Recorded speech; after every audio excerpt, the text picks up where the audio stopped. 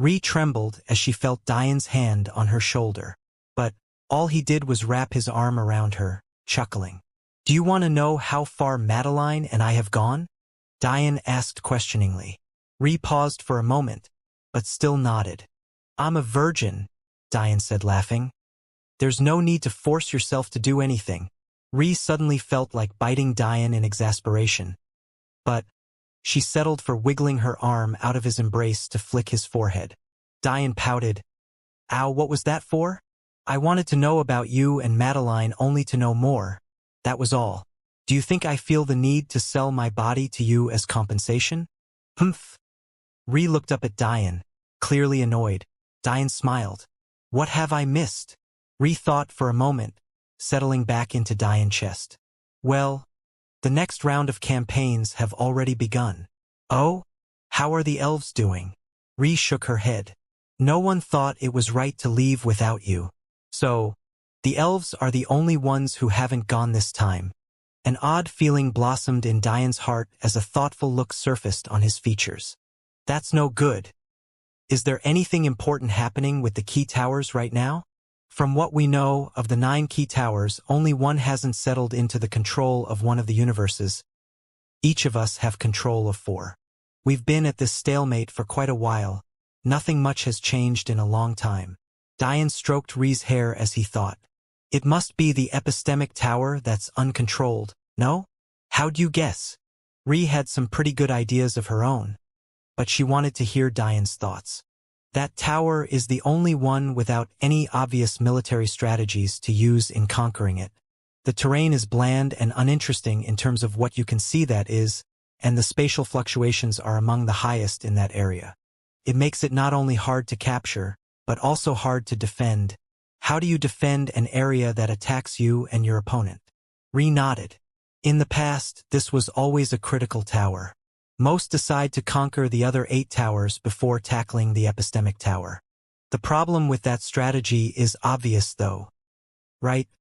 The epistemic tower is at the center of everything. Supply routes would essentially be cut off if you choose to cross over to reach the 4 towers furthest from your gate entrance. It's obvious how groundbreaking it would be for someone to conquer that tower. It would probably shift the tides." "Exactly. The epistemic tower is named as such for a reason. It holds a formula for how the laws of that gate work. Holding that key tower means having an ever-changing map of the gate. It's also possible that having that map might give you clues on how to approach conquering other gates as well." Diane grinned. Ree giggled.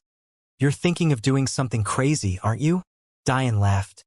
"When have I ever not done something crazy?" Ree pouted. "Maybe when you covered me up even when I said you could look?" Diane smiled deviously, tilting Ree's head up. "Is my little faux glacé in heat?"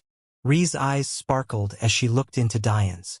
"Do you know what's hard about being a beast with a fiancé who does nothing but roll around shirtless in her bed?" Diane flipped Ree beneath him, feeling as though she was lighting his insides on fire with her words. Ree placed both hands on Diane's chest, slightly digging her nails in as her voice grew hoarse. "Do you know what's even harder about remembering how he touched another woman in front of her?" Diane's eyes reddened, demonic will dripping from him as he felt Ree grind her knee into his groin. Ree wrapped her arms around Diane's neck, pulling him in tightly. Her hands ran through his hair as she moaned to the kisses he trailed along her neck. Ree gasped, feeling Diane rip her sports bra off to leave faint red marks where it used to be. She pressed her chest his, biting into his shoulder. "I want it, Diane," Ree said softly. Diane pulled up to look at a flushed Ree, gently stroking her cheek with his thumb as he kissed her passionately. His hands lowered, slowly circulating his celestial will and aurora while cupping her supple breasts. "Yes," Ree gasped for air, biting Diane's lip until it almost bled. Ree's breasts were nothing short of perfection, a springy mound of flesh that sent Diane to full mast without reservation. Reaching for the bands of Diane's sweats, Ree pulled them down, exposing his everything. Her heart quickened its pace, her face flushing an ever-deepening shade of red as she watched a heavy mass slap against her belly. Ree was starting to get restless. Every layer of clothing was nothing more than an annoyance. She wanted to reach down to take off her last layer, but she suddenly heard Diane growl. A feral air stifled all breathing as Diane ripped Ree's hands out of her control, pinning them together above her head. Something snapped within Ree. The domination. The submissiveness. Something in her blood was boiling as she stared down at Diane's throbbing cock as though it was the only thing she would ever wish for. Ree's aurora blazed, hers intertwining with Diane's and following its lead. Diane kissed Ree's neck, gently biting as he moved down. Every touch glowed, infusing Ree with almost more pleasure than she could handle. She felt like she was already on the edge of something. Yet Diane had not gone anywhere near her treasured place. The frustration, the lack of control, the pleasure, all of it was bring Ree closer to losing herself. Her moans were no longer decipherable from growls of anger and agitation. Suddenly, she felt Diane's hot breath on her thigh, but when she tried to move her hands, she found them bound tightly to her bed's head. "Diane!" Ree's voice almost sounded like she was pleading. Diane reached his hand up from his position between Ree's legs, taking in her scent while lightly toying with her pink nipples. He sucked on her sensitive groin, moving to the other side to do the same. "Please!" Ree's hips wiggled in agitation, but Diane's hand was firmly gripping the side of her hip, until suddenly, Ree felt the lightest of kisses right on the fabric of her panties. "Fuck!" Ree's back arched, her legs shaking with pleasure as she pressed Diane's head between her thighs. Suddenly, she felt her last layer finally disappear. Diane trembled in agitation looking at this scene. Ree's treasured area glistened, a small patch of triangular hair gracing it. It was the picture of perfection. Its light pink folds were subtle and well kept. The faint string of purity between it and the fabric Diane held in his hands sparkled in the air, and its fragrance was so intoxicating that Diane almost lost all control. Ree's breathing was heavy, but it seemed she wasn't satisfied. "Take my everything." Ree's voice was ragged but resolute. Diane climbed up to find Ree had forcefully broken her bindings. He groaned, feeling a hand grip his member, slowly stroking it. Ree gently rubbed Diane's tip against hers, inadvertently causing herself to tremble as she clumsily tried to find her entrance. Diane could hardly hold himself together, so, as soon as he felt an opening, he thrusted forward, bearing down on Ree with a domineering kiss. Ree grunted as she felt as though she was pierced all the way through. She wrapped her arms beneath Diane, grabbing onto his shoulders and biting into them, her nails digging trails along his back. Suddenly, she was flooded by an endless amount of celestial will. Her moans became wild, filling the room with feral growls of pleasure. Diane had never once used dual cultivation techniques as they were meant to be used. But today, he reached the epitome of what it meant to dual cultivate. Ree's entrance felt like tornado of swirling juices and soft skin. The moving walls and flexing muscles made every part of Diane feel as though he was lost in the greatest feeling in the world. And suddenly he kissed her. He kissed her with his everything, feeling as though if he ever stopped, she would disappear. What they didn't know and couldn't bother to care about was that each of them were sharing a part of themselves with each other. Diane's soul brought Ree to a next level of understanding. From that day forth, the melding of their auroras would never be the same. Ree's fate seed and god-level constitution stimulated Diane's beast essence blood, stabilizing it to an all-new level. His blood essence integration shot up to 30% for both his celestial deer and demon Qilin essences, and his demon sage essence suddenly shot to 5%. In one night of endless pleasure, Diane's body had undergone a qualitative change. Few within the manifestation stage could match his body's prowess now. Ree suddenly felt Diane twitching endlessly within her. Her walls convulsed again and again under his onslaught. Diane's tongue invaded Ree's mouth, playing with hers without reservation. Ree gasped, digging her nails even further into Diane's back. "Don't you dare stop," she said out of breath. Ree wrapped her legs tightly around Diane's waist, her back arching in a final climax as Diane pressed her down. Diane groaned, wrapping his arm around Ree's waist to lift her up. She shivered as she felt him even deeper than before. They stayed like that for a long while, Diane kneeling and Ree locking her legs around him, laying her head on his shoulder. Diane raised his free hand to stroke Ri's hair, finally allowing Ri to relax as he stopped circulating his techniques. She took deep breaths, enjoying the feeling of still having Diane inside of her. Ri suddenly giggled lightly between gasps. "Your master left you some good memories," she said faintly. Diane chuckled hoarsely. "Happy birthday, my little faux glacé." Ri smiled. "Is this your present to me?" Diane shook his head. "This is only part one." Ri's eyes widened as she felt Diane's member suddenly grow to another size inside of her.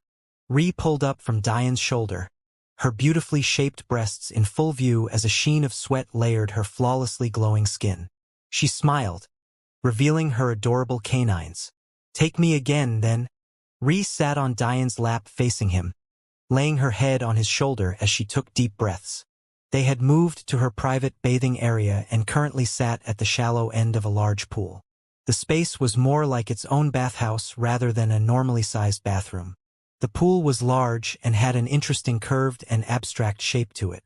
Elegantly crafted tiles covered the surface of almost everything as a faint layer of steam hung in the air. Diane felt like falling asleep just like this. His arms wrapped around Ri's waist and her breasts pressed against his chest.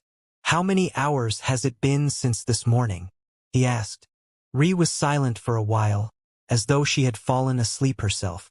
But she suddenly wiggled awake, reminding Diane that he was very much still attached to her. Diane reached down, relishing in the soft feeling of Ri's plump ass before slowly pulling her up. Ri moaned as she felt Diane slide out of her entrance, before collapsing into his arms again. Taking a deep breath, she finally spoke. "You woke up around 10. It's at least 4 right now," she said softly. Diane nodded and brought some soaps over, gently rubbing them onto Ri's soft skin as she closed her eyes in pleasure. She allowed Diane to clean every inch of their bodies. The feeling of his hands gliding across her almost raised her excitement again. But the dull ache between her legs made her think against doing something about it. After Diane spun Ri around to spend a conveniently long time lathering her breasts with foam, much to her amusement, he finally washed everything off. Then, he gently picked Ri up bridal style, his feet lighting in a faint wind and fire will. Now dry and comfortable, the two of them fell into a deep sleep in Ri's large bed. Diane awoke to an amazing fragrance. His nose buried itself into Ri's hair as he slowly gained his bearings. Ri shifted in Diane's embrace, her canine teeth shining as she yawned. Diane smiled, feeling 2 bundles of flesh pressed gently against him. Ri was truly adorable in her sleep. She had even draped her leg over Diane, breathing soundly. Looking through the drapes across the room, Diane realized the sun was beginning to set, which meant Ri's birthday banquet would be starting soon. Ri slowly opened her eyes to the feeling of Diane rubbing his hand across her thigh. She giggled, feeling a bit ticklish. "Pervert." Diane grinned. "How can I wake up next to a naked beauty and not touch?" Because of her leg position, Ri could subtly feel something hard pressing up between her legs. Ri smiled, gently grinding against Diane. "Do you want to stay here? Or go to my birthday banquet?" Diane tilted Ri's head up, kissing her deeply. But then, he pulled back and sighed. "I know you want to go." Diane smiled. "So let's go." "How could I ever want to disappoint you?" Ri's eyes shone as she looked up at Diane before she leaned in and lined his jawline with soft kisses. "I'll repay you later, Mr. Jaws." Diane laughed. Ri hadn't called him that since the first time they met. At first he was confused, but her meaning was pretty obvious now. Ri swung herself to the edge of the bed, letting Diane watch her alluring back as she walked to a large walk-in closet. To Ri, she wouldn't have wanted to go to the banquet while Diane was in his coma. But it was different now. While the Elven Kingdom was in turmoil, Ri hated everything that reminded her of her past as a princess. She avoided dresses, social gatherings, and mostly focused on her training. And although now casual clothes like sweatpants had grown on her, with the problems of the kingdom settled, she was opening up to the idea of re-entering society as a princess should. Much to Diane's happiness, Ri's love of sweatpants and sports bras wouldn't die so easily. But at the same time, she wouldn't cringe at the thought of a dress anymore. That being said, Ri wanted to attend this banquet for reasons any woman would. She loved the idea of walking in with Diane by her side with people who loved her around her. At the same time, she wanted to properly reconnect with Primrose. Although Primrose had been her helper for years now, Ri always felt somewhat distant. A bit as if she still held a faint grudge against major families like Primrose's Eder family for essentially ruining her childhood. However, her perspective on things began to change when she learned of Diane's story.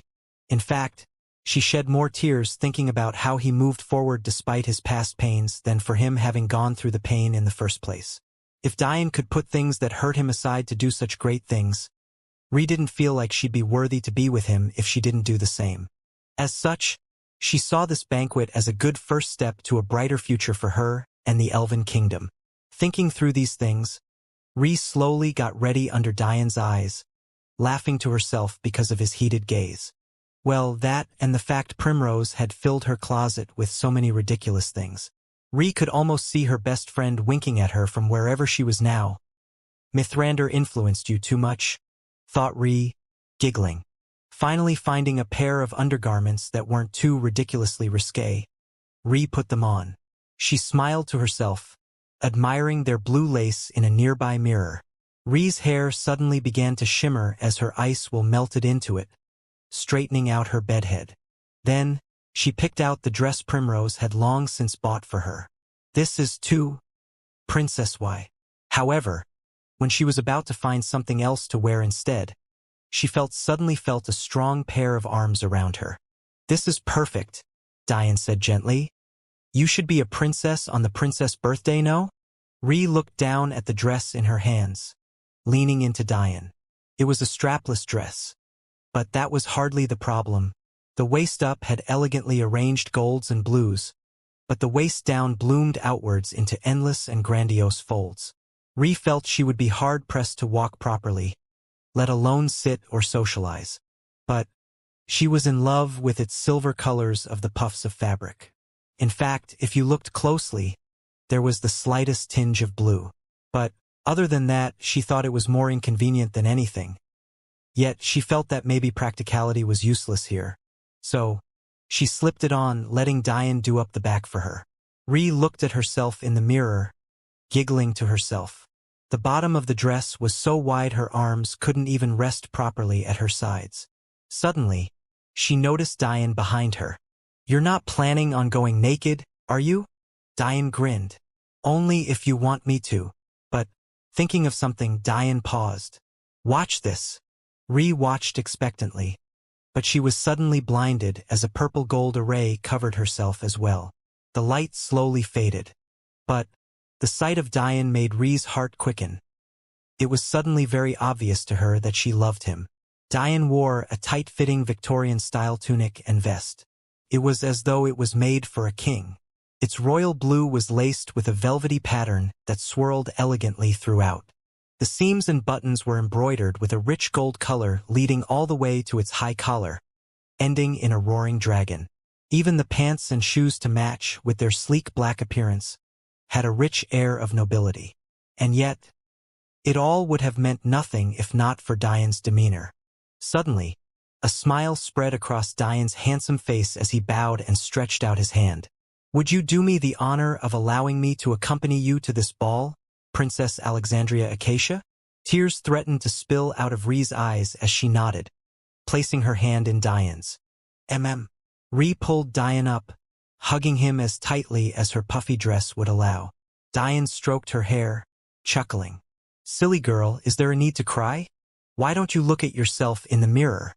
Ri looked up from Diane's embrace, turning to the mirror to look at herself standing by Diane. A gasp suddenly escaped her lips. Diane! Ri's hair now had a braided crown on it. It was a truly beautiful sight, but that wasn't what caught Ri's attention. On her neck, there was a thin and elegantly made necklace.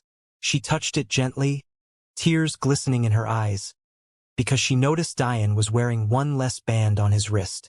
Diane smiled. These clothes were something my father once wore. Later in his life, he was a law enforcement officer.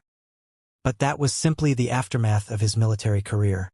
One of the only times I ever saw him smile was when he wore this to accept a reward. Diane looked down to the bands on his wrist. These were the first inventions I ever created. But they mean more than that to me. The metal you see around it was something my mother passed down to me. It wasn't the best material I could have used, but she always said that making more with less could make anyone better. Diane kept the second band for Madeline. He found it unfortunate that his array alchemy hadn't reached a high enough level to do this for her back then, but he smiled thinking of gifting it to her in the future. Spinning Ree around, Diane looked down at her lovingly. "This is part 2 of your present," kissing her forehead. Ree's tears were threatening to fall as her lip trembled. Diane smiled, caressing her cheek. "This is a happy day," he said gently. "Don't cry." Suddenly Ree smiled. "I don't know if I want to go anymore," she said quietly. "And I'm the pervert," Diane said, grinning widely. Ree rolled her eyes. "That's not what I meant," she said, hooking her arm around Diane's. "Let's go." Like that, they walked out of the room and into a wide hallway near the top floor of the castle.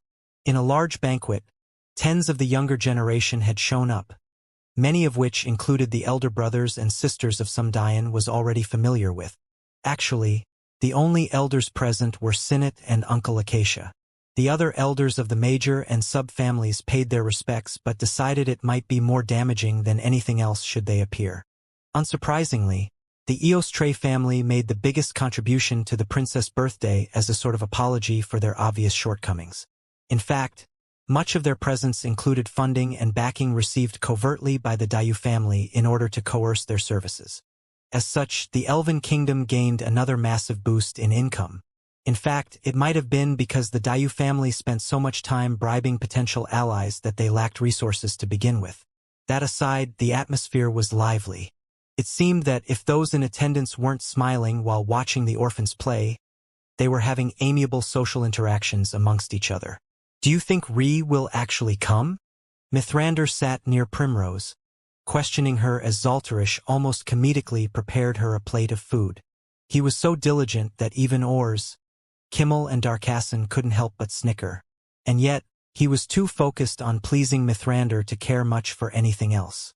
Primrose giggled, glancing periodically between Mithrander and Zalterish, giving her friend a knowing look. "I don't know. She's quite worried about Diane. So, it depends on if he wakes up or not." Mithrander sighed, accepting an expertly designed plate of fruit from Zalterish. "That boy has always been reckless. I hope he's okay." Zalterish would have pouted at Mithrander's words if it wasn't for the fact he wanted to uphold an image. "I'm feeding you with my heart and soul and you're worried about another man. Where's the justice?" Suddenly, Zalterish felt a pat on his should. Turning around, he found his elder sister grinning at him. "If you want her heart, little brother, you should dominate her. What's this nonsense about you becoming her water boy?" Zalterish's elder sister was unique. She had faint gray skin and red eyes much like the rest of the Sijbert family, and you could tell by her facial features that she should be a world-class beauty. But she was a bit muscular. Akash Sijbert was only 25, and yet she had already broken into the second layer of essence gathering. But with that genius came her eccentric personality. Unlike many other girls and even boys, Akash would fight in campaigns even if there was no glory or ranking to be had. To her, the battlefield was the only home worth having, and that excessive push to be the strongest made her forgo ladylike techniques she shunned as nature's sin. Some tried to explain to her that techniques for women weren't weaker, it was just that they maintained an outer appearance of beauty, but Akash was having none of it. She insisted on practicing the most domineering techniques, thus resulting in her appearance now. Truth be told, she was still quite beautiful, if you didn't notice the fact her legs would crush your head in an instant. But it was exactly because of this passion that she became the chief head of the Elven army just recently. To not just be a campaign leader, but a head at such a young age was something anyone could be proud of. And it was especially unprecedented since Akash was a woman. That being said, although Zalterish was proud of his elder sister, her appearance now made him blush. Her words led to an unconcealed laughter raging through the table. It was right about now that Zaltrish hated how charismatic his sister was. However, noticing Or's eyes glittering, he took this opportunity to change the subject. Big sister, I believe Ors had something he wanted to tell you. You should speak with him.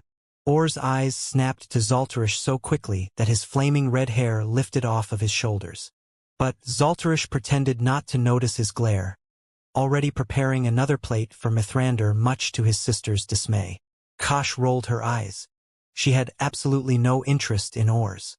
To her, he was just a kid who was slightly bigger than other kids.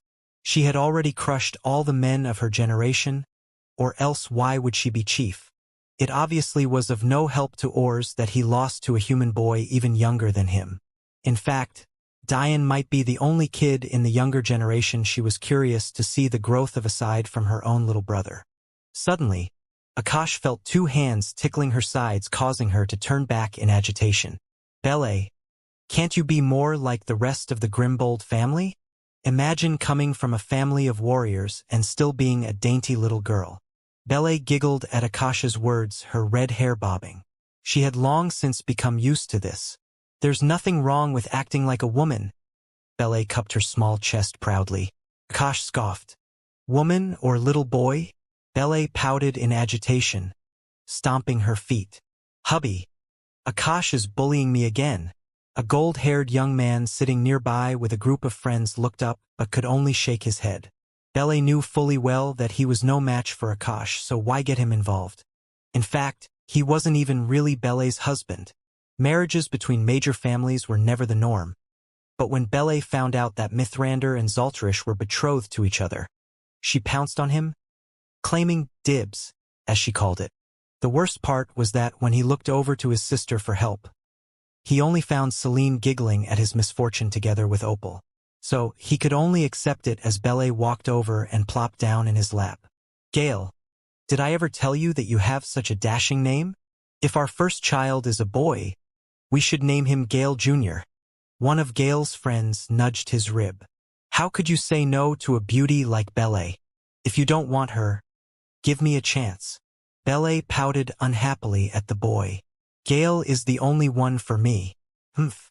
Despite her antics, Bele meant what she said. Because she was part of the Grimbold family, she actually had no choice but to participate in the campaigns unlike the other girls. During one such occurrence, Gale had saved her life as well as many of the soldiers under her charge. If it wasn't for the previous taboo against members of major families' wedding, she would have long since given herself to Gale. Celine smiled at this scene. She liked the idea of her elder brother having someone who loved him for pure reasons. Gale smiled, accepting Bele into his lap with an arm around her waist. Don't worry, Idril. I'm sure you'll find someone else. Feeling Gale's arm, Bele was suddenly oddly embarrassed. But she still smiled warmly.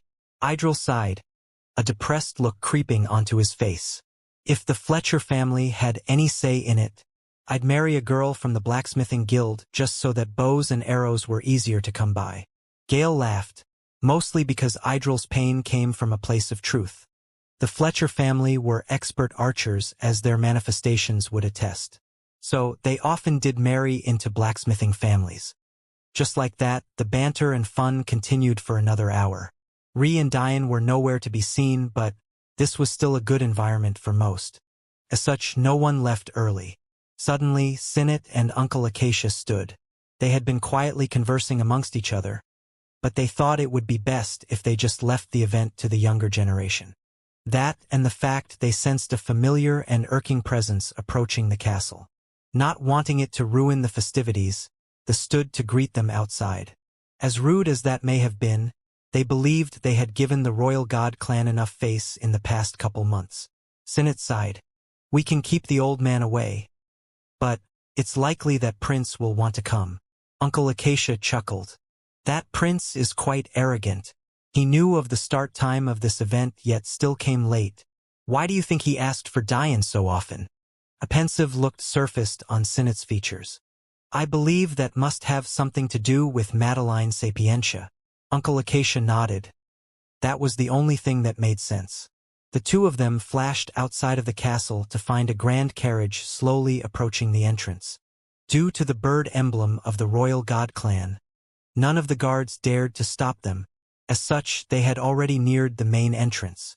After waiting patiently, a young feminine-looking man and what seemed like an older guardian walked out. Royalty in other settings may be granted devout respect, but the royal god clan system was a bit different.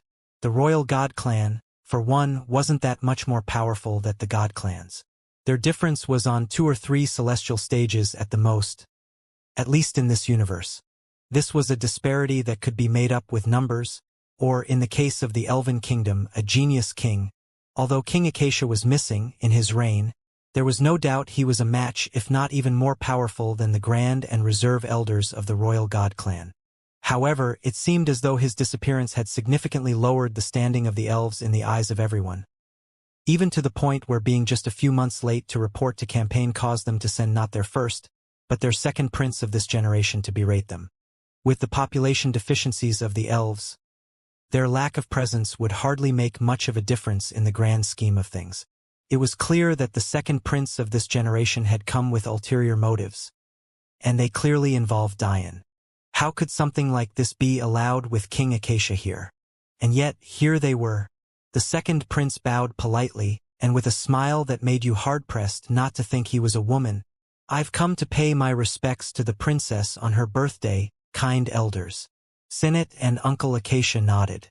"That's of course no problem. We've left this banquet up to the younger generation, so you can head in. Your guardian can chat important matters with us."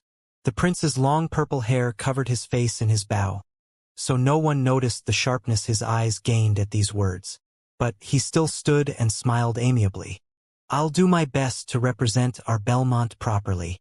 Getting to know those who'll hold the future of our planet in their hands is of course part of the responsibility of a monarchy." Sinet and Uncle Acacia pretended not to notice the prince's clear provocation and instead led his guardian away, allowing a servant to escort him in instead. As the prince walked to the hall following behind the servant girl, he suddenly grew an odd smile on his face. The elves are nothing but a race at the end of their ropes. To think their princess would be so rude to me. When elder brother becomes king, I'll be sure they're the first we wipe out. Then I can slowly play with her until death. Originally, when he had seen Ree, he was stunned. The only beauty he had seen that could compare was Madeline, but no one had ever heard of such a beauty form the Elven Kingdom, and yet, she cared not for his being a royal god clan prince. In fact, her mouth and demeanor were foul. Then there was the reason he had come here in the first place. Before the appearance of Ree, Madeline was the undisputed best maiden in the universe, with her competitors only being able to match her in either talent or beauty, but never both. However, she was a stone wall when it came to those approaching her. The prince's brother had even followed her all the way to a distant planet, hoping time would open up her heart. However, this Diane was clearly a roadblock.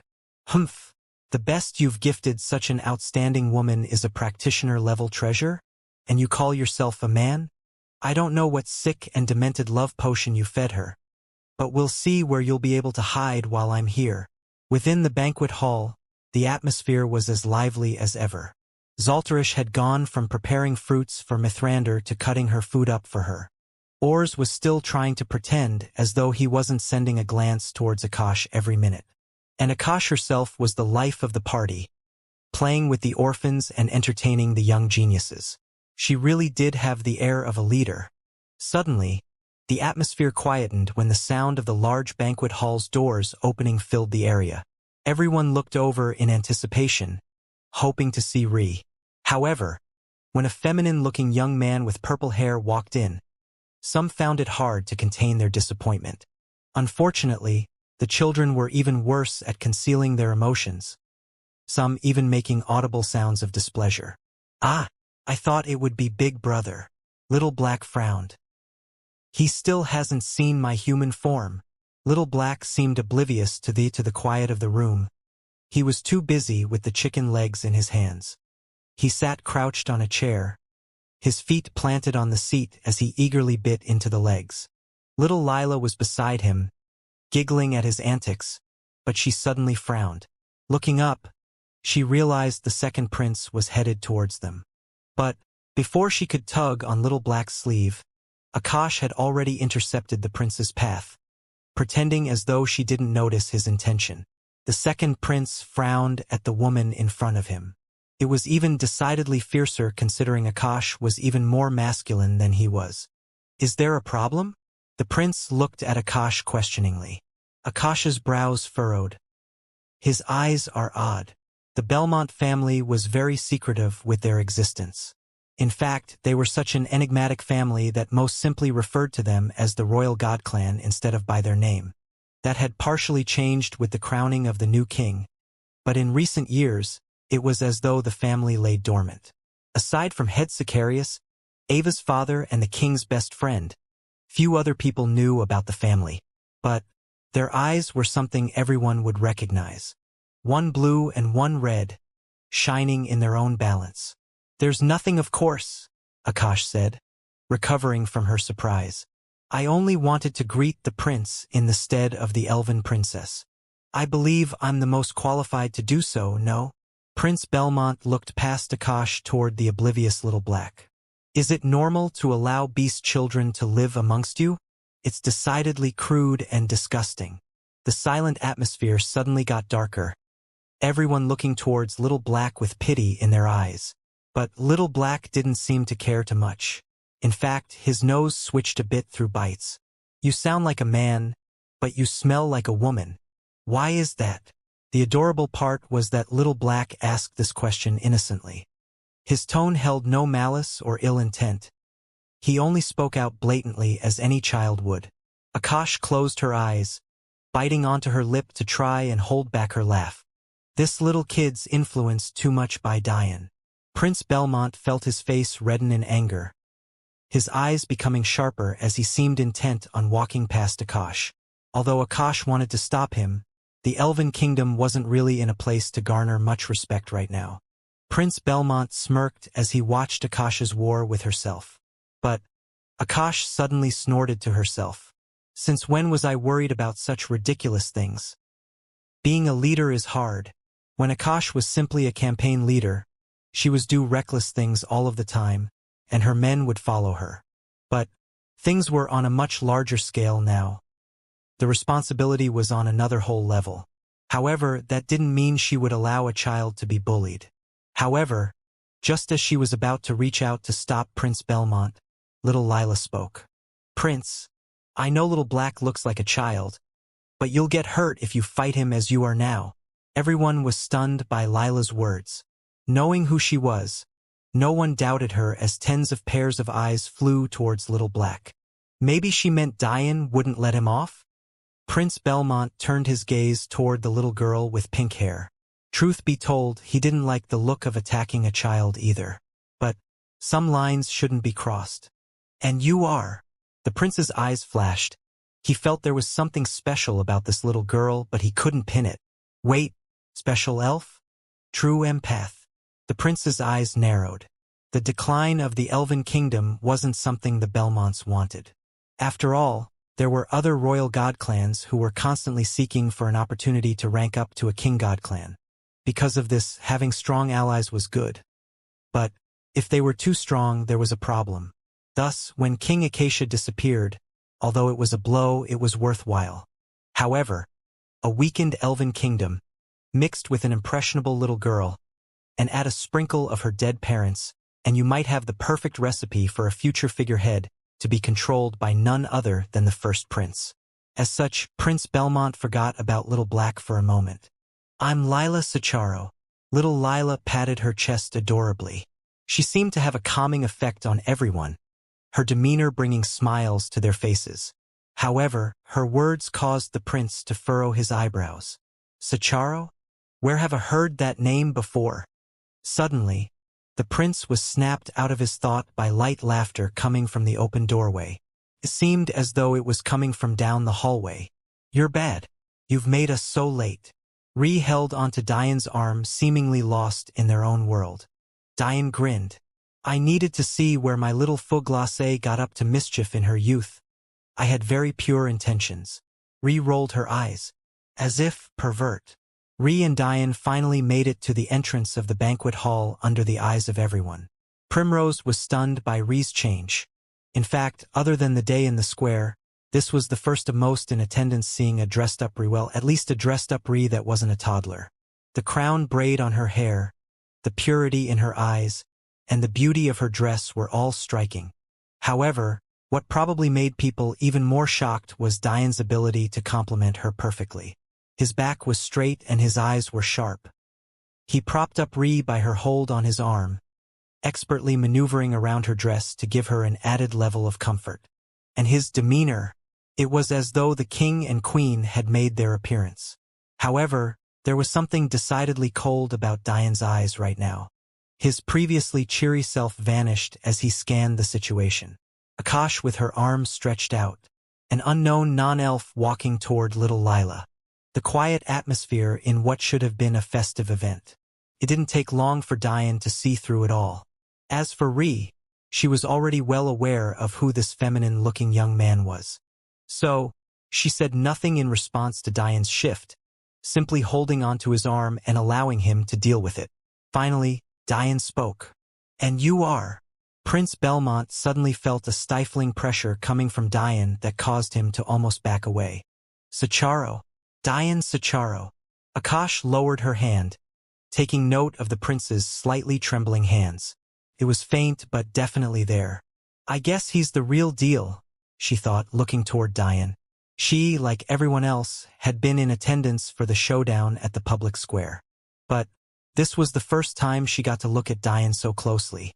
Suddenly, Diane couldn't be bothered to look at the prince anymore, instead smiling amiably toward Akash. "I've read a lot about your exploits, Commander Sijbrit. I'm honored to have he changed to work under you." Akash was stunned for a moment. Wasn't Diane exceedingly arrogant? She had assumed he would be among the hardest to deal with. It seemed she misjudged him. Shaking her head, Akash nodded back. "I look forward to working with you." "Humph." Zaltarish snorted coldly. "We've waited for your appearance for months. It seems you've finally decided to wake up." Diane grinned at Zaltarish. If Zaltarish had chosen to ignore him, he would lose major points to Diane. But the fact he said something at least meant he wasn't all bad. It was just that he was only good at expressing his feelings when it came to Mithrander, which was adorable in its own way. Zaltarish, as he had told Mithrander that night, had had a good childhood for the most part. It was only his teenage years that created this false bravado. Because of that, it was likely that it was a bit easier to shed that layer. That being said, Diane couldn't be bothered to speak or even look at Ors, Kimmel and Darkasson. Being rude to his Ree and trying to raise his little sister as a concubine were grounds for automatic deaths. It was lucky for them that they were at the very least repentant, or else Diane would teach them a lesson.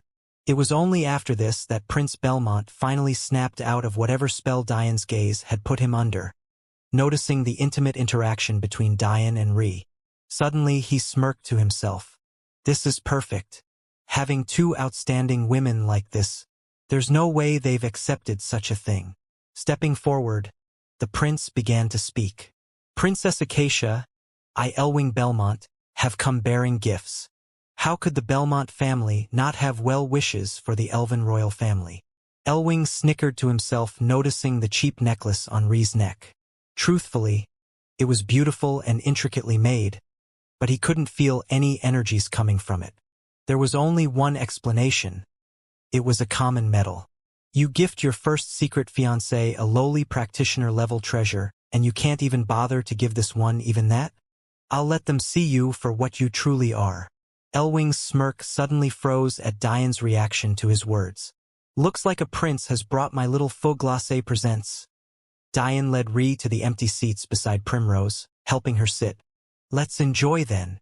The elven geniuses who had been at the assessments suddenly felt themselves inadvertently shiver. Usually when Diane smiled like this, it was a time where you thought you had everything in hand, when really he was playing you all along. Ree giggled at Diane's antics, her beautiful laugh filling the room. Primrose grabbed onto Ree's arm, pulling their chairs closer. When Mithrander saw this, she couldn't help but feel a little lost. But when Primrose pulled her chair closer as well, she blushed, happiness blooming in her heart. Zalterish sighed. When will I be able to make her have that reaction? Suddenly, the prince felt like a clown. A jester called in for entertainment. He wanted to explode in anger, to call Diane a lowly trash that had no right to disrespect the royal blood of his family. But could he? All Diane said was that he wanted to see what presents the prince had prepared. Presents the prince himself suggested to display. So he could only grit his teeth in silence. Because of this, Diane had been raised yet another notch in Akasha's heart. He's too clever for his own good. But then, Diane froze, feeling something odd. He looked around the room before his eyes locked on a little boy. Little Black. The little boy grinned back at Diane, using their mental connection for affirmation. Before, Diane had felt that Little Black was here, but this was the first time he looked for him.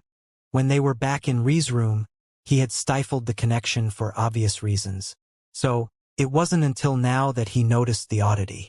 The two small children ran up to Diane, each sitting in either lap. Little Lila giggled happily as Diane gave her a look. This is what you meant by something cool was happening to Little Black? Little Lila's head bobbed up and down, her pink hair swaying in the air. Diane smiled, rubbing their heads. Okay, let's talk about it later then. First, let's witness these grand presents. What do you say, Prince Belmont? Elwing's lip twitched at Diane's words, but he still calmed himself. If this was the game Diane wanted to play, he could play. At first, he had come thinking this would be a simple affair. In fact, he hadn't even hidden his animosity, to the point of blatantly insulting Little Black. But Diane's demeanor had made him realize something. This Diane isn't so simple. With that, Elwing's entire demeanor changed. His arrogance went up in a puff of smoke and his smile became decidedly less fake. Noticing this, Akasha's and Diane's eyes narrowed, both thinking the same thing. I guess he's a prince after all. A small smile played on Diane's lips. Let's play then. I wonder what it is you think you have on me. Since it seems as though everyone else has already presented their gifts. Elwing's eyes swept over Ree's necklace. I, of course, have no issue with going now. Elwing's hands flashed as an elegantly embroidered box appeared in his hands. He let it go, letting it float in the air. Not many know the story of the Belmont family. It's not that it's a big secret. It's more so that it's been such a long time since then and much of it has been lost in the stream of time. At the same time, we're a family that progresses into future. Looking into the past only stifles progress. This was the famous doctrine of one of our most senior ancestors. Elwing smiled that though he was reminiscing about the past, many almost forgot his previously arrogant air. However, Elwing continued with a sigh. Today is a special occasion very much worth the retelling of this story, because only with this story can the magnitude of this gift be understood. At this point, even Diane was intrigued. A gift closely tied to the history of the Belmont family? This might truly be a gift worth having. The legacy of a royal god clan. Interesting. Diane looked at the box with curiosity. To understand, a bit of history about this universe should be told. Many don't know, but much of the martial clans that are here didn't originate from this universe. In fact, there's a distinct possibility from what my brother and I have deduced, that there are no martial clans in existence currently that do. Diane felt his heartbeat quicken. This seems oddly important, but I can't put my finger on why. It's not particularly important why that is. It's very possible that whatever clans that were here have just eroded with the passage of time. What you should focus on is the fact this means the Belmont clan didn't originate from this universe either. In fact, we entered at a time where this universe used to be much higher ranked. That being said, our story is a bit unique. Elwing's blue and red eyes flashed with something imperceptible. I'm sure you've all at some point or another heard of the legendary phoenix, a bird that has reigned among supreme beasts since time immemorial. Many nodded it was indeed true. Of the beasts, phoenixes were among the greatest. To Diane, at least with his limited Western human world knowledge, only dragons could match up to the phoenix. However, the martial world had changed his perspective on a few things. Although the celestial deer wasn't a supreme-level being, it was infinitesimally close to that barrier. That made Diane think, what if there were other creatures out there of that level? Truthfully, Diane was correct. There were many creatures within the supreme ranking of beasts. However, the difference between dragons and phoenixes was in their variety. Dragons, being promiscuous creatures with robust reproduction, had offspring even falling down to the earth level. Although offspring between two powerful dragons were rare, males among the species had the ability to lower themselves to the point of mating with lower-ranking creatures. However, phoenixes were different. There wasn't a single phoenix in existence that wasn't among the supreme beasts. What you all probably don't know, however, is that there has always been intense conflict between the species of phoenixes, namely between their three kinds: the ice phoenix, the fire phoenix, and the dark phoenix. Many confound the legend of the phoenix as just being an undying deity. However, it's far more complex than that. In our reality, the phoenix is the arbitrator of life, death, and reincarnation. Elwing gently stroked the box in front of him. The 9 cycles of reincarnation of the fire phoenix is about all the legends get right. Most completely ignore the life path of the ice phoenix and the death path of dark phoenix. The truth of the matter is that the flames of reincarnation, the flames of life, and the flames of death guide some of the most powerful wills in existence. Maybe the phoenix wasn't the first. In fact, no one knows who the first was, but what's clear is they are now rivaled by very few. A pained expression appeared of Elwing's face as he sought to continue. Sometimes in life, balance is possible. The dichotomy of life and death, how reincarnation brings those two together. It should be perfect. However, as ironic as it may seem, nature doesn't allow good things to last forever, even its own balance. With every passing second, we are brought closer to our deaths. The air that breathes life into us may as well also be our executioner. For just that instant, Diane got the faint feeling Elwing had stopped an act. There's more than just a little truth in what he's saying. And unfortunately, in typical fashion, nature didn't allow the balance of the phoenixes to continue either. The death path grew too strong. Because the universes of our reality are constantly moving toward an impending destruction, time was all that was needed for the balance to irreparably shift. It's simple logic. As death is spread, so too did the dark phoenixes become more powerful. And with that came conflict. Diane immediately connected this to the campaigns. Ree told me the campaigns were fought partly for glory, but mostly because the universes were aging toward death. But the way this Elwing character is explaining it, it seems like the phoenixes were simply along for the ride just like anyone else. It just happened that the dark phoenixes benefited. Elwing sighed. What was most tragic about this was the fact that there were few who cared about the growing power of the dark phoenixes. For one, the phoenixes weren't almighty existences. Not only could they die, they were also susceptible to defeat, although you'd have to be among the most powerful to do that. However, the main issue was that the phoenixes were prideful and arrogant. Each, the Ice and Fire Phoenix clans, believed they could handle the situation on their own. In fact, they hated each other as much as they hated the Dark Phoenixes. Because of this, the Dark Phoenixes went on a tear, destroying universe after universe and increasing their wills because of it. Because they destroyed indiscriminately, they had no need to defend their gates. This gave them the advantage of concentrating all of their forces in singular areas, resulting in only 10,000 universes remaining. In the end, the Ice and Fire Phoenixes still couldn't settle their differences. Everyone seemed interested in how this would come to an end. Is the war still ongoing? Did the Dark Phoenixes stop having saturated their power? Did someone stop them? However, 2 of their kind did come together. It wasn't for any greater purpose or anything like that. They simply fell in love. Elwing smiled, gently unlatching the box. Imagine that. An ice phoenix and a fire phoenix coming together. It's nature's beauty at its epitome. But, as you might guess, their clans didn't approve of this. So they ran. Sometimes hand in hand. Sometimes wing by wing. Sometimes in anguish. And yet still other times in happiness. They spent thousands of years on the run from their very own families, Until one day, a miracle happened. Elwing undid yet another latch on the box. The miracle of a child, half ice phoenix, half fire phoenix. A new species entered the world. The very first violet phoenix, Amethyst. As you all know, beasts have rankings of their own. An earth beast is among the weakest, akin to a human with a common body. Underscore then, there's a heaven beast which is ironically the equivalent of a human with an earth-level constitution.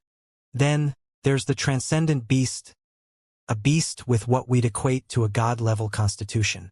The highest rankings among these beasts would compare to the top 3 of both male and female god-level constitutions. And then, there's the legendary supreme beasts. Beasts that are comparable only to humans with faith seeds aka true deity constitutions. However, even among faith seeds and supreme beasts there are 3 rankings. Elementary faith seeds and supreme beasts, nascent ones, and finally, divine ones. For many years, no one understood why there was a need for the divine ranking. All of the most powerful faith seeds and supreme beasts of the world topped out at the peak of the nascent ranking beasts like almighty dragons, the strongest of the Qilin, 9-tailed kitsune, and even the phoenixes. Dian's lip twitched at the mention of the kitsune, but he didn't glance at Ri. He felt the prince would only become more annoying if he found out something like that right now. Suddenly Dian froze. He said faith seeds and supreme beasts were different, but just of the same rank. So, why did Ri's kitsune attributes appear to me as a faith seed? Dian's thoughts were interrupted by Elwing. However, with the birth of this child, the first recorded supreme beast of the divine ranking was birthed. And it wasn't just that. The child was at the very peak of that rank. However, with the birth of such a miracle, tragedy came right along with it. The process of such a powerful beast giving birth is more domineering than any cultivation breakthrough. The heavens open up, the chimes ring, stars collapse and destruction rains down. While this is usually a great sign, it also acted as a beacon for the enemies of the Ice-Fire Phoenix pair. Elwing's face noticeably saddened. The father, a noble amongst fire phoenixes, battled with his everything. It's told that of his 9 reincarnations, he used all of them in that very battle, protecting his wife with his life itself. Watching her husband die again and again in the face of so many enemies, the Ice Phoenix could barely use the last of her strength to birth Amethyst into the world, sending the child away with her last breath. With that, the stream of time flowed. To the Phoenix clans, the child was dead.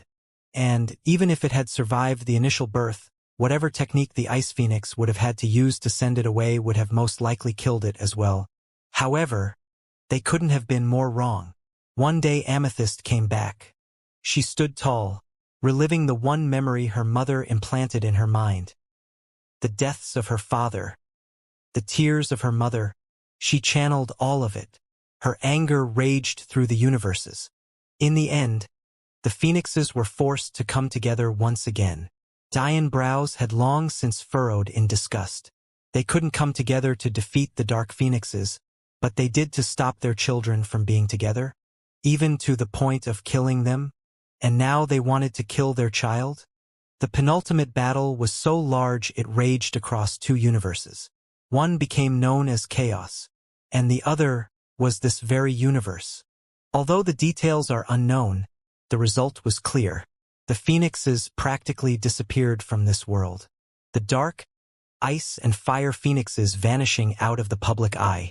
The last remaining ones have been dormant for a long time, leaving the only one standing as Amethyst. Dian suddenly felt a tug on his sleeve. Looking down, he noticed little Lila shaking her head quietly before she went back to playing with little Black in his lap. Dian's eyes narrowed. He just lied about something. However, the reason Amethyst won this battle against so many was because she had been suppressing her transcendence. Now, with her purpose complete, there was nothing tying her to this world anymore.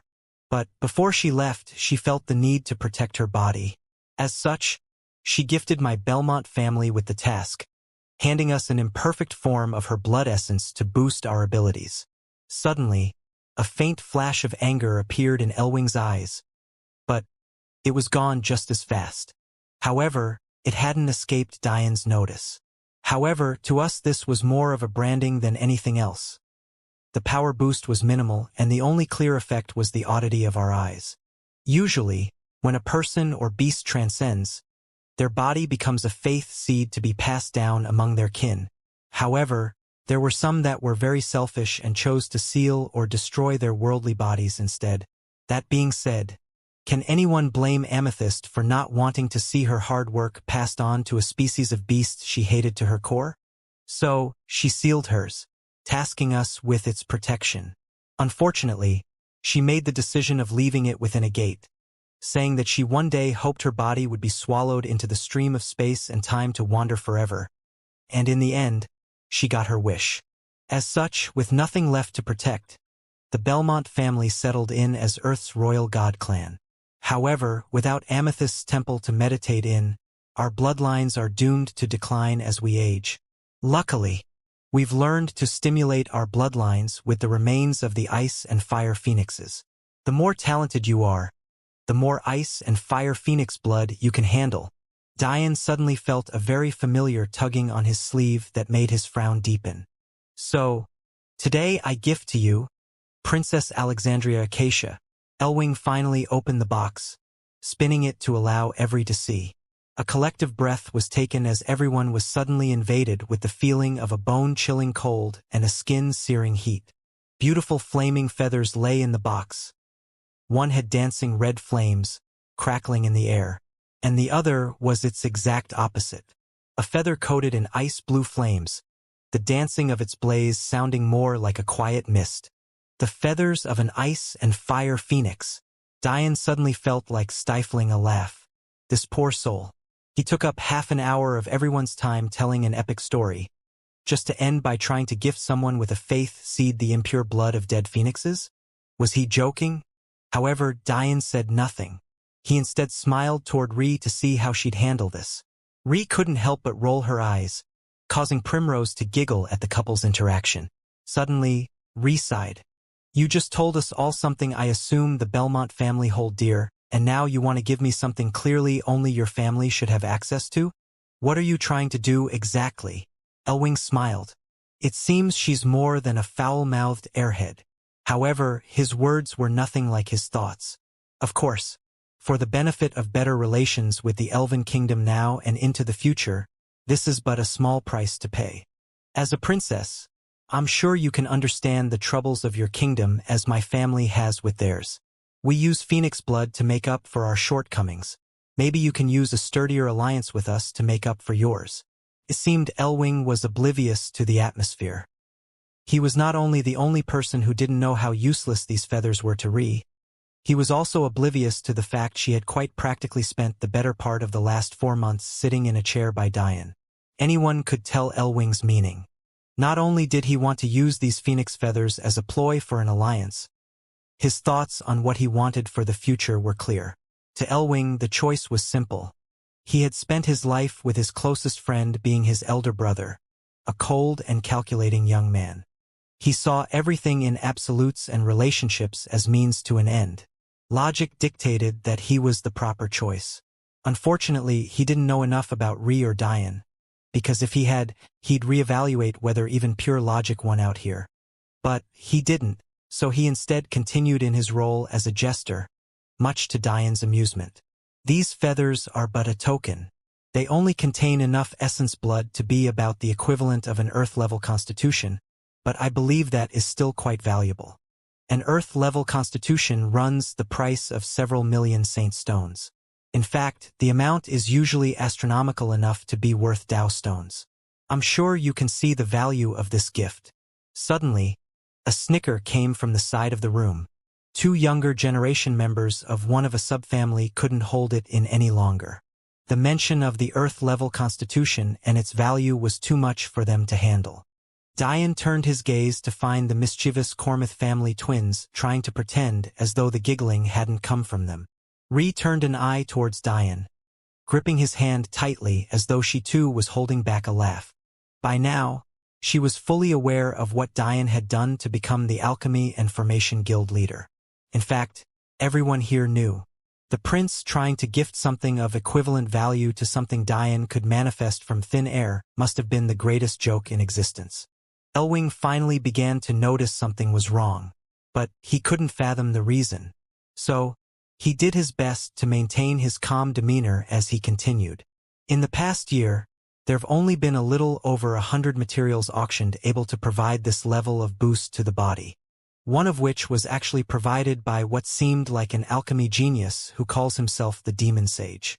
The eyes of almost everyone in the hall turned to Diane, but he just sat there with a small smile playing his features. But he wasn't even looking at Elwing anymore. How could I forget about food? Diane muttered to himself, looking at the grand feast laid out on the table. He was suddenly painfully aware that his only sustenance for the past 4 months was Ree and the medicines he was fed. Suddenly Diane looked at Ree, grinning. Very few things can make me forget about food. Elwing felt like he was going insane as he watched Ree pause at Diane's words before blushing. Primrose laughed at Ree's reaction, nudging her. So they worked, HM? Mithrander and I picked them out just for you. Diane laughed at Primrose's words. Just look at how beautiful my little faux glacé is. How could she need such things to keep my attention? Primrose pouted at Diane's words. I'm still not talking to you. How could you make a fragile lady such as myself think she was going to die? Diane was stunned silent by Primrose's words, so he immediately scanned the room for help. Landing on Ezen, who was quietly observing from a corner, he grinned. Why don't you talk that out with Ezen? Maybe you can tell him why you almost let him die. Primrose's eyes glistened as though she was going to cry, suddenly searching for her own help. Ree, can't you tell your fiancé that it's sometimes a man's duty to let a woman win? Ree sent a side glance at Diane, making it clear she was on Ree's side. Diane couldn't help but bow his head in defeat. It was technically his fault. His last note to Primrose was intentionally vague so that she would think she was going to die. It was a cruel trick, but he needed her death to seem realistic, and it was punishment for not listening to him. In all of this, Elwing was stunned. His mouth was nearly gaping as he stood with the open box in his hand. Fiancé, he stuttered. Aren't you aware that he's promised such a thing to Madeline Sapientia as well? Elwing felt like he was back into a corner. He had no choice but to use his last trump card. But his words only made Ree angry. Why would I not be aware of something so important? Is your purpose here to give a gift? Or ruin my relationship? Ree wasn't in the mood for joking around anymore. Elwing was clearly a sore spot in what would have otherwise been a great day. Elwing was stunned. She knew? Ha! Elwing laughed at himself a bit, closing the box. It seems I'm not needed here. The box flashed, disappearing in his ring as he turned to walk away. However, before he left, he turned back to leave some final words for Diane. My elder brother has already spent the last 4 months with Madeline. They campaigned together, planned together, fight together, share life and death together. I don't believe my brother to be inferior to a boy years his younger. Come 4 months from now, Madeline may be the one to decide to no longer be with you. In fact, she may have already decided that. You're not worthy. However, to these words, Diane only eagerly continued filling his plate. That's nice. And with the conversation left like that, Elwing Belmont left. Silence reigned after Prince Belmont closed the door. Many, having good impressions of Diane, felt pity in their hearts for what he had to go through just to be with the women he loved. And just as many, not understanding the type of person Diane truly was, assumed that his nonchalant attitude was a shield he put up between himself and his worries. However, these glances didn't stop Diane from continuing to fill plate after plate for himself. In fact, he didn't stop until he had practically 10 separate and elaborate meals laid out for himself. Ree glanced at Diane's side profile before looking at little Lila, who still sat on his lap. She somehow felt reassured by Lila's carefree attitude. Being the only person here who could understand Diane's true thoughts, little Lila was the best gauge. However, Ree still didn't feel settled. Seeing that Diane wanted to eat, and suddenly feeling the urge to continue himself, Little Black latched onto Lila, taking her to a separate chair. Diane smiled at this, It seems my little siblings are getting along really well. I still can't understand what threshold little black strength is at. But all in due time. Diane remembered fully well that even back in the Demon Sage's legacy world, Little Black could already boost his celestial will to a first-level intent. Just what did that mean for his power now? Was it the same in his human form? Was he stronger? Weaker? There were too many questions that Diane wasn't sure even Little Black knew the answers to. After all, could celestial deers and demon cheelants normally conceive together at all? It didn't seem like this was a very common occurrence from the 25th White Mother's memories. The pensive look on Diane's face as he thought these things through made Rhee's heart stutter. Is he worried about Madeline? Diane started out of his trance when he felt a delicate hand lightly squeeze his thigh. Diane looked at Rhee, immediately noticing there was something wrong. Did I do something bad again? Are you worried about Madeline? Rhee said quietly.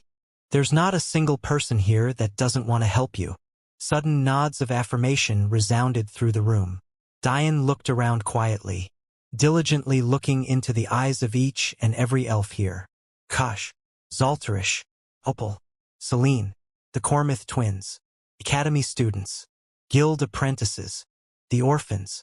This was the very first time since Diane left the human world that he felt that he had any support. Although Diane found it a bit silly that they thought he cared about Elwing's words, this was heartwarming nonetheless. Suddenly, Diane smiled, grabbing onto Rhee's hand and helping her up. Do you know why I love it here? Diane led a confused Rhee to the center of the hall, suddenly stopping to face her. Diane smiled gently, looking into Rhee's pure blue-silver eyes. Rhee was left in such a trance that she forgot to answer. I love it here because it's the first place in this martial world I've earned an actual place. It's where I have 2 adorable siblings. It's where I've found my little faux glacé. Diane gently stroked Rhee's cheek before bringing his hand to prop up her back, taking her hand in his other. Rhee was stunned by the sudden new position. She buried her head in Diane's chest. I don't know how to dance, she said softly. The elven younger generation smiled at Rhee's reaction and Diane's ability to fluster her. Rhee had always been unabashed and unreserved, a true genius among them. This was definitely a new side to her. Diane smiled. You only have to follow my lead. Let me show you how I feel. Suddenly, Diane's aurora blazed to life, melding perfectly with Rhee's. Fires of blue gold danced at their feet, causing the elves to widen their eyes in shock. Rhee has an innate aurora? Many had this thought at once, but it was quickly tempered. It didn't make sense, so the only explanation was that Rhee awoke her aurora to 100%? Akasha's eyes glittered. This year's campaign. She turned, training her gaze on Diane. You've single-handedly changed everything. Rhee looked up at Diane as they stood in the flames of blue and gold. Something felt different about the melding of their auroras now. But she didn't know what it was. Suddenly they started moving, and along with each stride, each spin, each pause, a note resonated in the air, leaving a trail of flames. The melody immediately encapsulated everyone. It was as though Diane's feelings were theirs, like his thoughts were theirs, like his love was theirs. They saw Diane and Rhee first meet, how they played off of each other, how they laughed together. Then they felt pain. They watched an orphanage burn down. They saw the tears of children and the corpse of a beautiful old woman with a heart of gold. Then they felt determination, the will to push on the flames of anger and passion. They watched as Diane diligently planned, as Rhee diligently trained, and how they came together in the end. They saw Diane's endless sleepless nights in Dead King's Valley. They saw Rhee almost lose her life to its stairs. They saw them stand side by side against their ancestors, against the Dayu, always together, whether that be in defeat or their eventual victory. And then, the music reached a peak, the flooding of their melding auroras nearly blinding the hall. Rhee followed Diane, giving him her everything, all of her trust, her wants, her hopes for the future. Suddenly, the thoughts of everyone were filled with endless worry, sleepless nights of devotion. They saw Rhee sit by Diane's bed day after day, taking care of him unmatched fervor. Then, they felt an endless flood of happiness. The images of green pastures filled with flowers as far as the eye could see, of rivers and waterfalls of untold purity. It felt like rising into the sky, a tempest of untainted emotions and love. But then, everything abruptly changed. Ahead, there was a road, and on it, two people stood hand in hand, facing each other. Diane finally stopped moving, leaving the last note resonating in the air as he looked down as Ree. Her face was flushed, a thin sheen of sweat on it, but she had never looked so beautiful. Diane smiled gently at her as they stood at the center of a raging inferno of blue and gold. "This is my third present to you." Everyone looked up in shock. He used arrays to make music and a creation at the same time?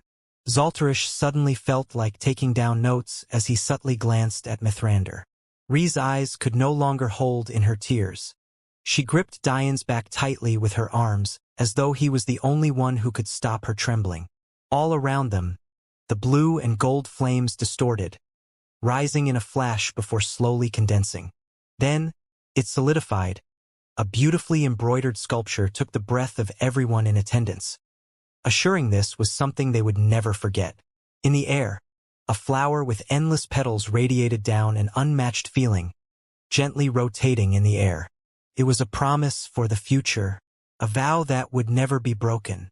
"This will be our ice petals dance." Later that day, Ree sat on her bed back in a comfortable pair of sweats and a sports bra. However, the bed was decidedly more filled than she was used to. To her left was Diane, but Lila and Little Black were here too, happily playing. Diane smiled at the scene, leisurely reclining in the piles of endless pillows.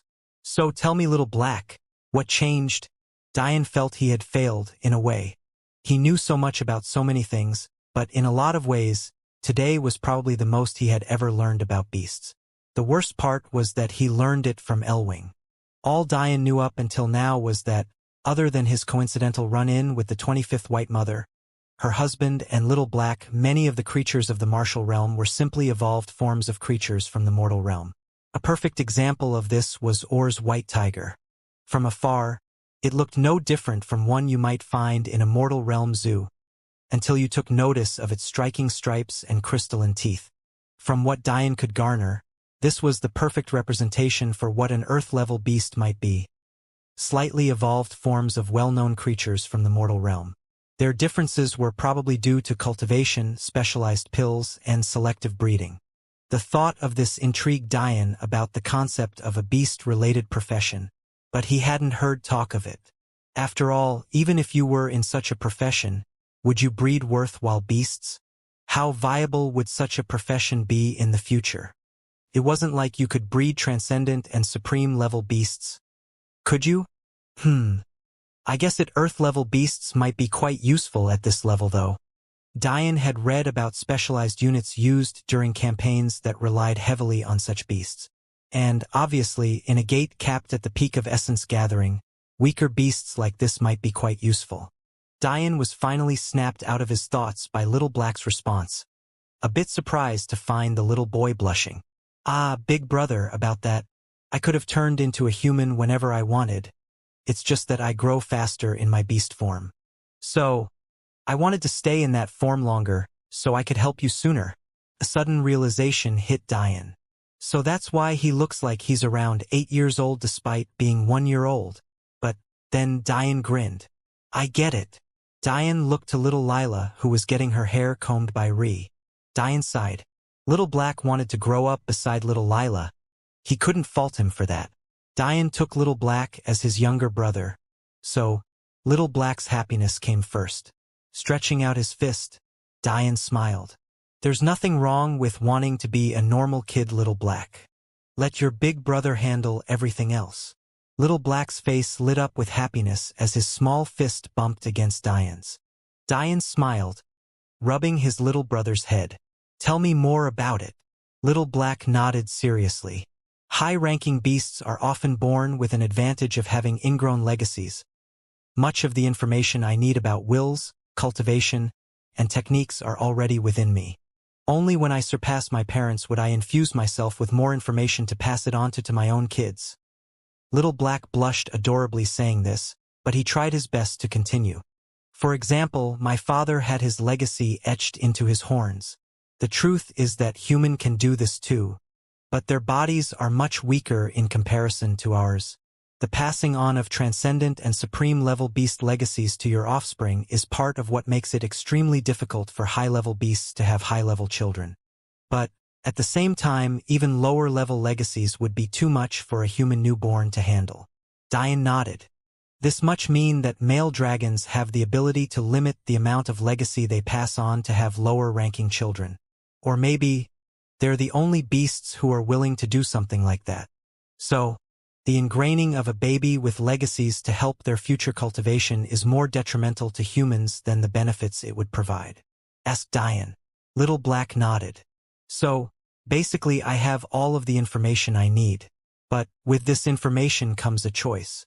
I had 3 paths, the beast path and the human path, and the much more complicated path that combines both.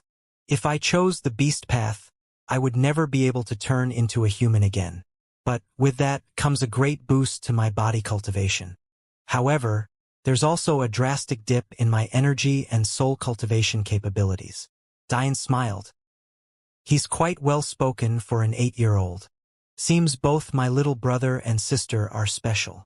If I chose the human path, I'd have a direct boost in soul and energy cultivating, but my body cultivating would suffer. Also, I would lose many of my legacies.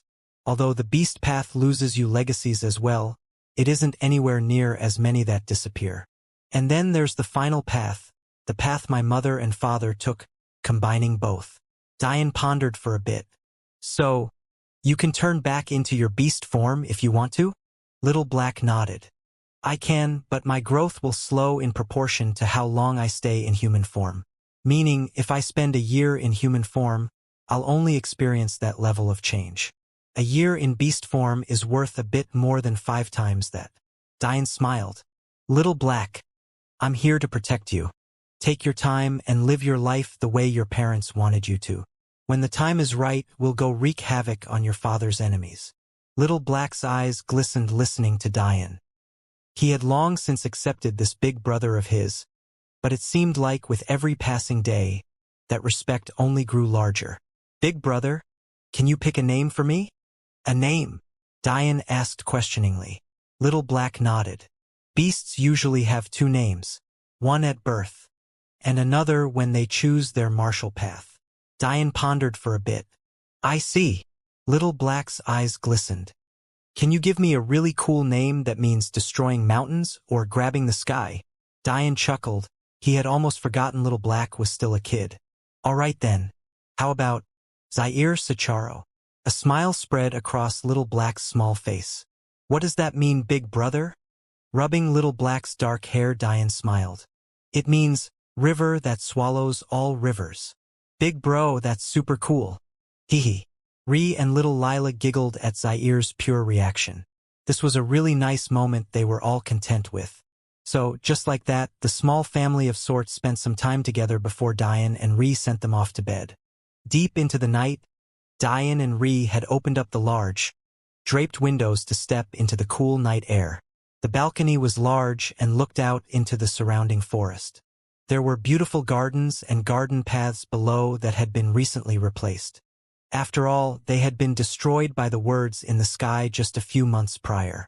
Diane and Ree lounged on a reclining chair, looking up at the full moon, quiet and practically half asleep. Ree shifted a bit, nestling her head into Diane's chest and breathing in his scent. Tell me how you really feel, she suddenly said. It wasn't a question, and she left no room for debate. Diane could only sigh, knowing he had to answer. But before he could, Ree continued, I don't doubt that you love me, and I also don't doubt that you would be happy to be with me had you met me first.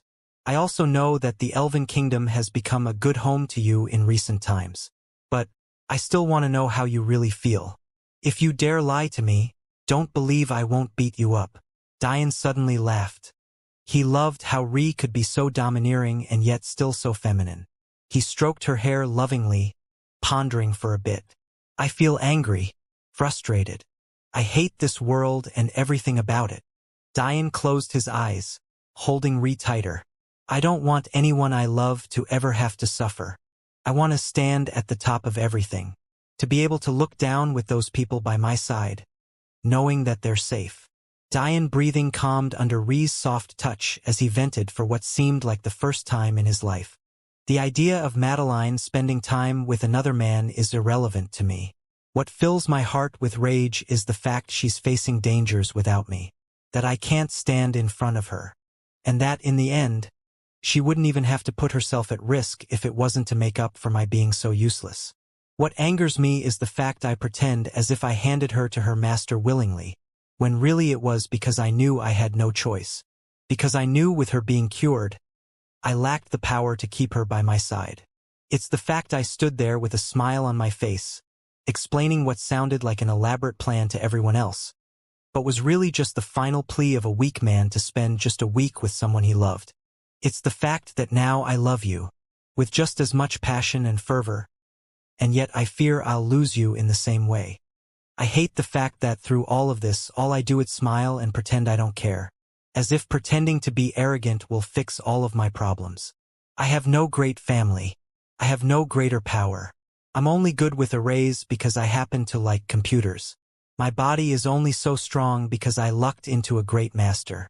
I'm only not dead, because as ironic as it may sound, the only thing I'm great at is pretending I have everything dancing in the palm of my hand. The more Diane said, the quieter he became. It was as though saying these words were taking his everything. And now I have a little sister who can see right through me. A little girl I'm supposed to be protecting, and yet she can see all of my flaws. All of my faults. The amount of times I've infused little Lila with celestial will, again and again, trying to make sure she's never in pain. And yet I know that I'm the cause of most of it. Hurts Ree. Ree's grip tightened around Diane as she leaned upwards to kiss him softly. In this life. Ree pulled away slightly, her lips hovering a fraction of an inch from Diane's. And in any life I live after this, I'll be by your side, Ree said softly, kissing Diane again. Your pain will be my pain, your hate, my hate, your love, my love. If we have to stand against the world together, if we have to fight together, if we have to die together, I will never have any regrets. Ree kissed Diane again, lingering much longer this time. Diane wrapped his arms around Ree's waist, pulling her for his side to his lap. You carry too much of a burden by yourself, Ree said softly, cupping Diane's face with both of her hands as she enjoyed the feeling of him gripping her waist. With me here, split the load in half. Ree leaned backwards, her skin glistening under the moonlight as she slipped her top off. Diane was greeted with an unmatched sight, one that had him greedily pulling Ree back to him. He enjoyed the soft feeling that invaded his hand as his other flashed with an array on Ree's waist, ripping everything covering her lower half away. Ree softly moaned through Diane's war with her tongue, gently grinding her pelvis into him as familiar wild emotions resurfaced. And when we save Big Sister Madeline, she said through gasps. Split it in 3. Diane couldn't be bothered with words anymore. The feeling of Ree's soft body riding on top of him, the way her blue-silver hair and eyes shone under the moonlight, the words of endless care she spoke, there was no need for anymore. Diane's celestial will and aurora raged to life, leaving trails of golden light along Ree's skin as she writhed with pleasure. Ree's hands ran along Diane's body, her lips never leaving his as she played with the straps of his sweatpants. Diane groaned, feeling a soft hand grip him. He suddenly felt the urgent need flip Ree over and take her, but he suddenly felt a finger on his lip. Ree kissed Diane's cheek softly. Let me. Ree gripped Diane, lightly but firmly, pulling his member out and playing with it along her entrance. Diane shivered. The soft and wet feeling was something he couldn't describe, but when he felt Ree slowly lower herself onto him, kissing him softly, he felt as though he had entered another world. Ree trailed kisses along Diane's neck as she slowly rode him, savoring the feeling of celestial will being poured into her endlessly. You feel so good inside me, Ree moaned into Diane's ear, lightly kissing it. Dian felt himself tremble at her words.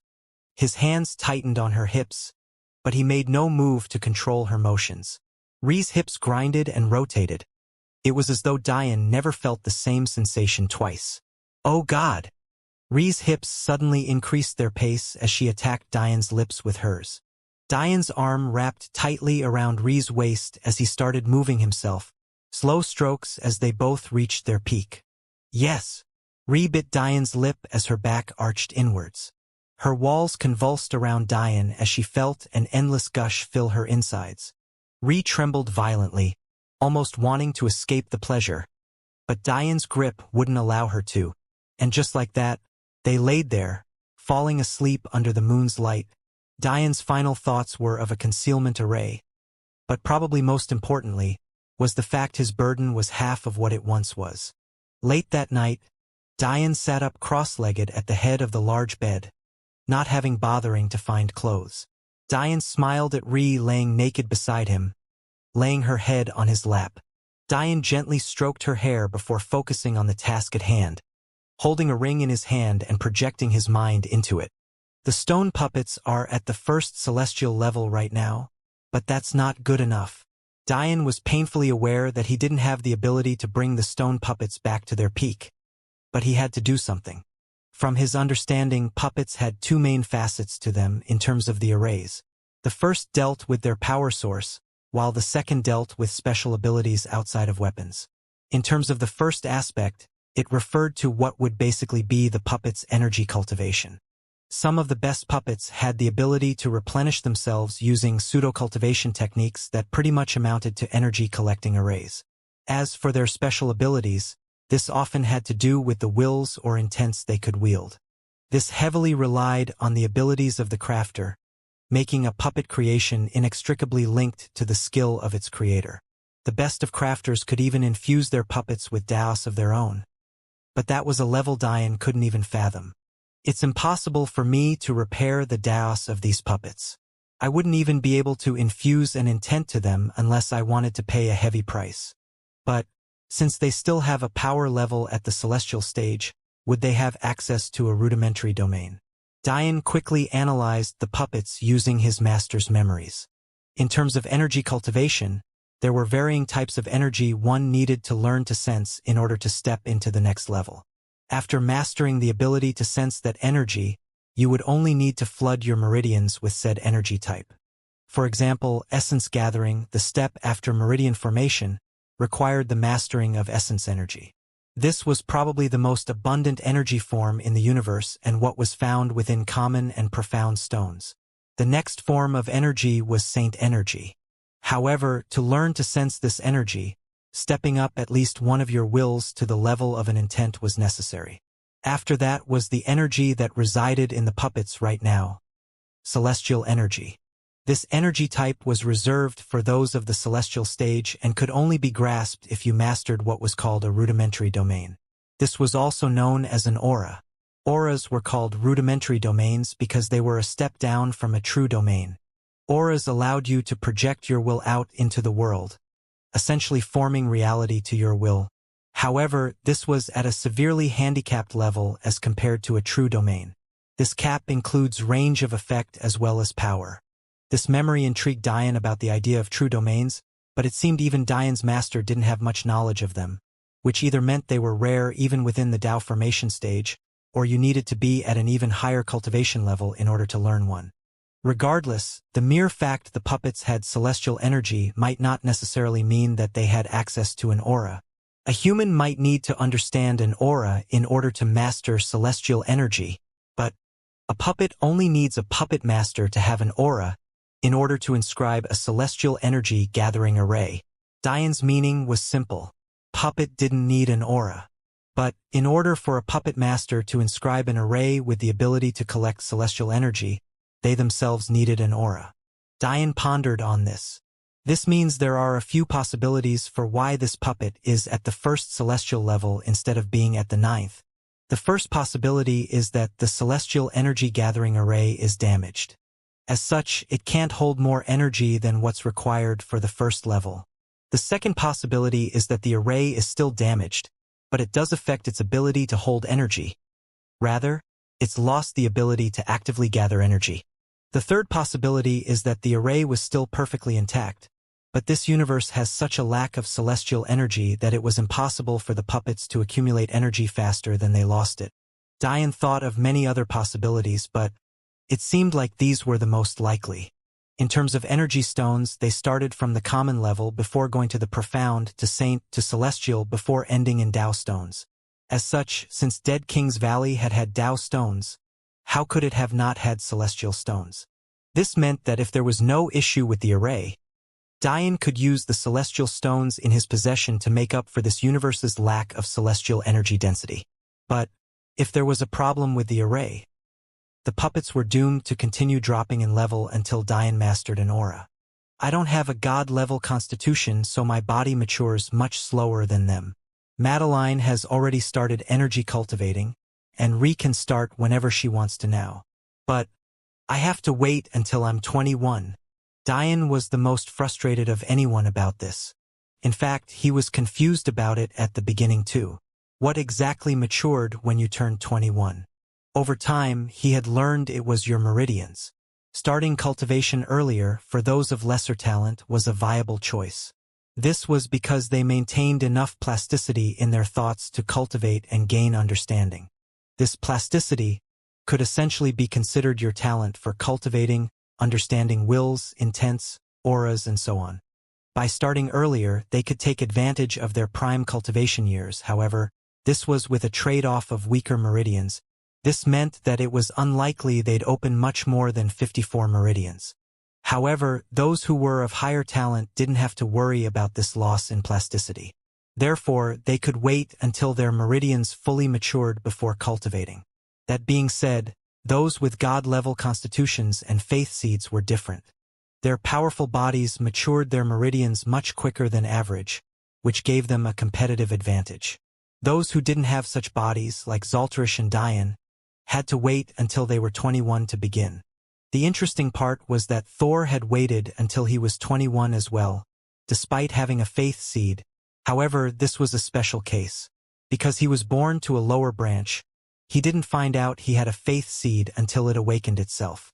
If I want to energy cultivate faster, I need to find a way to forcefully mature my meridians. Diane sighed. Because of his ancestry, he knew that even when his meridians matured, his energy cultivation talent would be lacking. Now is not the time to worry about this. I'll find a way. First, let's see if I can increase the strength of these puppets. Diane furrowed his eyebrows as he scanned the puppets within the ring. Well, it's not as bad as it could be. The good news was that one puppet had an intact array. The mild news was that the intact puppet happened to be the one he hadn't claimed full ownership yet. But the news that made him stomach green with regret was the fact that from the damage he could see in his own puppet, it was likely that the ancient game within Dead King's Valley was responsible. Fucking hell. I could have had 2 perfect puppets, but I went and practically destroyed one of them. Diane was beyond frustrated. It would be years before he could master an aura to fix this puppet. But he could only sigh. There wasn't much he could do. The truth was that if Diane had had access to celestial stones, the puppet would have had enough power to resist the ancient game for much longer, which would have meant it wouldn't have been damaged. But Diane hadn't had any celestial stones at that time, so he would have had no choice but to do exactly as he did anyway. Maybe it's better this way, Diane thought to himself. One weaker puppet and a stronger one. That way, I may be able to catch them by surprise twice. Diane knew this didn't make sense, but he had to try to find something to comfort himself. With that thought in mind, Diane piled half of the celestial stones he had into the spatial ring along with the puppets. It would take time to properly absorb the energy, but by his calculations, the amount of celestial stones would be enough to raise the intact puppet to at least the 4th or 5th celestial stage. Also, although the other puppet had a damaged array, it still had the ability to absorb energy to repair itself. It wouldn't make it stronger per se, but it would at least improve its defenses to withstand a 4th to 5th stage celestial expert. Diane didn't want to add any more celestial stones because that would only marginally increase their power. The requirements to increase strength via energy stones increased exponentially with every passing level. So it was better to keep the remaining stones to himself. Maybe they would be useful in the future. All right. After a few days, the puppets should be set back at around the lower levels of the middle of the celestial stage. But there's still the matter of the second facet. Diane knew he couldn't infuse any useful wills into the puppet, let alone intents or auras. But there were other low-level things he could inscribe into the puppets to increase the effectiveness when in battle. And what Diane wanted to mainly do was increase their abilities to work together. So he focused on two arrays. One was called instant transference. This allowed the puppets to instantaneously switch places with each other in battle if they were within 100 meters of each other. The second was energy link. This allowed the puppets to string energy between each other. With this, the puppet master could control the thickness of the energy to near imperceptible levels. Or, the puppet master could increase the energy output to the max to connect a stream of energy between the two. Both of these abilities were seemingly weak, but Diane had already thought of a myriad of applications for them. And the best part was that they were low-level. So, Diane spent the next few hours diligently inscribing the needed arrays. His body had become much more powerful thanks to Re. In fact, he had recently noticed that because of the melding of their auroras during their dual cultivation, his soul had reached the peak of the middle essence stage. As such, with his manifestation, he boosted his soul to the peak of the essence stage. Suddenly, Diane froze. If dual cultivating with Re improved my body cultivation and my soul cultivation, did it help my energy cultivating as well? Did my meridians mature? However, Diane was severely disappointed when he inspected himself. His meridians were completely dormant, no change whatsoever. What's going on? Diane could only sigh. I guess only time will work? Although Diane told himself this in comfort, something was telling him that it wasn't so simple. A long time later, Diane was covered in a sheen of sweat. It had taken him a while to perfectly understand the two arrays. Although they were simple, that was only relative to the level of the stone puppet. In the end, they were still master-level arrays. Finally, Diane laid back. He could see the sun shining through the window, but he felt he had too much left to do. He had to go to the Alchemy Guild to stock up on pills for his demon generals. He to structure and specialize military formations for them as well. And lastly, he had to set in motion his plan for conquering the epistemic tower, because make no mistake about it, that was his goal. But Diane's mind suddenly calmed as he remembered the woman by his side, his hands running along her naked body. Suddenly Re spoke. It's not healthy to stay awake like that if you aren't meditating, you know. Re's alluring body stretched under the small streams of sunlight. Diane couldn't help but gulp. Re giggled. Pervert. She reached up, pulling Diane down to lay beside her so she could wrap herself around him. When are we leaving? Diane grinned. If you keep doing this? Never. Re smiled, reaching her hand down to play with something she thought of as her new favorite toy. You know, if this thing keeps releasing inside of me so much, even with low birth rates, we may have little ones running around soon. Diane laughed. He knew Re could tell he used an array on himself to filter out anything procreative. She was just having too much fun teasing him. If you want me to put a baby inside you, you only have to ask. I think we have enough kids for now. Maybe when little Lila and little Black grow up. Diane kissed Re's forehead. Okay. Whenever you want. Despite his words, Diane inwardly sighed. He knew quite well that having children with Re right now was a bad idea. For one, they were still young. Secondly, the situation wasn't exactly safe. Although Diane doubted it would be anytime soon, it had to be at the very least safer than this. Re's father was still missing. Madeline was still not here. In fact, Diane and Re both knew, but never spoke about, how Re's mother was alive too. What could make a beast as powerful as a kitsune leave her daughter behind?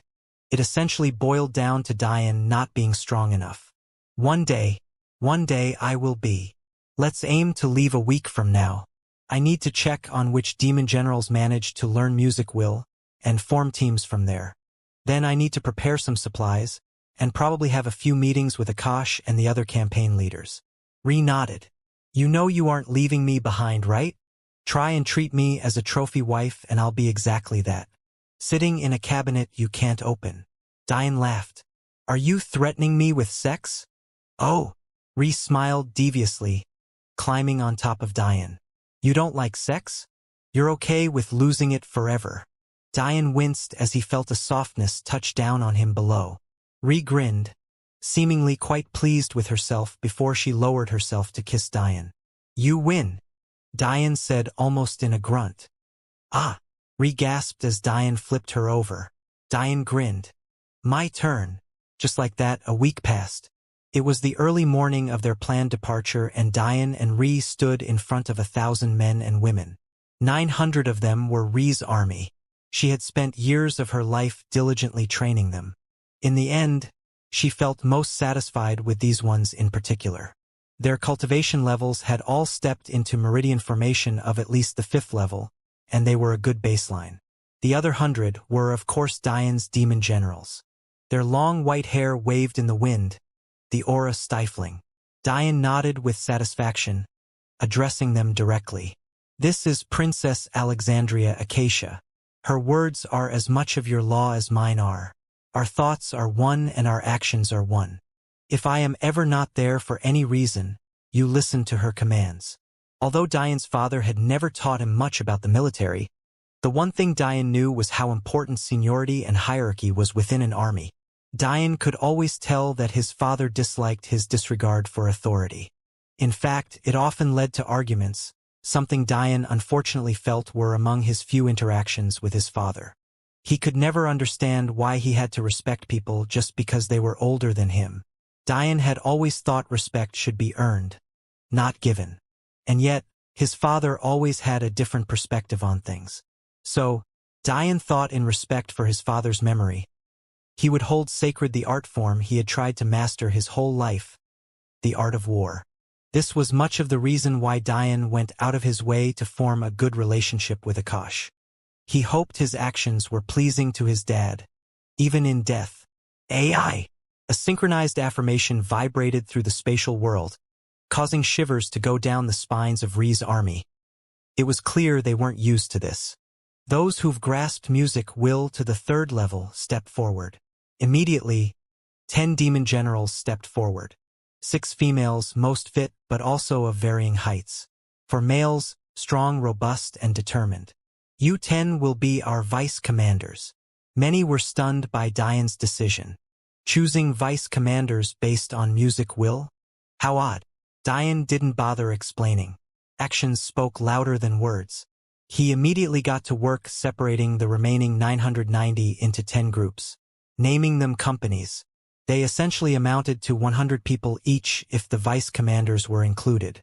He then further split the companies in half, naming them platoons. Each pair of platoons was overlooked by the vice commander. However, Diane also chose a lieutenant to pair with them. And, much to everyone's surprise, these lieutenants were also music will users, although they hadn't reached the 3rd level. Afterward, he split each platoon in 10 more groups he called squads. These he didn't choose leaders for. Instead, he emphasized the idea of teamwork and building. Vice commander and lieutenants were responsible for properly rewarding squads that performed well. If a squad lost a member, they would all be punished. If one of them succeeded, they would all be rewarded. However, Diane did add one extra layer of protection for the squads. By ensuring that for every 2 squads of 5 soldiers there was at least 1 demon general, he felt good about the distribution of power. I bet you're all wondering why I chose you vice commanders based on music will? The army was silent. Diane smiled at this. Questioning your commander was taboo, especially for foot soldiers. Seemed retrained them well. Suddenly, Diane's voice boomed, laced with a powerful, compelling aura. His crystal will bloomed before him, amplifying his words to the extreme. This is your home now. This is you and you are it. You die by our collective will. You fight not for yourselves, but for each other. You are an army of demons. Your only goal is victory. Defeat only means death. Vice commanders. Sound off. AI. Demon General Galia here. Demon General Kita here. Demon General Jason here. Demon General Helena here. Demon General Ithiri here. Demon General Gria here. Demon General Malashira here. Demon General Aradhel here. Demon General Celeborn here. Demon General Kornos here. The blood of the army raged. When Diane's voice started, it was almost as though they had entered the pits of hell. And yet, they had no regrets. They wanted to fight and die with honor. There was no fear, no hesitation. There was only victory and death in defeat. But, when the vice commanders amplified their wills out as well, the feeling resonated. It became more personal. It felt like they were brothers and sisters in arms. This was their family and they were willing to protect it with their everything. Suddenly, Ree's faith seed raged, her 10 tails whipping violently in the air as her pupils narrowed into slits. Her hair darkened as she unsheathed her sword from her back. The atmosphere reached its peak. The army looked forward at their pair of commanders with unmatched fervor evident in their eyes. Dian stood tall with his hand clasped behind his back, finally wearing his battle chongpao. A sleek tight fit, its long white and gold tunic nearly touched the ground. It was hard, yet flexible, patterned as a robust leather instead of a soft fabric. Ree stood right beside Dian. Her blue silver tails were long, whipping out at least 5 meters from her. She wore a white and gold armor, kilted chains of crystals gracing her as a skirt. It all wrapped around her petite figure with an enticing elegance, giving her a demeanor and presence that melded so perfectly with Dian's own that it almost felt as though this was the state they were always meant to be in. Only death in defeat? Felt like there never need be such a thing. With them, there was only victory. The demon sage, the demon fox, a truly heavenly couple. Looking at the reaction of the army, Dian smiled. I've already arranged living quarters for each of you. Foot soldiers will live 4 to a tent. Until the day that you're as powerful as a demon general, don't think of having any other arrangement. Work hard, and you will be rewarded. With that, Dian turned to Arios who had been standing further behind him and Ree, observing. A small smile played on his face as nodded in satisfaction. Successor, where did you think of splitting the army up into groups like this? It's ingenious. At first, I was confused, but the more and more I think about it, the greater the idea becomes. Dian raised an eyebrow. He had read many martial world military books, but he had never felt the need to read about formations or even tactics. For one, it was a logical human world practice to have a top-down structure like this. Secondly, he had implemented a few communication measures to adapt formations on the fly in response to enemy movements.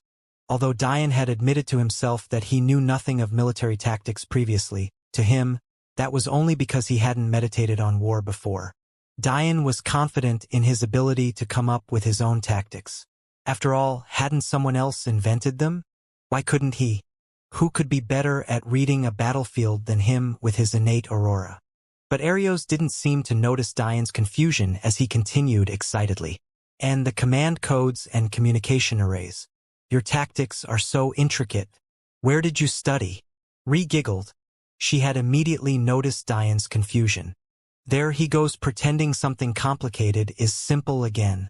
The truth was, even if you could found an account for how Dian knew of military group rankings, there was no simple answer for his tactics. Dian even went as far as creating a new language to communicate quickly. Essentially, Dian's aurora wasn't able to sustain communication with 1,000 people. That was too much at his level. And even if his aurora grew in strength, so too would the size of his army. It just wasn't feasible to implant a communication array into every single soldier. So he did something different. Dian linked a communication array, one that happened to be a slight variation on the one he used to let Ezen know to lay low after his attempted murder, with each of the vice commanders and lieutenants. His last communication array was for Ree. This made a grand total of 21, which was well within Dian's strength to sustain. These communication arrays had a range of 10 kilometers, so on the scale a 1,000-man army would work, it should have been more than enough. Then, by using these arrays to speak to those 21, They could then use their own soul strength to sustain communication to a single soldier of each of the 10 squads they were in charge of. And then, those soldiers could then supply the soul strength to communicate to the other 4 in their squad. To be clear, the only one doing the speaking would be Dian. He was simply using the vice commanders as supplements to his soul power to spread his words. This would also avoid what the human world would call the telephone effect. To Dian, this was a simple matter. Electrical engineers would use this method all the time, a method he himself used for many inventions. To oversimplify it, it was essentially changing an in-series circuit to a parallel one. Except in this case, the parallel circuit was boosted again and again. And yet, as though seeing Dian's thoughts, Ri couldn't help but roll her eyes. Using multiple cores of soul power to power what amounts to a single array is not simple, Dian. You had to design an entirely new master-level array. People are going to hate you if you keep thinking like this. Dian grinned. Will you hate me too? Ri flicked Dian's forehead. Focus. Yes, yes, yes. I didn't study anywhere in particular. It's just that this is the way human world warfare works. Arios pondered for a bit before nodding. Martial world warfare has everyone searching for the best merits. A lot of the time campaign leaders neglect their armies entirely, just commanding where to charge and when is about it. Dian's brows furrowed. But don't you have specialized units? Like the Fletcher family for archers, and the Grimbold family has quite a few beasts useful as makeshift cavalry. Yes, but that's about as far as the subdivisions go. When it's time to launch arrows, all of them are launched at once. When it's time to charge, foot soldiers go and beast users are useful for their increased maneuverability. A pensive look appeared on Dian's face. No wonder you keep losing to innate Aurora users. The advantage given to you by a high percentage Aurora would be severely cut down if your armies are more organized. But, if you're only searching for the best feats under a weak structure, those who have a better view of the battlefield multiply their advantage manifold. After listening to Ario's words and thinking on it, Dian suddenly realized that during all the time he spent researching for this campaign, nothing was said about formations or tactics. He read about Akasha's victories, the troubles of the gates, possible pitfalls, he memorized maps, locations, he even thought about possible strategies. But somehow, he only now realized that while victories were detailed, they were often explained in superlatives and expressed who contributed the most rather than how the victory happened. Everything clicked. The martial world was different. They didn't have set armies. In fact, even their military rankings were shaky. What did campaign leader even mean? There were no numbers attached to it, and even the head of the Elven army, Akash, had vastly different numbers under her disposal as compared to the head of the Ragnar armies, or the Pakal armies, for example. Mortals needed strategy because they weren't as powerful. Martial experts relied on their power. Dian was sure that somewhere, maybe even in the coming enemies, there were people who used tactics. After all, could the whole of the martial world have no thought of using formations and tactics? He doubted it, but he'd be ready. Suddenly Dian grinned. I guess it's about time we bring a new wave of the art of war to the martial world. No? With that, Dian flashed him Ri and Arios out of the spatial world. Soon, the three of them were near a pier at the edge of the Elven island. Tens of massive ships spread along the coast, filled to the brim with young elves. Dian's features noticeably saddened when he noticed older elves as well. He couldn't help but think of little Lila and her parents. Dian sighed. The young see this as a way to prove themselves. The old see this as a way to survive. However, it seemed Dian was oblivious to the effect his arrival had on everyone around him. They had all witnessed or heard of the boy who saved their kingdom from ruin. But he was different now. Maybe he seemed more human when he wore sweatpants. But now? Especially beside their princess and a warrior whose blood lust made them shiver? His presence was otherworldly.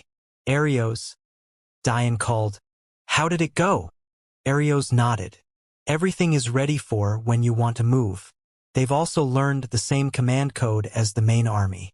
I've also distributed all of the array plate-filled spatial rings to them as well. Although I didn't organize them the way you did. The array plate-filled spatial rings were actually something Dian had given to the main army as well. He was at a point where he could inscribe hundreds of peak practitioner arrays in minutes. Making hundreds of thousands of array plates to supply an army was only a matter of money to Dian. Plus, not only did he not lack the money, those array plates made some very interesting formations possible. Dian shook his head. That's fine. They're a much smaller unit. When the time comes, I'll do it myself. Dian, over here. Dian looked over from Arios to find Zaltarish and his elder sister calling to him. Smiling, he headed over. Campaign head. Zaltarish. Dian greeted them amiably. Kosh smiled. Her appearance was truly domineering. Cropped black armor, a large singular shoulder guard, all brought together perfectly by the two short spears and sword on her back. Double-sided spear? Interesting. Dian immediately realized those short spears were meant to be connected. This ship here, Akash said, pointing to a ship slightly larger than the rest, is where the leaders will be. We'll have to hurry. Our scouts have reason to believe our opponents may be attacking our key towers soon. Suddenly Dian thought of something.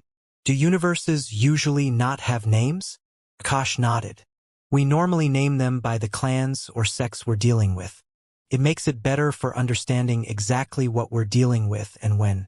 From my limited knowledge, very few universes have earned the right to have their own name. Akash looked around for a moment, a bit confused. Did your army already board? Princess Alexandria told me that you wouldn't be needing me to assign troops under your lead. Dian smiled. Since you're the head commander, there's no problem with telling you. My and Ri's army are within this spatial ring. Dian pointed to an inconspicuous ring on his finger. No one ever noticed it, and that was the point. He had been layering it with more and more powerful concealment arrays since he got it. Kosh froze. A ring able to hold living things? The amount of possibilities that brought were endless. In fact, if a universe had access to such a thing, why would they need to negotiate? They could directly bypass the gate rules, piling their ring with high-level experts, and exit the other side before releasing them. If either universe had access to such a thing, conquering key towers would become moot. Dian smiled. He had once assumed this ring was at the spiritual level. But the more he researched and learned, the less and less likely that became. He even concluded that such a ring was impossible for a clan at the level of the Celestial Deer Sect to create, which could only mean they inherited it from something that might have to do with their destruction. As such, when Dian told Akash this, he had already discreetly placed an array within her. Should she ever want to tell anyone about this, she would not only fail, but she would also alert Dian as well. This was a test. A test to see whether or not there were elves he could trust aside from Ri and little Lila. A test he thought he might as well give to Zaltarish as well. Akash nodded, immediately understanding Dian's intent. All right, it's best if you bring them out when we enter the ship, since this is a secret you'd like to keep. Although Akash had thought of the possibility of Dian simply taking the elves within the ring and storming to the other side of the gate, it simply didn't make sense. For one, to get to the other side wasn't so simple to begin with. Someone had to bring you there, and that required more power than the elven younger generation had. As a second point, even if they managed to sneak there, what would happen on the other side?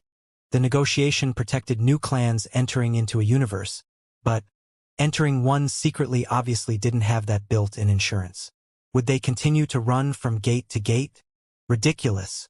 They'd have to find a place to settle eventually. Living in a ring for the rest of your life didn't sound appealing at all. Akash was about to turn to lead them, but she stopped, remembering something. This is the ranking tracker. Akash handed what looked like an array plate to him. The array transcribes itself within you to monitor your actions in battle. You can turn it off and on as you please. And it's always off when outside of a gate. I was told that you wanted it registered under the name Demon Sage, so I did that for you as well. As for what it tracks and how it tracks it, I'll leave that up to the princess to explain. There are quite a few facets. Dian nodded, accepting the plate. He didn't like the idea of all of his actions being monitored, especially when it came to the secrets he wanted to hide. But a master-level plate would never be able to do something he didn't want it to do.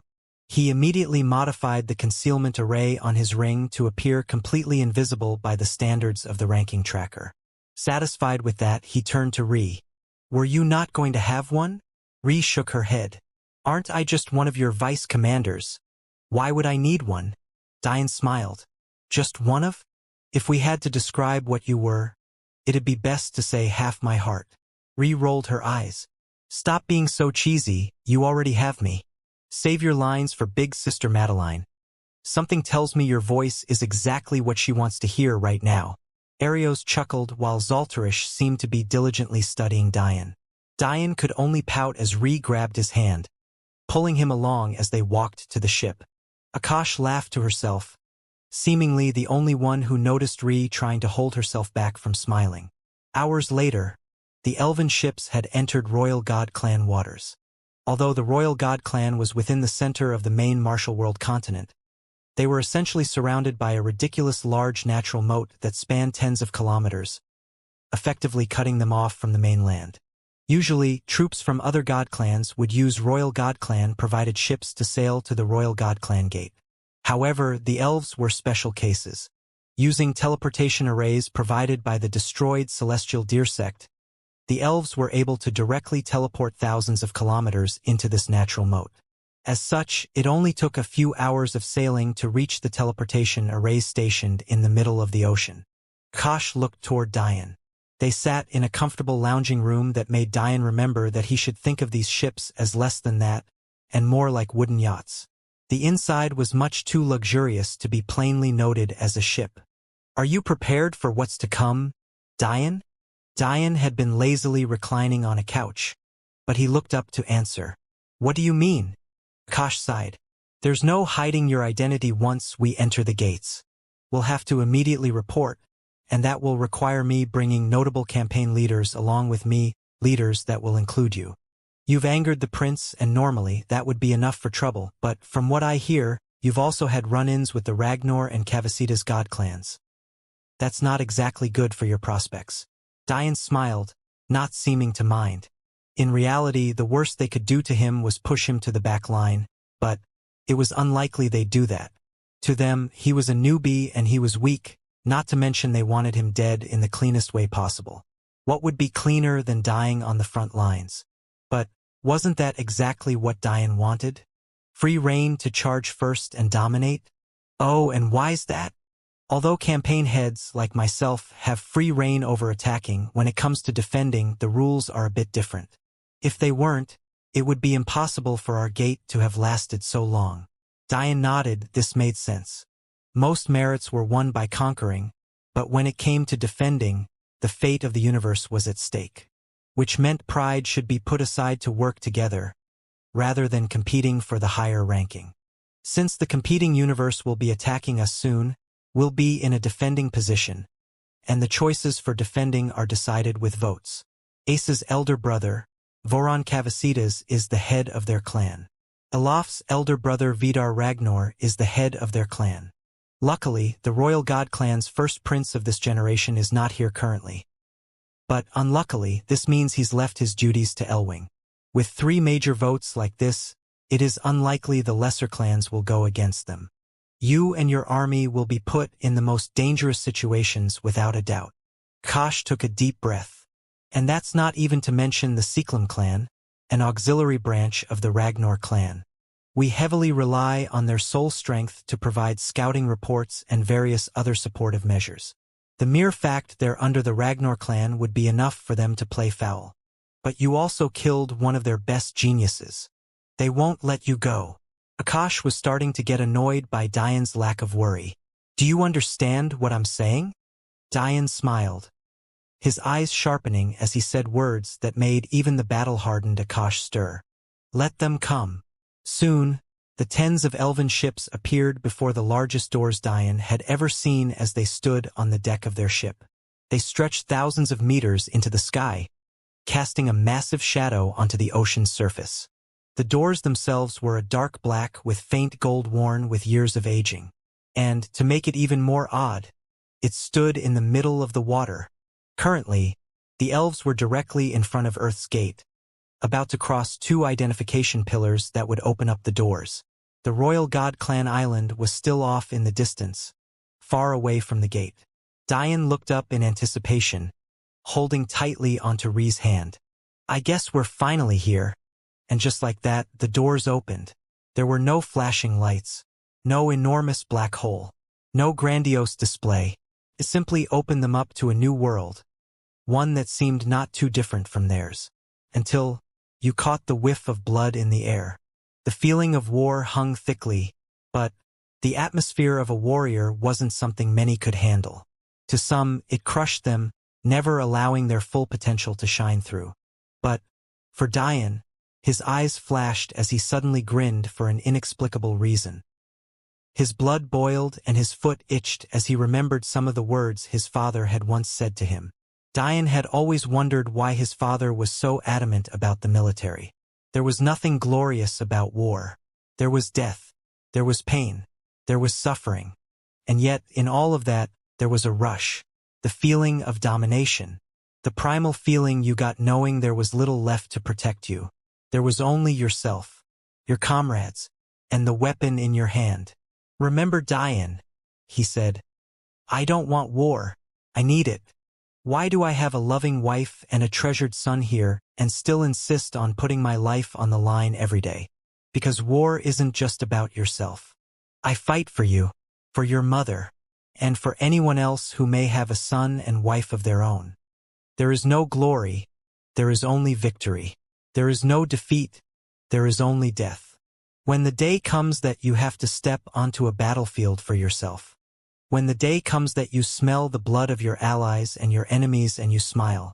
When the day comes that your blood boils and your eyes redden, pushing you, itching you toward the lands of hell. That's when you'll know you're my son. Soon they had touched down on the shore within the gates and were greeted with the sight of the first key tower. Except it was nothing like a tower. Standing in the distance about a kilometer from the pier was a massive tree hundreds of meters in diameter and height. But if that wasn't shocking enough, the tree itself looked little like what a tree would. It was an amalgamation of thick vines that weaved up and down to form its trunk before rising into the air to bloom into a canopy of intricate patterns that seemed to hold no life at all. However, it was still a beautiful sight. The vines making up the body of the tree held myriads of oval-shaped spaces between them that were filled with transparent crystals that acted as windows into the hollow trunk of the tree. To an observer, if they had to describe the key tower 2 words, they'd land on World Tree without hesitation. That aside, between the pier and the key tower was a ridiculous amount of moving parts. Hundreds of thousands of tents, makeshift buildings, and what seemed like millions upon millions of warriors buzzed about in an oddly orderly fashion. Rhee suddenly nudged Diane. You haven't stopped smiling in a long while. Learn to read the room. Did I promise myself to a psychopath? She said teasingly. Diane looked around, seemingly just realizing the gloomy expressions on everyone's faces. The only person who seemed completely unaffected was Arios, who was smiling right along with him. Diane grinned at Arios. This is a great feeling, isn't it? Arios' eyes shone. The very best. You know the Sicarius family is most likely here, right? You'll meet your brothers soon. Maybe even Ava is here, knowing her personality. Arios paused. It had just dawned on him that Diane was right. He had been so focused on executing the plans Diane had laid out that he completely forgot. Akash was stunned. The Sicarius family? Her look sharpened as she looked over Arios once again. It wasn't that she hadn't noticed the blood-thirsty aura dripping from him. It was just that she didn't know how someone who seemed to be Diane's subordinate could have such a deep background. To the outside world, the Sicarius family was a small backwater family near Focus Academy. But God Clan-level existences knew fully well how important they were to the underground of the martial world. They weren't only the leaders of the only assassin guild on Earth, they also happened to be the only personal guards of the Royal God Clan themselves. Akash turned her gaze toward Diane. It seems I've underestimated you again. Sighing, Akash stopped trying to put a gauge on Diane. Diane, Rhee, Gale, Bele, Zaltarish, Ezen. You 6 will come with me. The rest of you can start setting up camp. Be ready to move at any time. Gloomy expressions appeared on the faces of many when Akash mentioned setting up camp. It seemed that they didn't like the footwork. But Diane caught a whiff of something else. Seems the elves haven't been treated well recently. But he said nothing for now. If it was as simple as bad land, there was little his array alchemy and celestial will couldn't fix. So, Diane ignored it, looking around to confirm some things. For one, it was clear that the space nearer the gate was much more stable than it was as you reached the middle. The fact there didn't seem to be any countermeasures against the unpredictability of the gates here attested to that. The weather was stable, the temperature amiable, and the sky stuck in a perpetual sunlight. In other areas, day and night might flip on a whim, spring might become summer in an instant, and even the ground you stood on might not be sturdy for long. I may have to use my crystal will constantly to amplify my senses when the time comes. I can't afford any mistakes. However, just as Diane was getting lost in his thoughts on their walk to the key tower, he suddenly felt a small and delicate hand slip into his. Half the load, Ree said softly. Diane was stunned for a bit before smiling. Half the load. Within the key tower, a heated debate was taking place, and it seemed like very few had the right to speak. The room itself was near the very top of the key tower, sitting in the center of the canopy of vines out in the open air. And there was of course a collection of people Diane would recognize.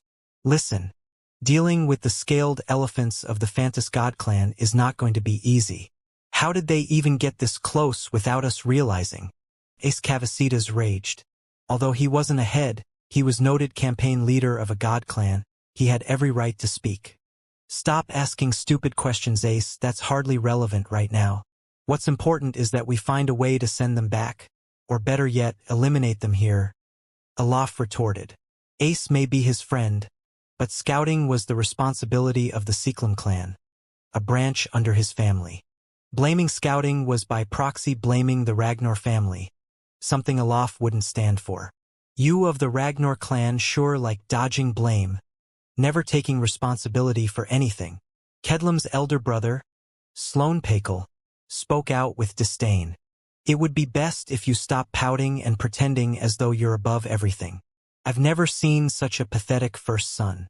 Not having the talent to even surpass your younger brother, and you think you have the right to talk down to mine. Vidar Ragnar wasn't in the mood for dealing with cheap shots from the Pakel god clan. The scaled elephant of the Phantas god clan were no joke. They were among the main reason why Earth hadn't conquered any new key towers in decades. But, because they were so hard to maneuver due to their sheer size, this also handicapped them from attacking on this side of the gate. Until now, that is. No one had any idea how the enemy universe had managed to pull off this move. And to make it worse, their scouts hadn't even picked it up. Now they had to deal with heavy units that didn't even share the faults of heavy units. This was ridiculous. Earth didn't have a heavy emphasis on beast taming and breeding at all. You might see the odd clan like the Grimbold family and their white tigers, but that was all. How were they supposed to defend against 30-meter-tall monstrosities? Sloan chuckled at Vidar's word. I think you should probably take some notes from me, he said, rubbing Kedlam's hair lovingly. At least I have an understanding when a family member is more talented and smarter than I am. Sloan sent a not-so-subtle glance toward Thor, who was observing in his usual quiet manner. Vidar's jaw clenched at these words. Who wouldn't be able to tell what Sloan's words meant? Thor was a member of a branch family but had been welcomed with open arms as a dual first-in-line genius along with him. His faith seed was the higher-ranked and the one that provided the most talent. If it wasn't for him not understanding he had a faith seed due to being born in a branch family, no one doubted he'd have surpassed Vidar by now. All right, that's enough. Elwing Belmont calmed the situation down. I think it's best we try and hold them off for as long as possible and call my brother and Madeline Sapientia back here. A handsome red-headed young man, sitting beside a decidedly more reserved and mature Ava, nodded in agreement. I agree. The first-in-line genius of the Sapientia clan made her debut in the gates against the Phantas god clan. Her ability to use music will to deal with the beasts is our best bet right now. Elwing nodded, turning to a young man with golden eyes and crystal-framed glasses. Do you think you can handle communicating with your other Sapientia god clan branch to get them to come back, Eric? That might be a prob, actually. Ava spoke out, glancing toward the Niveus sect to find Delia. We know someone else who's even better than Madeline with music, Will, no? Over the past year plus of time, Delia had chosen to leave Focus Academy to join the all-girls god sect, Niveus. As such, she was now known as Delia Niveus. This was, of course, the sect that only accepted women with god-level constitutions. A girl with white hair and eyes Diane would have recognized as the girl from the Legacy World opening, looked at Delia questioningly. But she was quite surprised to find a nod of affirmation. Seeing Area Niveus' reaction, many realized there was more than a little truth to Ava's words. In fact, even if they questioned the legitimacy of such words, not many would be willing to offend the Sicarius clan. Especially when it came to Ava, her father was a bit overprotective to say the least. The head of the Niveus campaigns and first-in-line genius Evelyn Niveus was interested in this as well. In fact, she shared Aria's characteristics even down to the white hair and eyes because they happened to be sisters. And who is this person? She asked questioningly. Ava smiled, remembering a handsome young man. Her fiancé. Eric furrowed his brows at this. As the current campaign head of Earth Sapientia God Clan, he didn't like how Ava referred to Diane. Esther Sapientia had even told him to keep an eye out for him specifically. It seemed Akash had missed one other clan when it came to Diane's enemies. I've never heard of someone under that title, Eric said, clearly pissed off. Whether you want to pretend or not is irrelevant to me. You're already aware of how Madeline feels about the situation, and I doubt that you, someone who couldn't earn the first-in-line genius title for themselves, has station above hers. Ava's words were sharp. She was never one to deal with nonsense. How these people could very well see how Madeline felt and still deny it was beginning to grate on her nerves. Eric didn't seem perturbed by this. He was a scholar above all else and spats weren't within his style. My feelings are irrelevant. I only acquiesce my wishes to that of my clan. And I've never heard of them accepting such a thing. A sudden sound came from the stairs at the side of the room. The sound was faint, but it seemed as though there was not a person here who could stop themselves from looking over. There, 7 people walked into sight, for were easily recognizable. Akash, her younger brother, Gale and Bele. But, among those not recognized, Ezen was completely ignored. But, what everyone was focused on was a young man that walked in beside a woman of unparalleled demeanor and beauty. The eyes of the heads sharpened, focusing in on him. His aura was arrogant and carefree. He exuded a lack of respect for practically anyone. But the beauty by his side was someone none here had seen before. Who is she?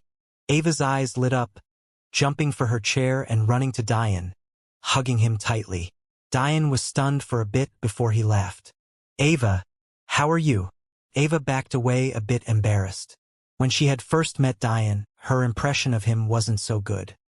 He was a flirtatious annoyance who was also arrogant and weak.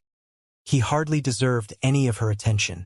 But after he saved Madeline and got revenge for her even at the expense of his own well-being, he took hold of a strong part of her heart. She didn't romanticize their relationship because she had realized that that was just the type of person Diane was. He saved and cared without reserve. So, to her, he was a great friend she wanted to always be a part of her life. Yet, despite Ava's innocent actions, many people took this the wrong way. Even Zalterish nearly self-imploded. How many women, you bastard? Teach me. Diane smiled at Ava's reaction before looking past her. He barely spent any time scanning Elwing and he completely ignored Ace and Alof, much to their anger, but he did take note of a few people, namely Vidar, Voron, and Eric. Well, it may have been more accurate to say that their eyes were among the most noticeable. Even Thor's eyes seemed to have a shift in them. He's grown. I hear you need my services? Surprisingly, Elwing was the first to respond. How useful would your music will be in dealing with beasts compared to first-in-line genius Madeline Sapientia? Not as useful as hers, Diane said without hesitation. Madeline practices music techniques and thus has specialized methods to direct her music will. Music techniques useful for men are rare and I haven't dabbled in such things. Disappointment colored the faces of neutral parties. But There was a faint happiness on the faces of some at the thought that they wouldn't have to rely on Diane. Diane smiled to himself. Although what he said was true, that didn't mean he didn't have a method to deal with beasts like that. His music will didn't need to be as well directed as Madeline's. He only needed to combine his music will with some tactics he thought of to deal with large beasts. But he wouldn't say this so soon, after all. He preferred if his Madeline came back sooner. Useless, Ace said under his breath. But who here would not have heard him? Still, Diane pretended to have no heard him, instead looking around the room. However, too many took this as a sign of weakness. This was a room they had just spent hours yelling at each other in. Who would accept an insult like that? Suddenly, Diane's eyes landed on Delia. Del? Before Diane could finish, his brows furrowed. Why isn't your god constitution awakened to 100%? Diane didn't wait for her response. Instead, looking around at the women surrounding her to land on a white-haired and eyed young woman, Evelyn Nivius. A rage began building up in Diane's heart. You have a lot of nerve. Diane's carefree demeanor changed completely. A dark pressure covered the room as many realized that Diane hadn't ignored Ace because he was scared. He had ignored him because such a small character wasn't worth his time. Akash could only watch helplessly from the side. It didn't seem like this matter would be simple. There sat an aloof young lady with a faint smile playing on her face. Even though she was seated, her eyes seemed to look down on everything. But that wasn't what angered Diane. Her god-level constitution was awakened to 100%, and that could only mean one thing. She stole what was meant to be for Delia. Diane's anger raged, the small flickers of black flames playing in his hazel-green eyes. The campaign heads watched on in interest. Although they didn't like Diane, they couldn't help but admit to themselves that they had severely underestimated him. But this was something anyone would have found ridiculous. If you had paid attention, how could a first-in-line genius fall in love with a normal man? They should have realized this a long time ago instead of letting their biases play their thoughts. Diane? What's wrong? Delia looked confused. I only haven't awakened my constitution to 100% because Patriarch Nivius wanted to study the pill to see if more of our sisters could benefit. I hope you don't mind. Diane's heart broke at Delia's naivete. She didn't have access to the senses Diane had with his Aurora. How could she tell that the pill she had given in good faith had already been used? What an excellent sect you are. Diane's eyes sharpened, not yielding to Evelyn in the least. What do you mean? Evelyn said playfully. The truth is just as younger sister Delia has said. It can't be that you want to keep such an ingenious thing to yourself, right? You should be kinder to women. I'm quite good friends with Madeline. I wouldn't want her to know of her future husband as a short-tempered brute. Diane turned to Delia. When my soul reaches the higher saint stage, I form another one for you. Are you willing to follow me? There were not enough pills to condense to be effective at 100%. Diane had already used too many of them. Therefore, he could only wait until he became a high-level Grandmaster Array Alchemist. So, his soul would need to climb to the peak of the middle saint stage before he could boost it to the appropriate level. Delia looked at the person she had called Big Sister for the better part of the last year and a half. She was slowly beginning to piece together what was going on. But she didn't want to believe it. Diane, she said softly. Are you sure? Diane walked over to Delia, ignoring the glances of everyone and walking right past Evelyn. He placed his hand on Delia's shoulder. You're Madeline's little sister. Therefore, you're mine too. I want nothing but the best for you, and a corrupt clan like this isn't. Delia looked down, gripping her fists at her knees as she tried to control her emotions. There was nothing she wanted in life more than to get stronger. She had watched her father age away in a backwater academy for much of her life. She had learned her mother was taken away by the Clight God clan, a clan she knew next to nothing about. And now, the sect she had chosen to grow stronger, one she had put her faith in, had betrayed her. Leaving the Nivius God sect is nothing short of a crime punishable by death. I'm not sure what it is you think happened, but I hope you won't be following a fool to your grave. Evelyn spoke calmly, her smile never leaving her face. You've taken our resources, our techniques, you've learned our secrets, and so much more. Our patriarch has even spent precious amounts of her time diligently teaching you. You're quite ungrateful. Diane's head snapped, the back of his hand flying towards the unsuspecting Evelyn. Slap. A-H. The eyes of everyone widened as Evelyn was sent flying across the room, the shrieking of her voice causing them to wince. Arya stood violently. You. That's my sister. Diane said nothing to her, instead looking back to Delia, kneeling down one knee. Hey! He said, trying to get the attention of the dazed Delia. No one knew what was going on. Evelyn was a first-in-line genius. Her god constitution wasn't among the best, and her talent couldn't compare to Madeline or those with faith seeds. But that didn't change the fact she was a high-level meridian formation expert. And yet, Diane sent her flying when it was clear he had no cultivation. Delia looked up and into Diane's eyes weakly. I'm so sorry, Diane. I lost something precious of yours. Diane's heart saddened looking at Delia. From what Madeline had told him, he was quite aware that Delia had a tough exterior but was still quite weak. She had a lot of room to grow as a person, and the situation with her parents was fast-tracking the progression.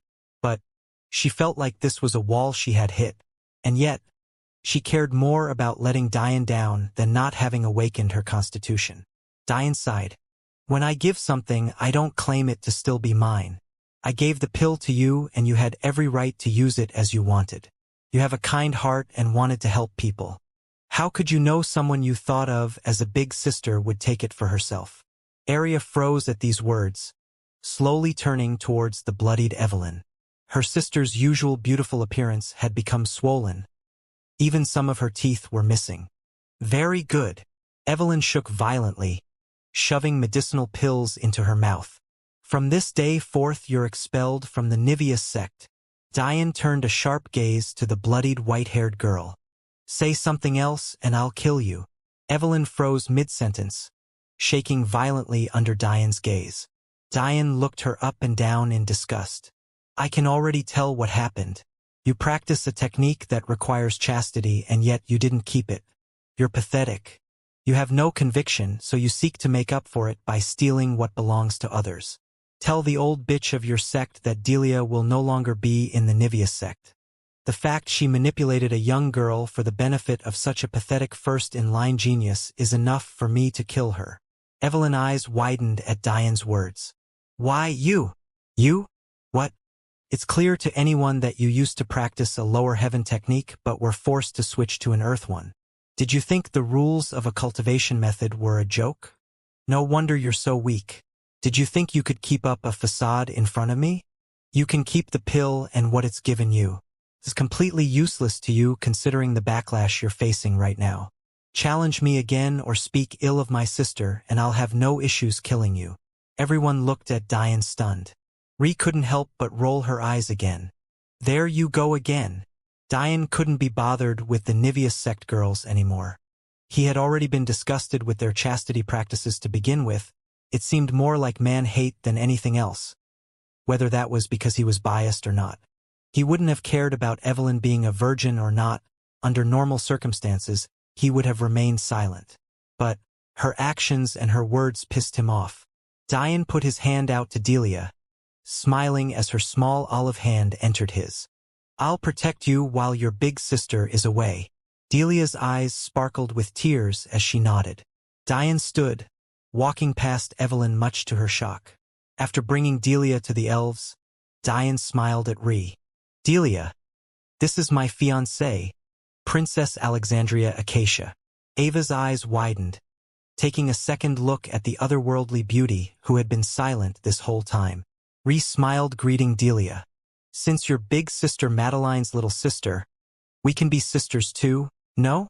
Delia nodded shyly, accepting Ree's hand. Ava looked at Diane at the same time as Ree looked up from Delia. Pervert.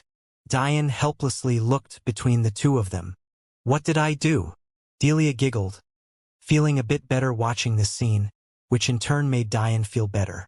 There was nothing harder than getting someone to stop blaming themselves.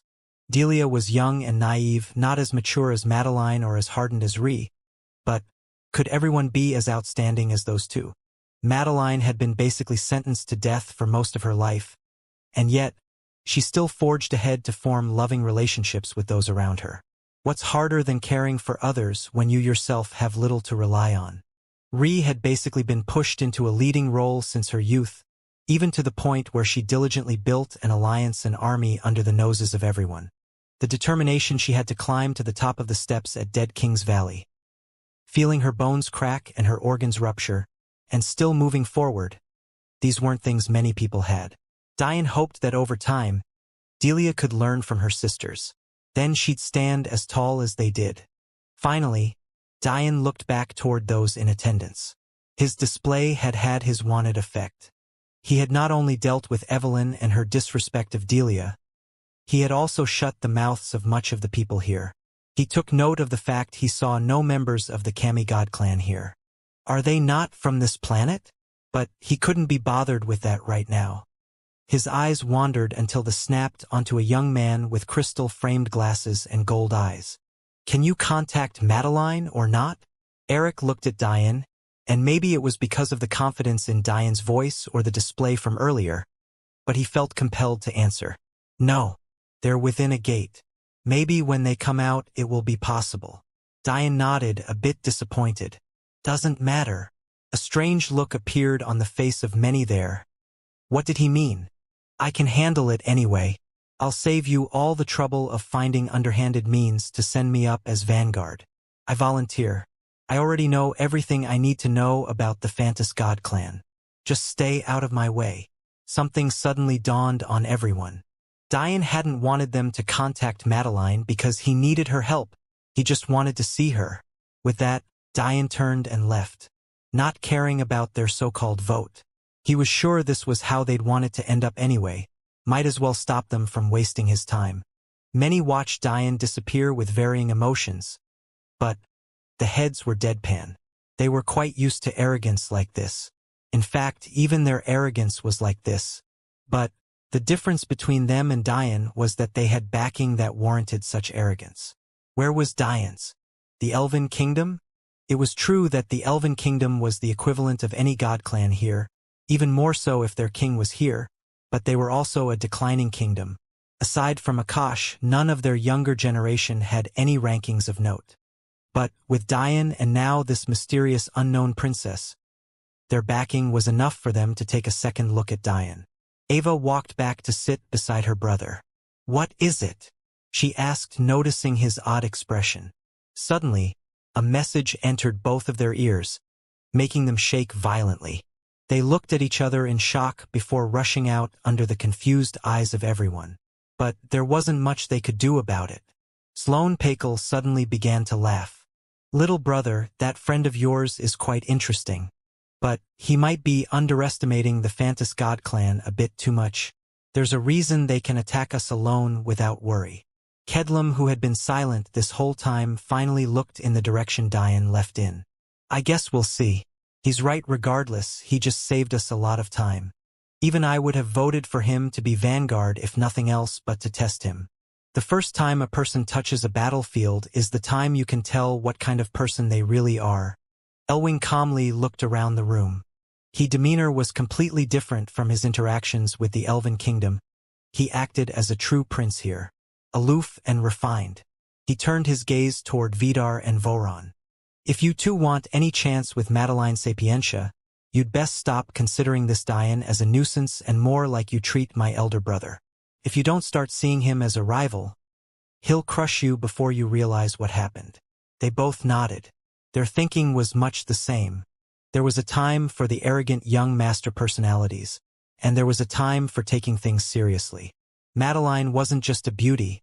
Having her virginity meant a ridiculous boost in power that would solidify most of their futures. This wasn't just about wanting a beautiful girl.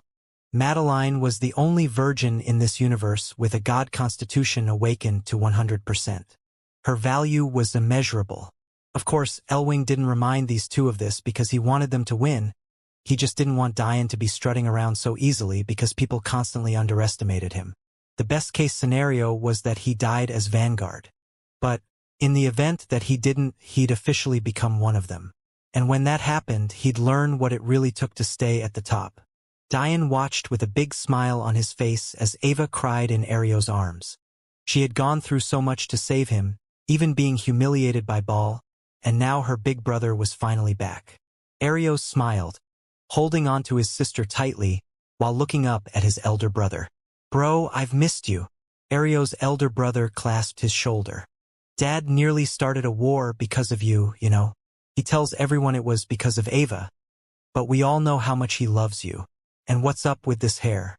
Are women into this kind of thing?" Ava sniffled. "You big idiot. Why did you disappear?" Diane decided then it was probably best he take his leave. "Take your time, Arios.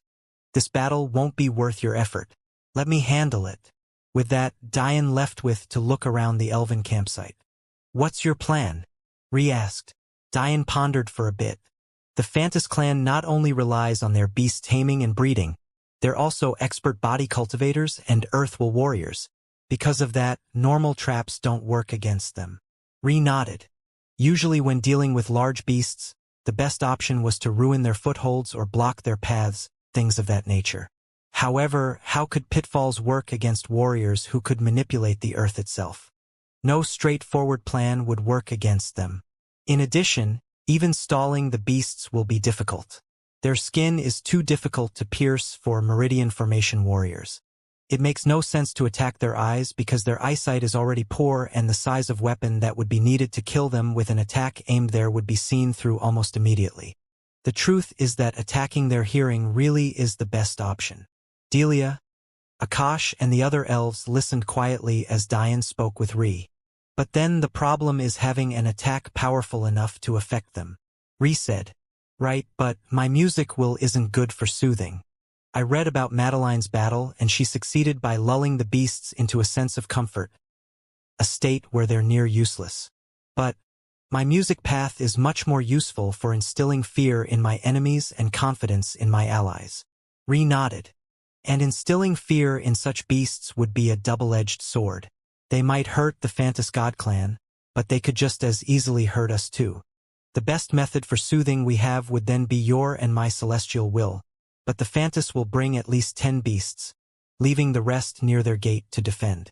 It wouldn't be possible for us to deal with all of them alone." Diane smiled. He had given Ree celestial will in much the same way he had with Madeline. It just seemed like she was much less shy about it. "I agree. There is the possibility of using my crystal will to boost our celestial will to the appropriate levels, but the calming effect of celestial will is more of a symptom rather than its actual purpose. Celestial will, down to its core, is meant to cleanse, but when it's not for defense, it also requires direction with my aurora to be effective.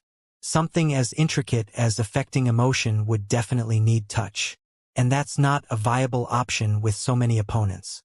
What Diane was saying was correct. Whenever he wanted to manipulate the emotions of others with his celestial will, he touched them. That included when he wanted to calm little Lila, or when he had intimate contact with Madeline or Ree. Both required the precision of his aurora. Essentially, Diane cheated. He used his aurora to make up for deficiencies he had in controlling his celestial will. So, without the use of his aurora, meaning his touch in this case, celestial will could only be used as a defense. But what makes this even more difficult is how they use earth will to attack. Sure, it's annoying when they defend with it against pitfalls and the like, but it becomes even more annoying when they manipulate the landscape to suit them. Akash suddenly spoke up. "That's correct. Whether that be turning the land to sludge to ruin footing or elevating their attack position above ours to give an elevation advantage, they're tough to deal with." Diane nodded. "They're tough, but they have weaknesses." Everyone listened intently to Diane, a strange confidence blooming in them as they watched a smile spread across his face. "You guys have missed a glaring weakness of the scaled elephants." Akash's brows furrowed. "Weakness?" Diane smiled. "They aren't normal elephants. The Fantas clan has used special methods to meld them with reptilian DNA. That's why they're scaled. Usually, this is good for defense. After all, what could be better than the scales as a defense?" Everyone was still confused. What was the use in knowing that? Diane shrugged at their confusion. "It's obvious, isn't it? They're cold-blooded." Later that day, Delia walked out of Diane and Ree's tent nervously, leaving the couple alone. Are you sure she can handle this? Ree asked, listening to the flap close. Diane sighed, sitting cross-legged on the bed and helping Ree take off her armor. The truth is, only you and I are necessary to make this work. In fact, if I include the members of our army with the necessary affinity, it's almost overkill. But I want to give her a purpose. Ree nodded. What a good big brother. Diane chuckled. I almost regret introducing you to Ava. You two are too much fire. I like her, Ree said, grinning, sliding into comfortable sleepwear. Soon Ree lay to rest in bed, staring at Diane's meditating figure. She sighed, knowing fully well that he wouldn't sleep tonight. In fact, he wasn't even being his usual perverted self. But this only made Ree smile. Diane's focus was one of the things she loved about him. Diane himself was taking deep breaths, running over patterns and simulations in his head. He thought of dozens of possibilities, and everything seemed to change with just the slightest variable shift. The first key tower was known as the Earth Tower. It sat in the closest position to the gate, and the terrain around it was fairly flat. That being said, there was only one way to get here: a mountain pass called the Earthen Passage. About 10 kilometers past the Earth Tower sat two mountain ranges that stretched around in a semicircular pattern. The only easily accessible opening in this mountain range was a wide passage. In fact, the passage itself was so wide it was almost inaccurate to call it as such. However, it served its function as the only route here. There were many problems even knowing this, though. For one, the mountain pass was a huge advantage for Earth-will users like the Phantas. In addition, a set straight passage like that severely hindered maneuverability, something that would be highly important when dealing with the scaled elephants. Therefore, Diane settled on a choice. We'll meet them about a kilometer out of the Earthen Passage. The first thing they'll see when they step out will be us. Many kilometers away from Diane's thoughts sat a group of about 10,000 in the shadows of a mountain range. They were made up entirely of men, and they were abnormally large. Even the smallest of them would stand at 2.5 meters tall at his full height. But maybe the most striking characteristic was their leather-like skin and oddly flat noses. Funny enough, their flat noses were as a result of a surgery they often performed on themselves to heighten their sense of smell in order to offset the vision problems that came with their cultivation technique. This odd collection of individuals was of course the Phantas God clan. Commander Draven will be out of the Earthen Passage by tomorrow. A towering man with robust gray leather skin nodded, standing to his full 5-meter height as he walked over to what looked like a slowly roasting pig. Picking up the thick skewer, it was as though he didn't feel the searing heat. He rotated it in his hand, entirely too focused. The surroundings were eerily quiet as the army watched their commander inspect his food. Many had their own, but there seemed to be a silent agreement that the first bite went to Commander Draven.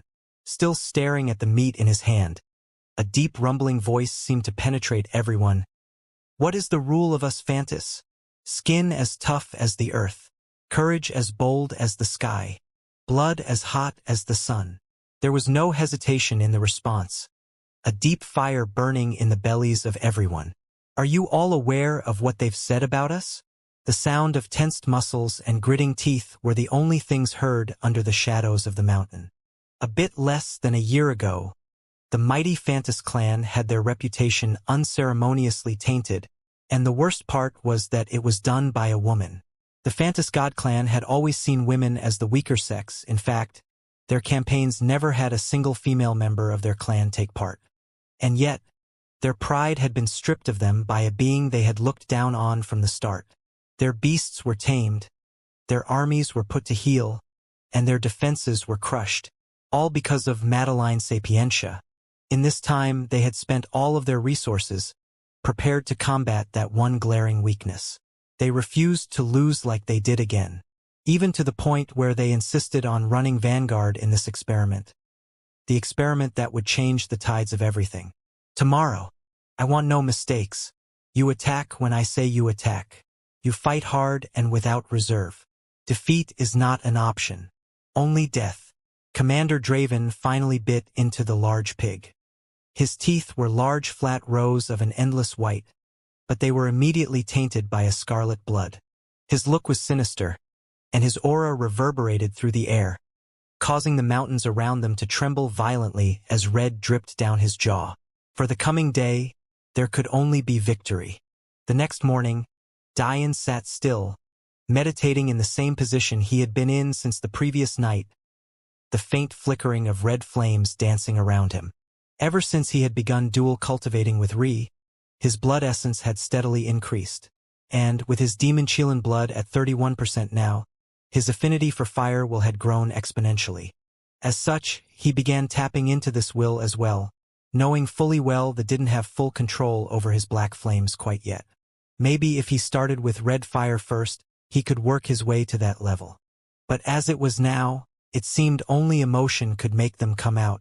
Slowly, the red flames blazed, increasing and shrinking to Dian's will. 6th level is my cap. If I stimulate my demon Qilin blood, I should be able to tap into the 7th. If I use my humanoid manifestation, I should be able to tap into the 9th. That's enough.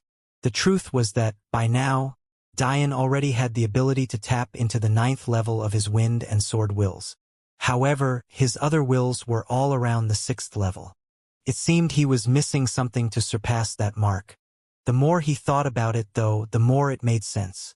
His weapons hall manifestation gave him high affinity for weapons, so his sword will being high made sense. In regards to his wind will, he had been confused at first. Why was it so easy for him to learn?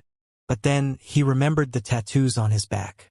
How could Dian have a manifestation with wings and not have a wind will affinity? All of this confirmed one thing. He hadn't integrated enough of his blood essence yet. His soul was melded perfectly to him, therefore he benefited from 100% of its affinity. However, with his blood essence not being fully integrated, his affinity for wills other than wind and the sword were lacking. That said, he had only been practicing fire will for as long as he knew he would be facing the Phantas clan, meaning he had learned up to the 6th level of fire will in a single night. Those flaming black gold circles of my humanoid manifestation. Dian was perfectly right. Even though the black flames flickered in and out of existence, it still boosted his fire will affinity to this level. Dian took a deep breath, finally resting. Taking out some spiritual fruit, he ate hungrily to alleviate his fatigue. Suddenly a gently voice came from behind Dian. "Did you go out last night?" Dian suddenly felt like laughing. This sounded exactly like the start of a conversation in a romantic comedy. Maybe those shows I showed Ri are influencing her. "Yeah. I went to prep the battlefield." 2 delicate hands slid across Dian's shoulders as he felt a soft kiss on his ear. "You should have brought me with you. Did it go well?" Dian reached back, pulling Ri into his lap. "Let's just say the Phantas will have a really tough time using their earth will effectively." Ri giggled. "You should tell people about your plans, you know. It'll make us worry less." Dian grinned. "Only me and my lovely fiancé need to know," he said, lightly kissing Ri's neck. "Did I ever tell you? You smell like lavender floating in an ice pool? How am I supposed to focus with you here?" Ri pouted. "You seem to have focused just fine last night. Don't think your flowery words will work with me. I'm not as naive as little sister Dell."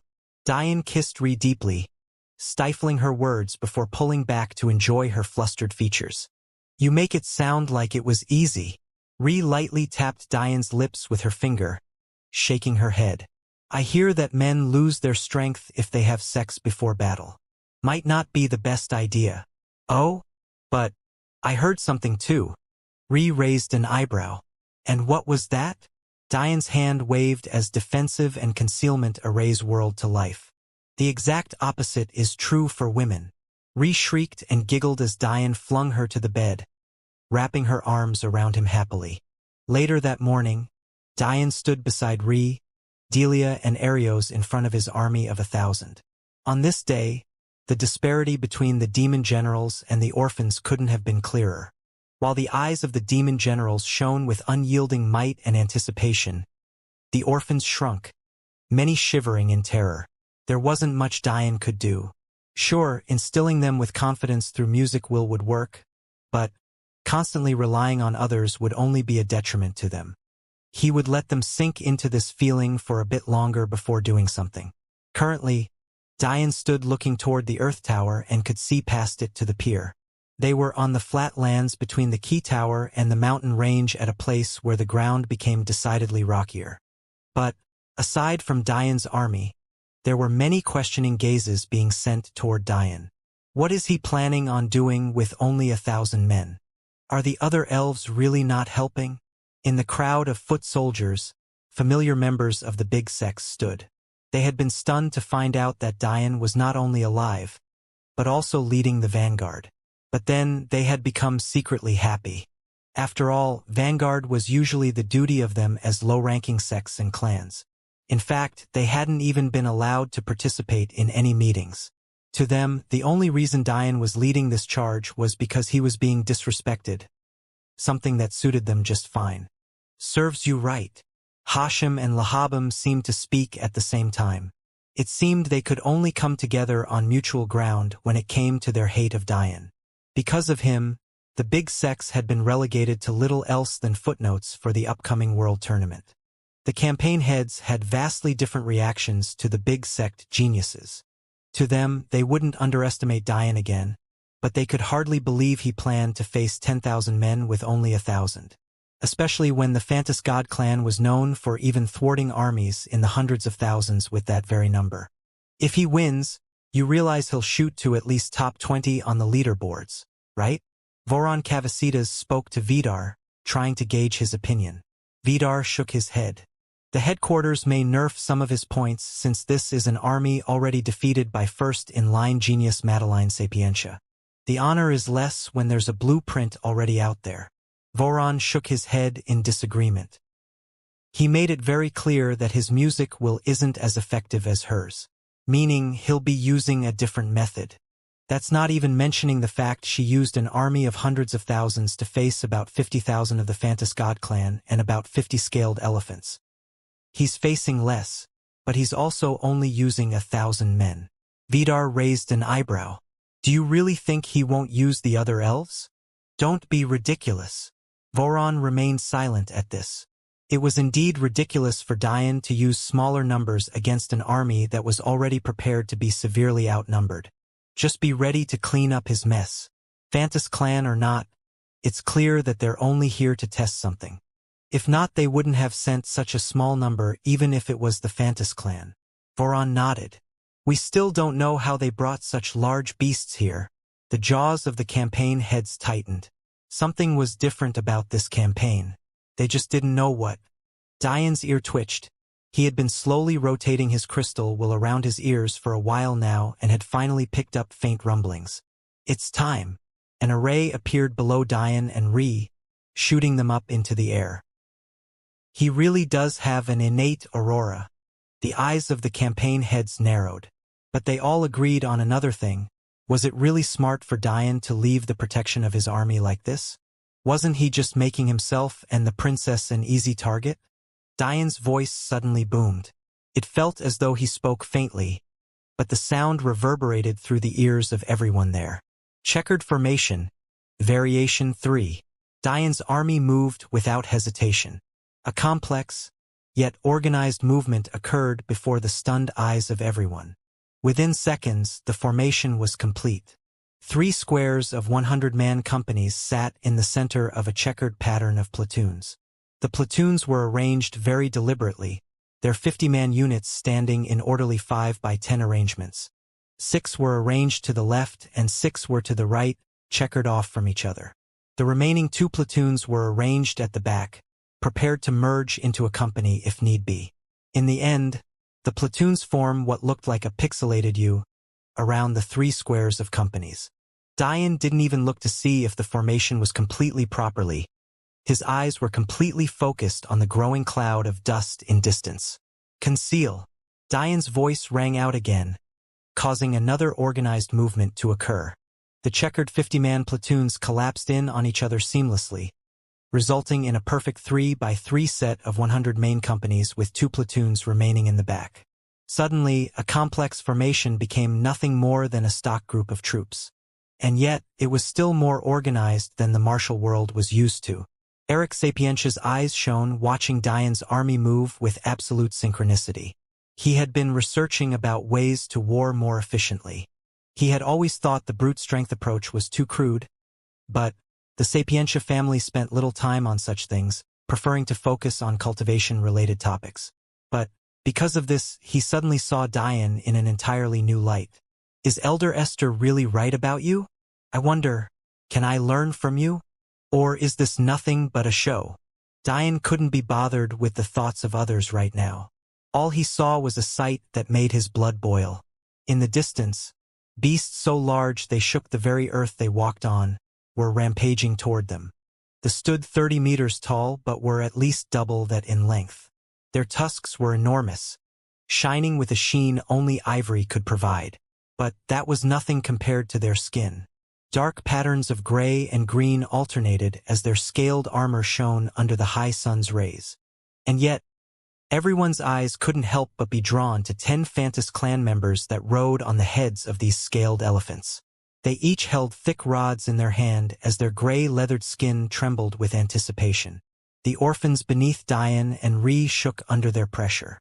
The bloodlust and unyielding will for victory coming from the Fantas was something they just weren't ready for. Suddenly, a deafening roar sounded. It wasn't from the mouth of the grumbling scaled elephants, or their 10 vice commanders. Instead, it came from the ground. Boom! The earth shattered before the charging army. And, as though it was planned, they had already moved out of the way. A massive scaled elephant appeared, standing 50 meters into the air. On its head stood a leader of unmatched aura. He stood 5 meters tall and his hand was gripped around a javelin, his thick rod strapped to his back. Diane suddenly laughed, causing Ree to look at him questioningly. You want play? All right then, let's play. Diane's demeanor completely changed, an eerie darkness exuding from him as a pagoda dripping with blood-red aura manifested itself behind him. The doors suddenly opened, a blinding white light charging for his hand. The eyes of Commander Draven sharpened, gripping the javelin in his hand tightly as he stared at Diane. You dare accept my challenge? The rumbling of the scaled elephants never ceased. They were now within a kilometer of each other. But this distance was nothing when it came to a javelin's throw. Diane said nothing as his wings bloomed from his back. Writhes of flames coated the javelin in his hand as he stared down at everything with disdain. Suddenly, crystal will bloomed around him as the spear of flames in his hand lengthened again and again. Soon, Diane stood alone above everything, staring down at the charging scaled elephants with a pillar of flames reaching 10 meters long in his hand. Diane grinned, propping up the javelin to throw as wind and sword will picked up, spiraling violently around it. It's time this martial world understood my arrogance. Diane flew in the sky, almost as though he was one man against the world. His troops became nothing but a backdrop. However, his tall back, his unmatched confidence, the grin on his face made the hearts of his army light on fire. There was no longer doubt in their hearts that this was a leader worth following. Commander Draven stared at the man with a white and black wing, his veins popping in anger. It was one thing for a prestigious commander of the Earthgate to look down on him like this, but this was a boy of not even 16 years of age. A boy no one knew. You have a lot of nerve. Ree looked up at Diane's back, a smile blooming on her face as faint snowflakes began raining down around her, her hair fluttering gently in response. Diane's demonic will bloomed, the sky seemingly reddening in agitation as his arm cocked back. First act, first stage Demon Emperor's will, perfection. Commander Draven's eyes sharpened. Body-enhancing technique. Diane's skin reddened as blood raged through him. The javelin's flames left an uncomfortable heat on everyone below. But suddenly, something changed. The wind and flames merged, a tornado of fierce reds and yellows bathing Diane's arms in an endless blaze. But that wasn't all. It began to drip with a bloody aura. Demonic Sovereign will etching patterns of a black-red into the already domineering pillar. What is he doing? That's too much for one attack. The campaign heads were beginning to feel real threat. The amount of wills Diane was melding into one attack completely surpassed their expectations. But the majority of the problem lied in the fact they had no idea what he wanted to use this attack for. Was he trying to take out Commander Draven in one shot? Did he really underestimate them that severely? Eric's brows furrowed. Just another brute. But suddenly, all thoughts froze as Diane's arm careened forward, his torso rotating so quickly that the javelin disappeared from his hand in an instant. It tore through the air, rings of displaced space booming into existence as though the sky itself was shattering. Commander Draven's eyes widened, his heart palpitating in agitation. The demonic will dripping off of the spear of flames, the killing intent aimed for no one else but himself. It was as though for but that instant, he couldn't move.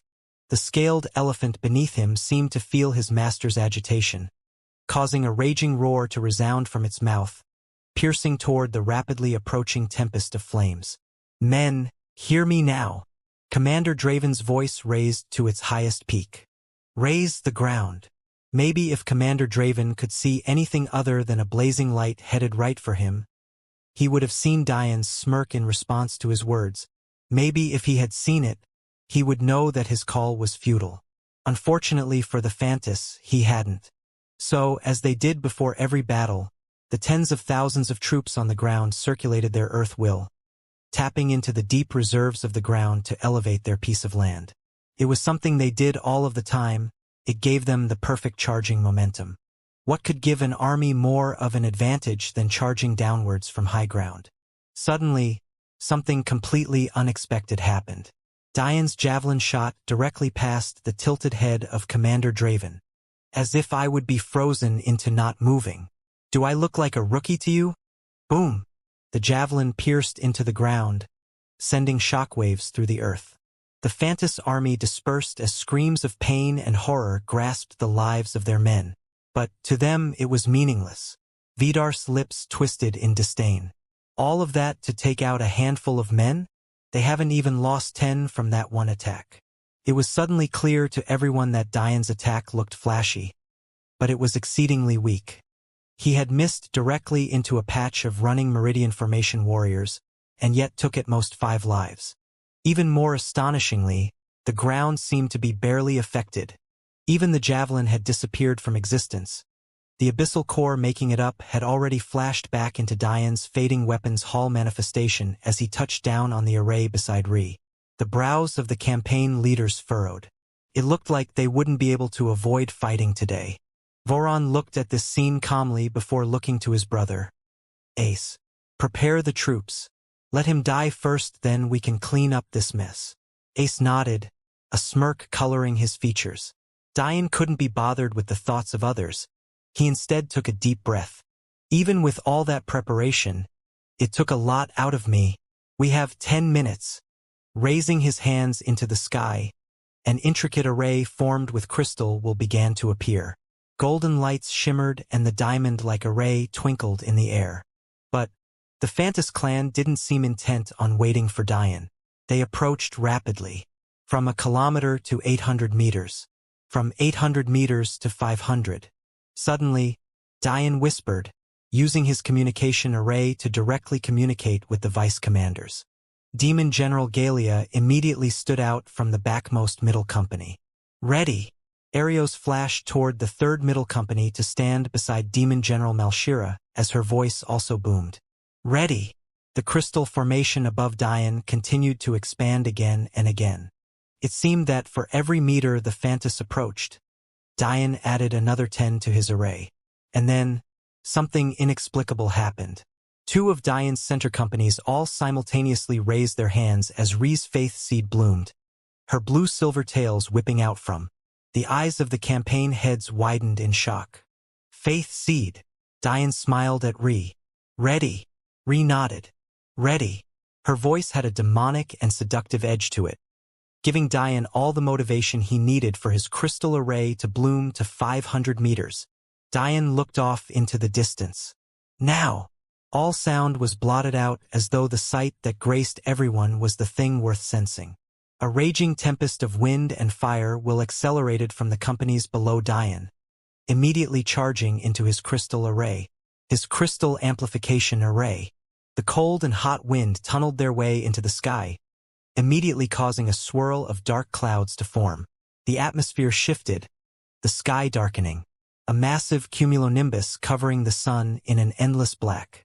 The booming of thunder tore through the battlefield as the clouds seemed to rumble to life, endless sheets of water pouring down it and coating the lands almost instantly. But the Fantas didn't seem to care. What was a weather change to them? But what they didn't notice was that their beasts were being coated with the relentlessly pouring rain. There was no escaping it. Delia, Vice Commander Ithiri. No other words were needed. The foremost company of 100 men and the 2 women stepped up. Delia's hazel eyes iced over into a cold blue, her hair turning a blinding shade of white as she lifted her hands up to Diane's amplification array. Ree's muscles flexed, massive beams of ice were forming at the tips of each and every one of her tails. Then, a blaze of blue shot from them, amplifying into massive pillar of light before charging into the rolling thunder clouds. Suddenly, Commander Draven realized something was wrong. Since the time he had issued the command to raise the ground, less than half a minute had passed, and yet that was too long for nothing to have happened. However, before he could call out again, the temperature rapidly dropped. Looking up into the sky, Commander Draven shivered. It was snowing. Everyone was stunned. Snow? What was the point of that? Suddenly, Eric realized something. The land, it's not elevating even though the Fantas commander called for it. Confusion covered his features until his eyes widened. The javelin? The Fantas were beginning to panic. They were less than 500 yards from clashing with the Earthgate army. But their momentum was being slowly crushed. Not only was their footing being ruined by the ice piling on the ground, their scaled elephants were noticeably slowing. Commander Draven roared in anger. "You damned beast! Move!" But there was no response. The usually rowdy and vicious scaled elephant had lost its fire. The water that had coated its skin was slowly icing over, and although that wasn't enough to encase it in ice, something else entirely different was happening. The charge of the elephants slowed. For 100 meters, 350 meters, 300 meters, and suddenly, 10 of them stopped, collapsing to the ground. Their breathing was nearly non-existent, their robust scales covered in a sheet of thin ice. The last of them, Commander Draven's pride and joy, let out a sound that resembled nothing more than a whimper. Its foot lifted in a final act of defiance. But the cold was too much. Boom!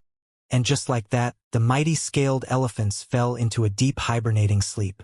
Everything was silent. The Fantas God clan didn't know what to do. Their commander and vice commanders had lost their beasts. They couldn't elevate the ground to gain a topical advantage, and now they were 10,000 against hundreds of thousands. Commander Draven shook violently, standing on the head of his collapsed beast. "Not like this. I refuse."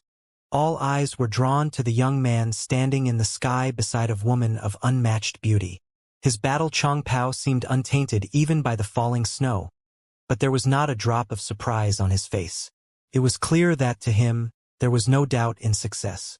In all these years, the martial world had ignored a glaring weakness of the Fantas. In fact, the weakness was never exposed only because the beasts usually played a defensive role near the gate entrance of the opposing universe.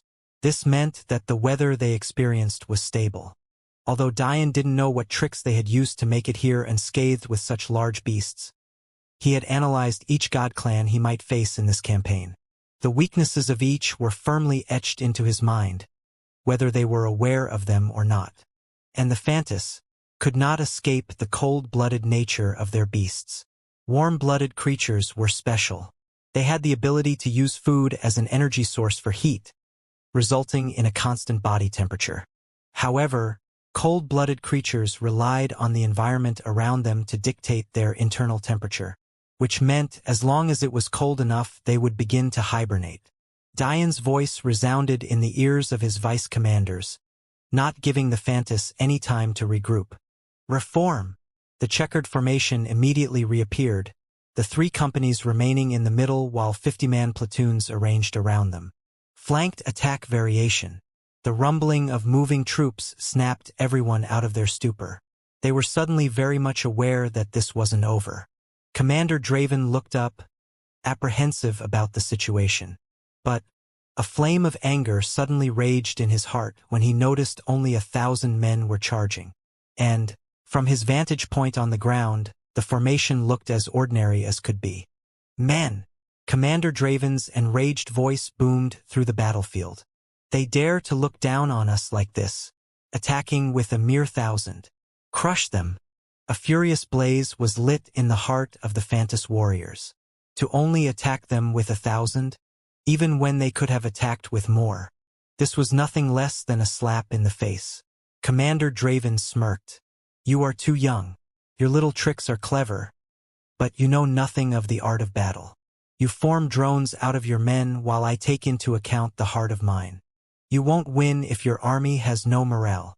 Draven watched happily as Dian stood in the air as though he was king. But, to everyone else, Dian was too naive. However, how long would that really last? Dian's voice boomed, laced with a compelling power that seemed to stifle even the rumbling of the battlefield. Demon generals, remind them who you are. A bloodlust seemed to begin dripping from the skies. The white snow suddenly felt like it was a rain of blood.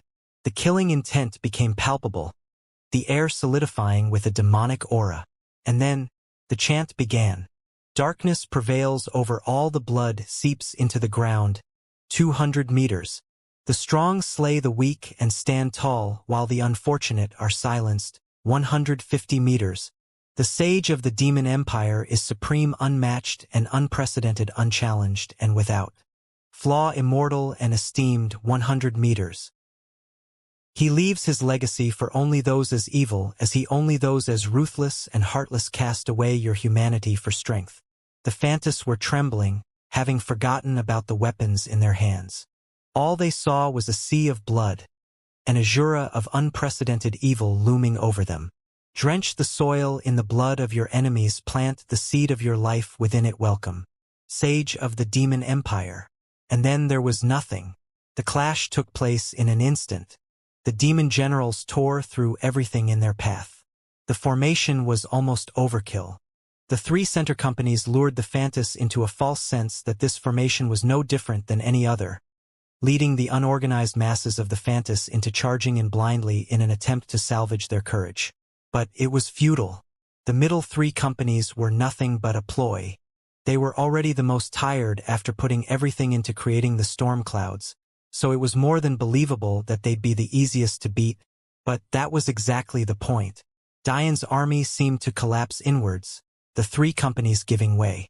The two front companies peeling to the front, while the one further in the back peeled backwards. But then, Dian gave the penultimate order, standing in the skies domineeringly.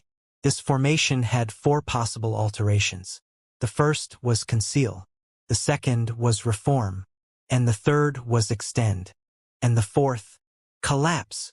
Suddenly, the pixelated U-shape of the formation changed.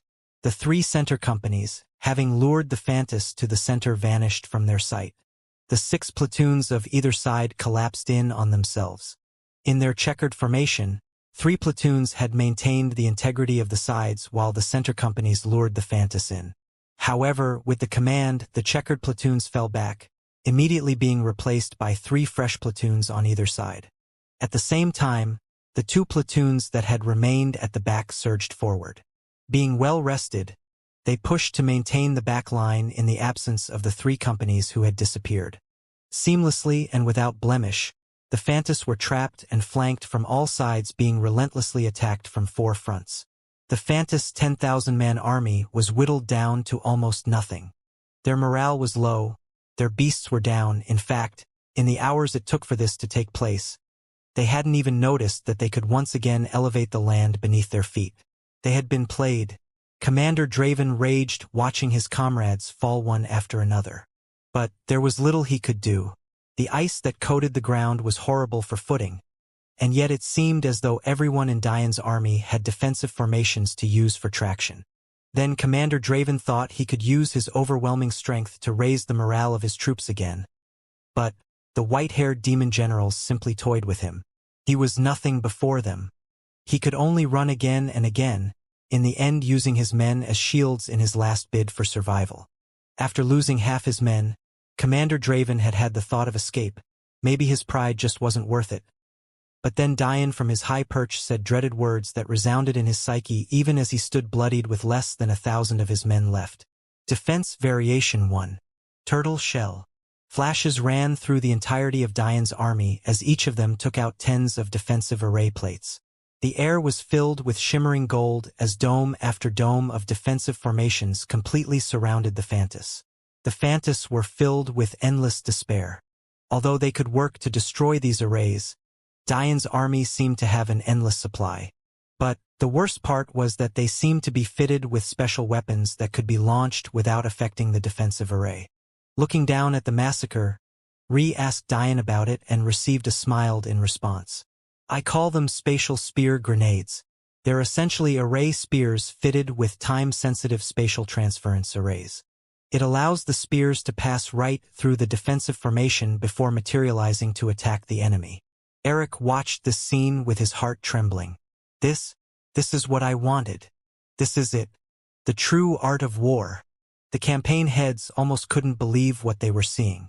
Regardless of the fact that Commander Draven wasn't the best the Fantas had to offer, he was without a doubt in the top 3 campaign leaders they had.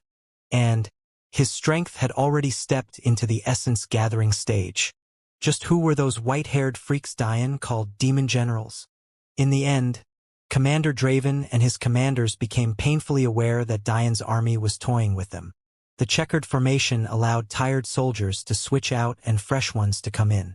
The back and front lines constantly alternated as well, and yet it was all done without a hitch. Commander Draven could only watch helplessly as his scaled elephants were being constantly rained down upon with ice will.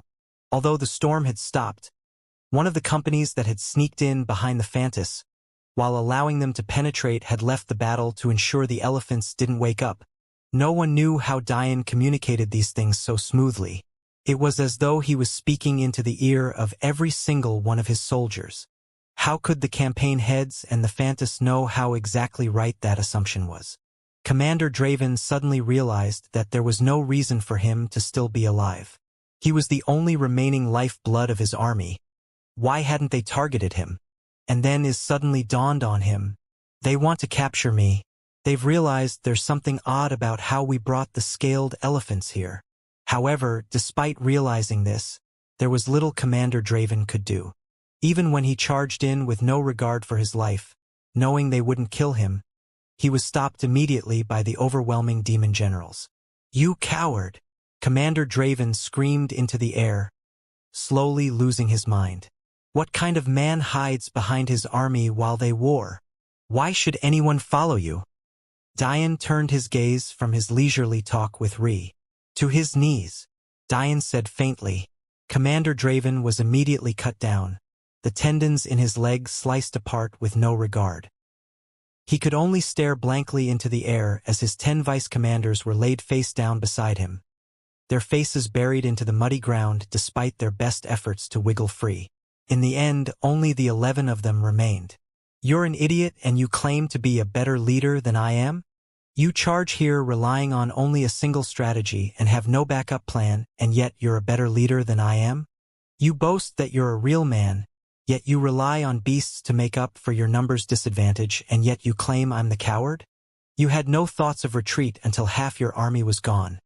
And yet you used your own men as shields before you realized we were keeping you alive. And yet you still claim I'm the coward? Dian's words were like sharp swords, piercing in the heart of the commander of the Fantas again and again. You were too prideful, assuming you were above everything when really you only deserved to kneel before me. Suddenly, Dian looked up into the distance. Take notes. When you decide you show yourself, I'll crush you just the same. With that, Dian commanded his army to hand the prisoners to campaign head Akash. Dian touched down from the sky, holding Ree's hand with a smile on his face. Akash could only shake her head bitterly. I didn't earn these prisoners, Dian. You should take credit for the information we get from them. Dian grinned. What do you mean, Commander? I came here under you, so all of the work I do is under the Elven Kingdom name. In fact, I placed all the merits of today's battle under my little faux glacé's name. I want you to know that I am here for the Elven Kingdom too. I remember the promise I made very well. It may have been to Primrose at the time, but wasn't Primrose acting princess?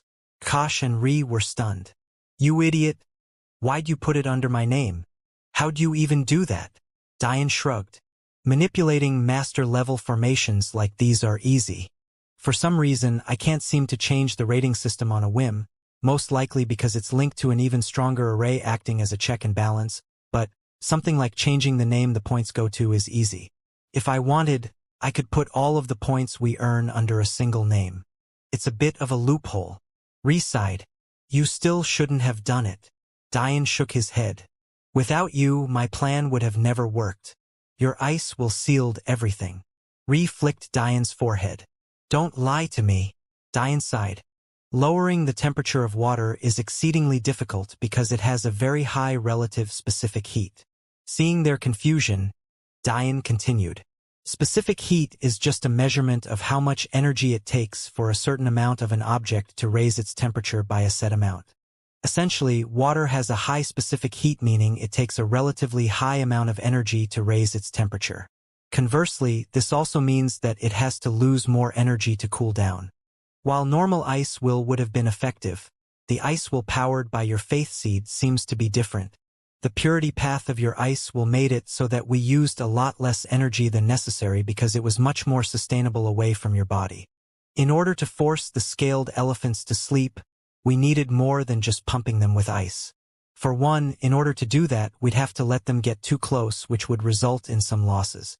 Also, it would take more time as well. The fact they were coated with water before the temperature dropped made the cold all the more piercing to them. Ree's eyes shone listening to Diane. She still didn't completely buy that she made or broke Diane's plans.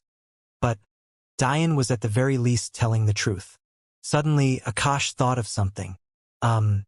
Diane? Yes. Diane responded, looking up from Ree. When you were speaking to Commander Draven, it seemed you also addressed someone else? Diane's eyes sharpened at this question. There's something odd going on here. This seemed like a test run rather than a real attack.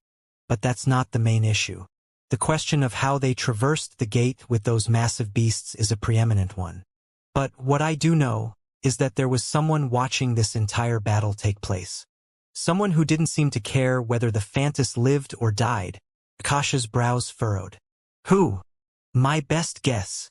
Diane looked off into the distance, a pensive look playing his features. They're innate Aurora wielders. Diane turned back to Akash, taking his mind off of their observers. The mountain range was much too large and innate Aurora wielders were much too versatile to handle nonchalantly. Diane's hand flashed as a ring appeared in it. Handing the ring to Arios, he spoke. This ring is filled with medicinal pills. I ended up having to buy them because I simply didn't have the time to make them myself. But they should be good enough for now. We were lucky enough not to lose any members this time because the demon generals protected their groups of 10 well, but it's best we don't allow injuries to pile up, or else it's only a matter of time before someone dies. The surrounding campaign leaders looked at Diane as though they were staring at an alien. Spending money on medicinal pills for foot soldiers? Who would be willing to bear such a cost? Diane raised an eyebrow at this reaction. If you don't treat your army well, why should they treat you well? This was a simple concept, it had nothing to do with money. In fact, if you kept having to replace members of your army because they got injured, they would never become elite. And if they never became elite, you'd be stuck in a perpetual rut of mediocrity. The martial world was too concerned about the growth of their campaign leaders and didn't pay enough attention to their foot soldiers. No one wins a battle alone. Arios nodded, taking the ring to handle the task Diane had given him. He was quite painfully aware that although Diane was standing tall now, his fatigue was unquestionable. Diane had already been drained after amplifying so many attacks, but then he forced himself to stay out even further past his limits just to make sure communication was seamless. The problem was that communicating took even more soul power. Diane hadn't rested all day. Ree looked at Diane's side profile, worried. Any casual observer wouldn't see anything wrong with Diane, but Ree could clearly see his clenched jaw and pulsing veins. He was ready to collapse at any moment. Ree tightened her grip on Diane's hand, sending her soothing ice will to stabilize him for the time being. She smiled, hearing a message of thanks enter her ears. Diane looked up and into the sky. It had seemed easy, but he was aware that it was anything but. Had their commander realized that Diane could only stop them from razing the ground for 10 minutes, the turtle shell defensive formation would have been hard-pressed to continue working. In fact, if they had heightened their vantage point, they would have seen the quirks of the formation and maybe would have made countermeasures against it. Diane was snapped out of his thoughts as a familiar red-haired girl walked out from the crowd. "Big brother, let me help you with that. After all, the rest of us did nothing." Diane smiled. "Looks like I can rest easy." But thoughts of peace didn't last long before his dreams of sleep were interrupted by Eric. "Prince Consort Sacharo, do you mind if I ask you a question?" Diane was stunned by the form of address, looking at Ree before bursting into laughter. Oh, that hurts. Yeah, sure. What's your question?" Eric looked confused about why Diane was laughing. Wasn't a man marrying into a family via their princess known as a prince consort? What was funny about that? Diane almost started laughing again at Eric's reaction. "This guy is too serious." Eric shook his head, ignoring Ree's smile and Diane's antics. "What was the point of the javelin?" "I can answer that for you, actually." A faint voice rang out, causing everyone to look up and into the sky. The eyes of the campaign heads sharpened. Where'd he come from? Diane looked up to find a young man standing beside a beautiful young lady in the air. Beneath their feet, an array of shimmering reds lay, holding them up. The young man had short jet-black hair. He was handsome but rugged, standing at over 4 meters tall. However, his defining characteristic was a faint red scale that was etched into his forehead. A bestial aura emitted from him as his hand played with the woman by his side with no reservation. The white-haired lady herself didn't seem to mind. She was about 2 years younger than the young man, most likely around Diane's age, and yet she towered at 3 meters tall, somehow still dwarfed by the young man. However, her defining feature was a glittering blue scale at the center of her forehead. "It's simple, really," the young man continued. "The javelin was a misdirection. It was actually meant to complete a purification-type array. One that only lasts for about 10 minutes. The Phantas are just idiots. I could have sent them a message that would have changed the tide of the battle, but I preferred that they suffered for their ignorance." Commander Draven grit his teeth in agitation, looking at his tied-up brothers. The young man groped the breasts of the tall young lady, seemingly reminiscing. "It's the law of the jungle. The weak should die." Suddenly, the young man paused, sniffing the air and locking his eyes on Ree. "Interesting. So that wasn't a body modification technique, you're an actual beast. A beast worthy of being compared to my lineage, if I'm correct. And yet you gave your virginity to a human." Whore. Ree's anger raged. "How dare you?" Diane was silent, but his aura was anything but. Faint flickers of black flames danced in his eyes as he stared into the sky. His body trembled, but it was involuntary. He was truly too weak right now. And what wasn't helping was the fact he felt as though his demon-Chilan blood was being suppressed. The young man didn't seem to care about Ree's words. "I should take you right now. You'd make a good slave girl for me to toy with every once in a while. It seems you're quite loose anyway, right? It must be the greatest joke in existence for a human to be expected to curb the desires of a beast." The campaign leaders watched silently, which was something the young man clearly expected. They felt no obligation to help Diane. Suddenly, the woman by his side giggled. "Do you smell that?" She gently rubbed the crotch of the young man. "I smell an inferior bloodline. There's no doubt. He can't compare to you." The young man laughed, looking down on Diane. "Imagine that. A human pretending to be a beast. It's truly pathetic." Almost inexplicably, Diane's anger vanished as he looked to Ree by his side. Ree's brows furrowed. "Don't do anything stupid. You can always deal with him when you're healthy. Now isn't the time." "Ah yes. Since I've decided to not leave without this little beast girl here, You should just let her come with me. At least then, you can live for a bit longer. The young man looked at Ri with lecherous eyes. She was truly the most beautiful woman he had ever seen. Maybe only she can compare. Diane ignored him, walking to the Fantas troops. You called them idiots, right? You could have changed the course of the battle with a single message, right? The young man raised his eyebrow. What makes you think you have the right to ask me questions? Diane chuckled. I'm quite tired right now. The campaign heads scrunched their brows listening to Diane's words. What was he talking about? Even if he was tired, that shouldn't be something he told his enemy. However, insulting my woman is already enough to co-sign you to death. The young woman's eyes widened in surprise before she suddenly started laughing, as though she had just heard a funny joke. You're not even bigger than me. Her pinky lifted into the air with disdain. How could you possibly match up to my husband? Diane didn't look up, instead crouching down to one of the tied-up vice commanders and lifting his head up by his hair. Looking into the reddened eyes filled with hatred, Diane chuckled. If you like choosing your women based on how big they are, you might want to reevaluate this macho man stance of yours. The eyes of the young man sharpened at Diane's words, instantly understanding the innuendo. It seems you don't want to live today. I'll cripple you first. His aura changed, a crackling fire red blooming around him. Then, I'll strip your woman down in front of you and take her. Diane nodded. That's 3 times now. Diane lifted up the vice commander, grasping his throat. Only a higher foundation stage soul at Essence Gathering? Pathetic. An inhuman roar ripped through the throat of the vice commander as his veins popped. His body looked as though it was being deflated, Diane's touch being nothing less than his death sentence. In the distance, Arios was leisurely administering medicine to the troops. He and the demon generals hadn't even looked to help Diane. If he needed their aid, he'd have asked for it. They smirked to themselves as they watched Diane go from vice commander to vice commander, devouring each and every one of their souls. The young man watched this scene up in the sky, not entirely certain of what was going on. All he could tell was that Diane was killing the vice commanders, but that was good news for him. Finally, Diane reached Commander Draven, much to the commander's dismay. But he stopped. I think that's enough for now.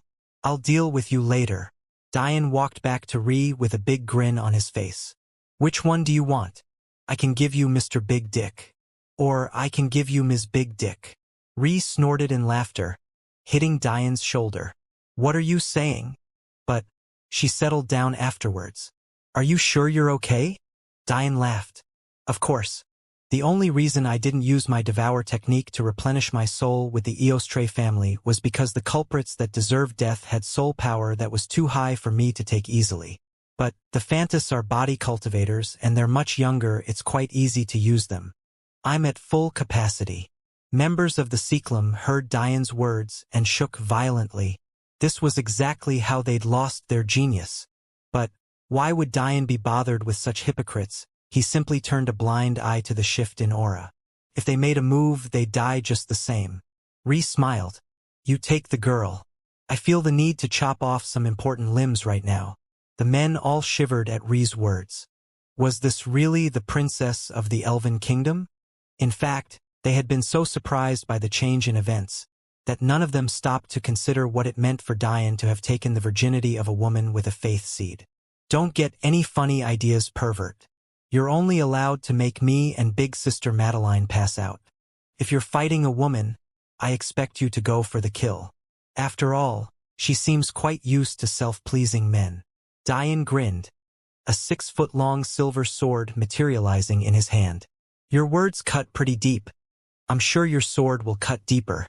Diane turned to the fuming couple in the sky. I'm quite aware that you have no confidence in showing yourselves here. The only reason you risked it is because you don't want us to find out what the commander knows. Unfortunately for you, in the process of doing that, you've angered me and my little faux glacé. There is a price to pay for such things. And today, that price is death.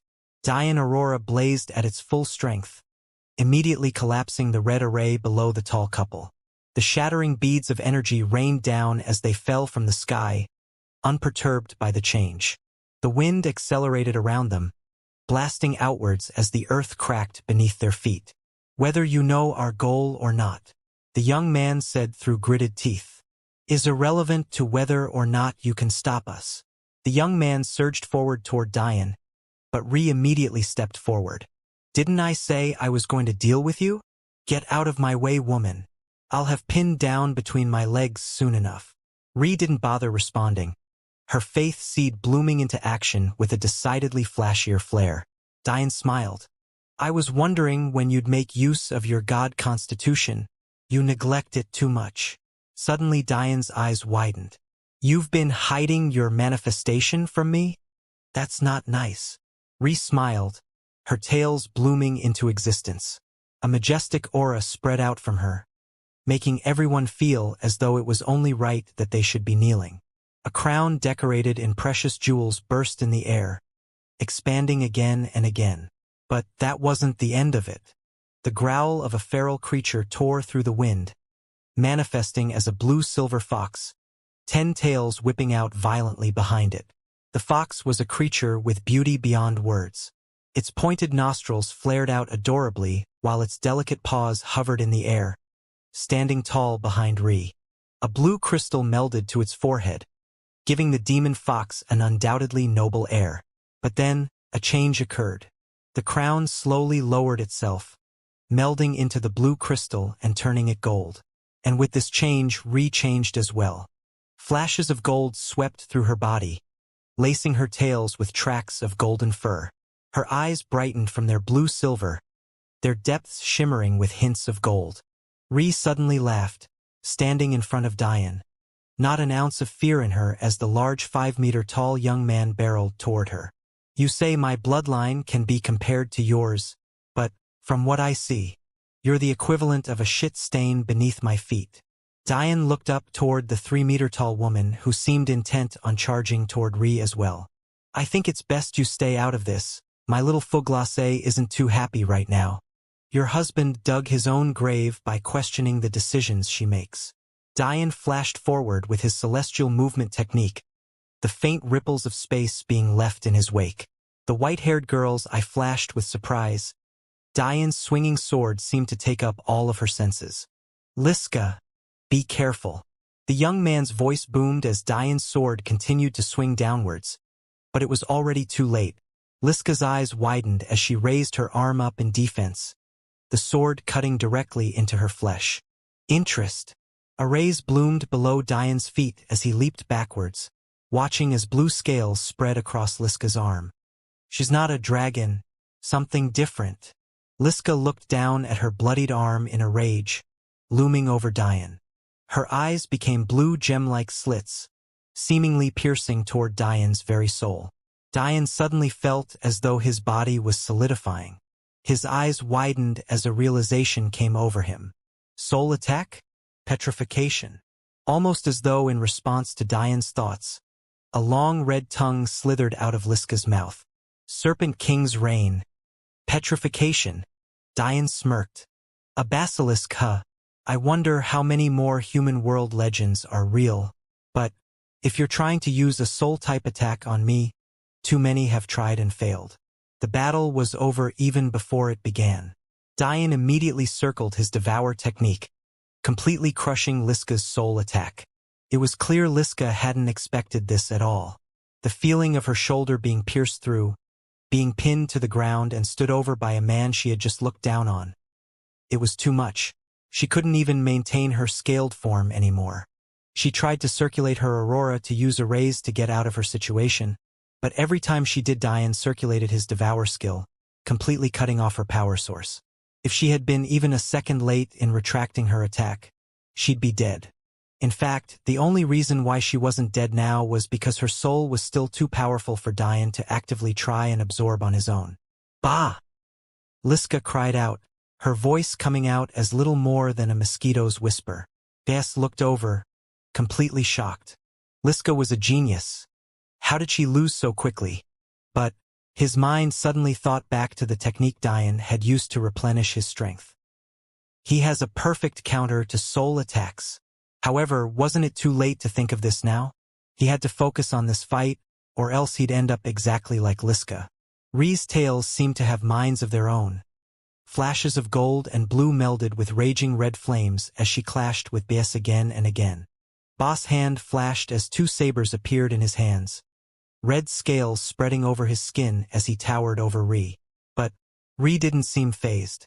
Her tails seemed to have an odd pure energy that blocked attacks out of her normal range, threatening BS with their power every time they whipped out.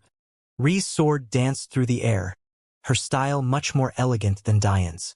It was as though she was drawing in the air, her sword the very reincarnation of softly falling snow.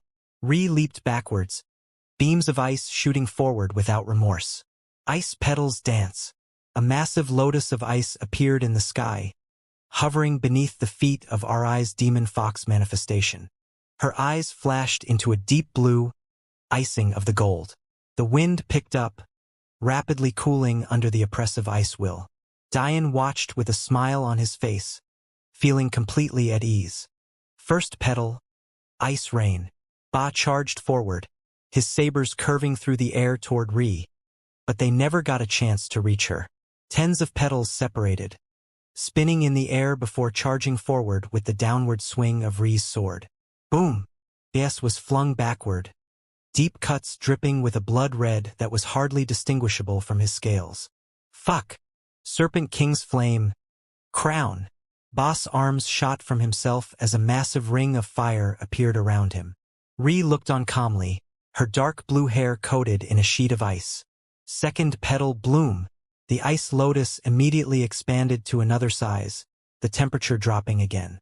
A shimmering light of blue and gold raged through it as Ree pointed her sword forward, her hair fluttering in the strong winds along with her tails.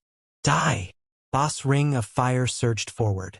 But, almost as quickly as it spread, it was stifled just as easily. The lotus slowly descended from the skies, as though there was no choice but to wait for its fall. Bess could only look up in the sky helplessly, his body locked by an inescapably piercing cold. Diane smiled. I guess it was a mistake to anger her. Ichem? Well, I'd say you live and you learn, but... Diane's thoughts froze as his eyes widened. Ree, move. Ree's move was taking too much focus. She had no thoughts to deviate to her surroundings. And unfortunately, that was the opening someone else took to attack. Diane's body flashed, completely ignoring Liska and leaving his sword in her shoulder. No! A calm-looking young man appeared from seemingly empty space. He had a flower in his long black hair and held an oil paper umbrella in his hand. It was as though he was taking a leisurely stroll instead of stepping into a raging battle. His umbrella folded, piercing toward Ree's back. A golden array bloomed in the direction of Diane, trying to slow his pace down. Diane's eyes flashed. Innate aurora. They have 3 of them, not 2. Wings burst from Diane's back, his humanoid manifestation appearing in an instant, skyrocketing his soul to the peak of the essence stage. The eyes of the young man widened. He had no idea Diane had a second manifestation, much less one that boosted his soul strength. The young man's array shattered immediately, much too hastily made to match up to Diane right now. His lip curled in disdain as his umbrella continued to pierce forward, but Diane was having none of it. His eyes raged with purple gold, an intricate lower master-level defensive formation blossoming in the air between Ree and the umbrella. But the young man remained unperturbed, a stream of energy flying outwards from his umbrella and towards Ree's back. Diane flashed forward again and again, feeling his legs crack and fracture under the constant pressure of pressing his celestial movement technique forward with amplification arrays. And then, just as the energy was about to reach Ree's back, Diane lunged forward. First act, 3rd stage Demon Emperor's Will. Diane's body immediately expanded to 5 meters tall, his muscles tearing and ripping under the strength of his first transformation of this level. He wrapped his arms around Ree, pulling her out of her attack. The lotus exploded in a rain of ice, piercing toward Bias. Ack! Diane grit his teeth as the black crystal-coated scaled on his back were pierced by an inexplicable energy. It seemed gentle, and yet so grating, calm, and yet so raging.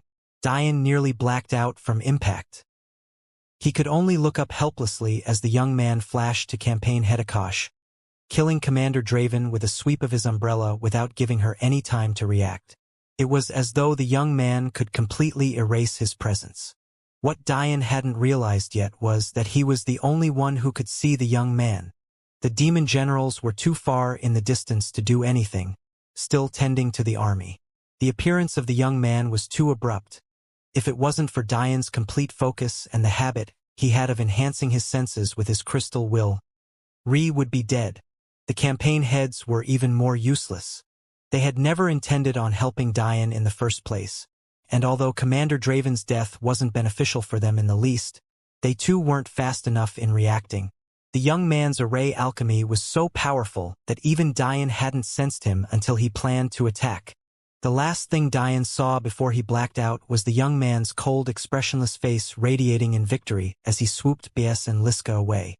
"Weren't you going to crush me just the same when I appeared? Why are you lying on the ground now? Pathetic." Reese lay under Diane in shock as her transformation slowly disappeared. "Diane? Diane!" Ree pushed herself up, rolling Diane off of her back. She wanted to chase after the young man to get him back for what he did to Diane, but a sudden coughing snapped her out of her thoughts. Ree looked down to find a wincing Diane. "You idiot! I should knock you out again." Diane chuckled. He could clearly see that despite her words, her hands were trembling as she held on to him. "Help me circulate some celestial will. He left some odd energy in me and it's affecting my control." Ree nodded, immediately grabbing onto Diane's hand and trying to circulate her celestial will. Because of her affinity for purity given by her faith seed and God constitution, she had already reached the 3rd level, enough for Diane to get a grip on himself and take over. However, even as the energy was slowly purified, Diane's frown became deeper and deeper. He felt his organs slicing apart. The energy was heavy and permeating. It was as though it had a will of its own. Just what is this? The crowd of campaign armies watched this scene, speaking amongst themselves. Akash was completely disgusted with herself. She was supposed to be the campaign head of the elves, and yet Diane had done all the work so far, and all she had done was lose a prisoner. In fact, she hadn't even realized what was going on, or even why Diane was running toward Ree until he was suddenly heavily injured and Commander Draven was no longer breathing. How could non-innate Aurora wielders, especially when matched up against someone with a higher cultivation than them who also happens to wield an innate Aurora, possibly detect them? Even those with cultivations higher or comparable to the young man weren't focusing on finding a hiding entity. After all, they were only aware of the opposing universe having 2 innate Aurora wielders. They had never seen that young man before. Delia and Ava had been near the edge of the army, tending to the wounded foot soldiers, but with Diane's injury, they immediately sprinted to his aid. Diane sat up slowly as the last of the energy was purified. Although he was worried at taking so long, he had prepared exactly for this instance. He was getting quite tired of taking months of time to recuperate, so he had used his pill condensation technique to combine Grandmaster-level healing pills into their original potent form. And luckily, since healing pills were more ubiquitous than Constitution Awakening pills, he had formed many more than just 3. Diane's hand flashed with a pill he immediately swallowed, circulating it slowly. The campaign heads felt they had no reason to stay. Whether Diane survived or not was something they cared about, but a sudden voice stopped them. "It's best you all stay and listen to me carefully. Well, that's if you want our planet to survive. Because if I'm correct, and I most likely am, there will be no negotiation this time." Delia and Ava reached Diane's meditating figure, looking down at him with as much confusion as everyone else. The brows of the campaign heads twitched. "Didn't you just lose? What could you have possibly learned from that? That you're weak?" The only one who seemed to react differently was Eric. Although the other campaign heads couldn't be bothered to realize the genius of Diane's tactics, he could. "What did you learn?" Diane looked up toward Eric and smiled, feeling his aching muscles slowly mend themselves. "I learned about why they came here, of course." Ace's lip curled with disdain. "Was what you learned written in the ground? It doesn't seem like your eyes could have been facing anywhere else." You guys don't have to worry so much. I'm fine.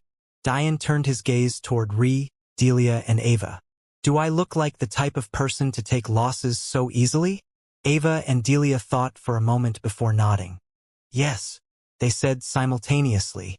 Diane laughed, not knowing how to respond. Maybe they were right. He did do reckless things for apparently no reason sometimes. Ree giggled, flicking Diane's forehead. Idiot. Diane sighed. Didn't anyone ever tell you explaining a joke ruins it?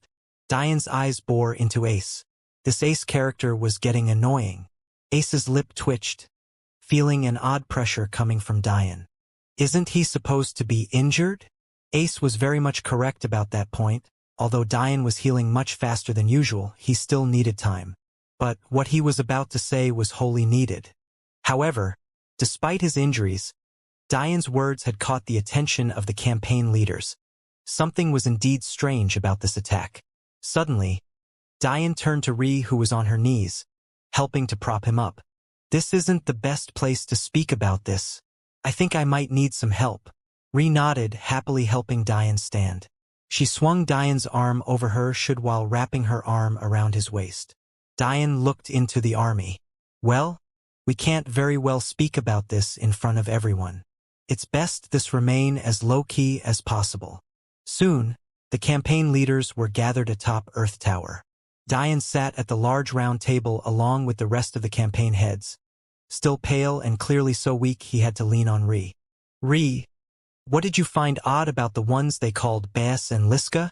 Everyone seemed surprised by Diane's question, but they quickly recovered. Although this woman was by Diane's side all of the time, it was probably time they recognized her as the princess of the Elven Kingdom. For one, most glaringly, although they pretend to be innate Aurora wielders, they aren't. Silence reigned the room. Many here recognized Bas and Liska.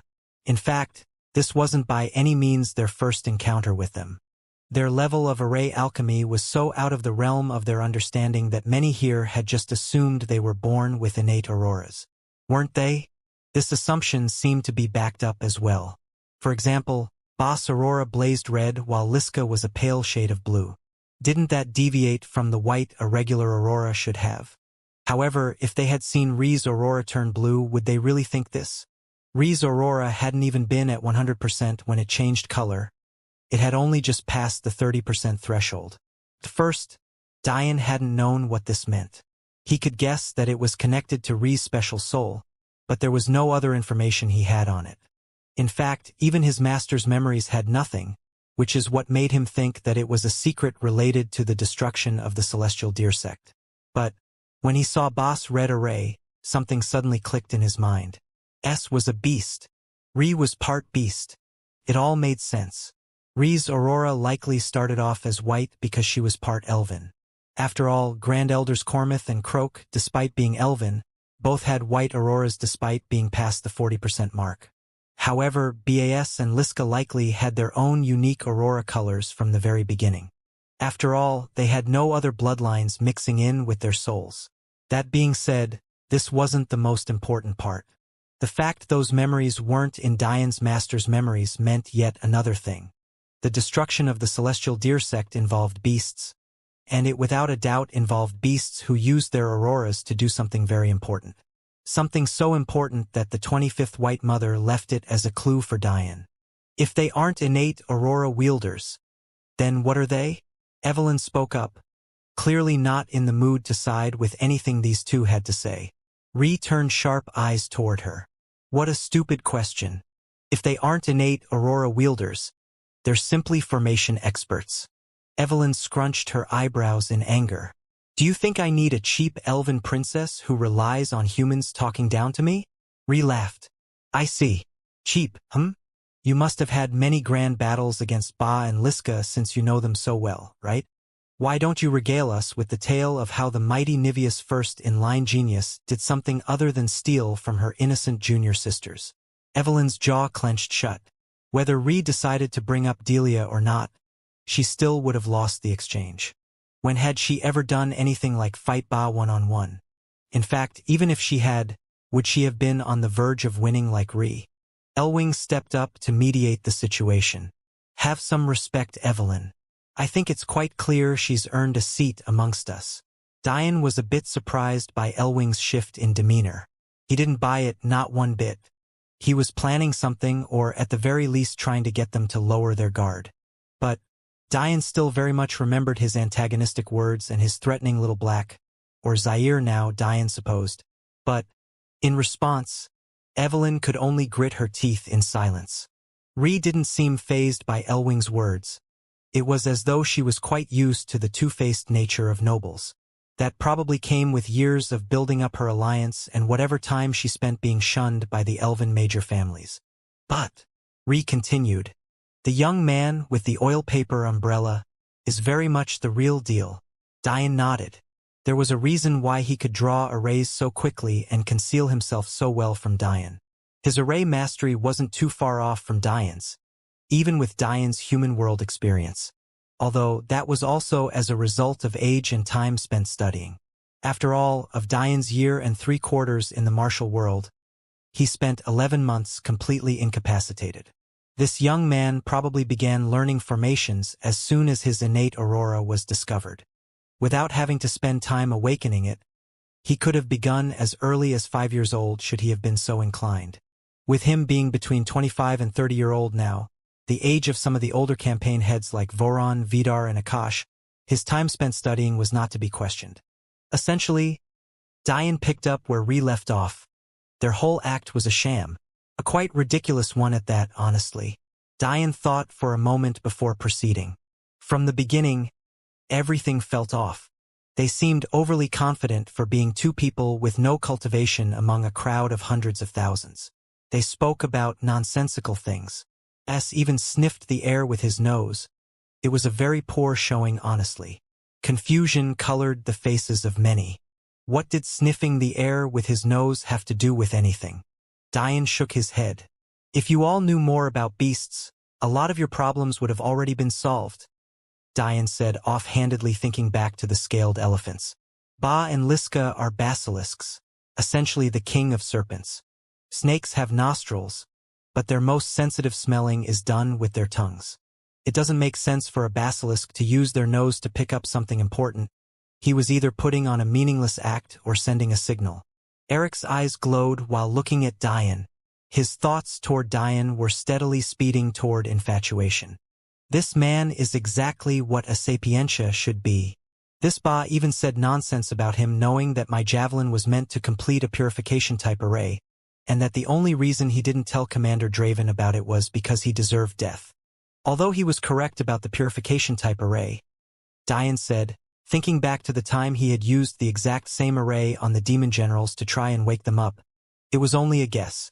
And it was a guess he only made after flying over the battlefield and feeling my residual celestial will. Then, what did they do all of this for? Asked Voron. Voron was actually the more reserved of himself and his brother. However, that didn't mean his battle spirit didn't blaze like a Cavasitas should watching Diane's battle. All of it was an act centered around one thing: killing Commander Draven and his men, because they held secret they didn't want any of us to know. But if they held this secret, and they're all dead now, 10 of which you killed by the way, why are we having this meeting? Vidar spoke up, questioning Diane's purpose. Well, even if there was no remaining information left to be told, the mere fact Bas and Liska are innate aurora wielders is important enough. That not only raised morale, it makes you less apprehensive in dealing with them. They draw arrays significantly slower. The range of the sixth sense is nearly non-existent before surpassing the 50% mark, and their array alchemy stamina drains faster. That completely shifts everything. Many nodded. That piece of information was quite important. But it didn't change the fact they struggled with them. If they were so useless, why were they so good on the battlefield? As if reading their minds, Diane continued. The only reason you probably struggled with them is because the real innate aurora wielder was in the background. But his cultivation doesn't far outstrip any of yours, which is why he chose to remain hidden, controlling everything from behind the scenes. However, he was forced to come out today because he underestimated me and Ree. I didn't make use of my aurora for the entirety of the battle, and neither did Ree. Because of that, what he saw was something ranging between two possibilities.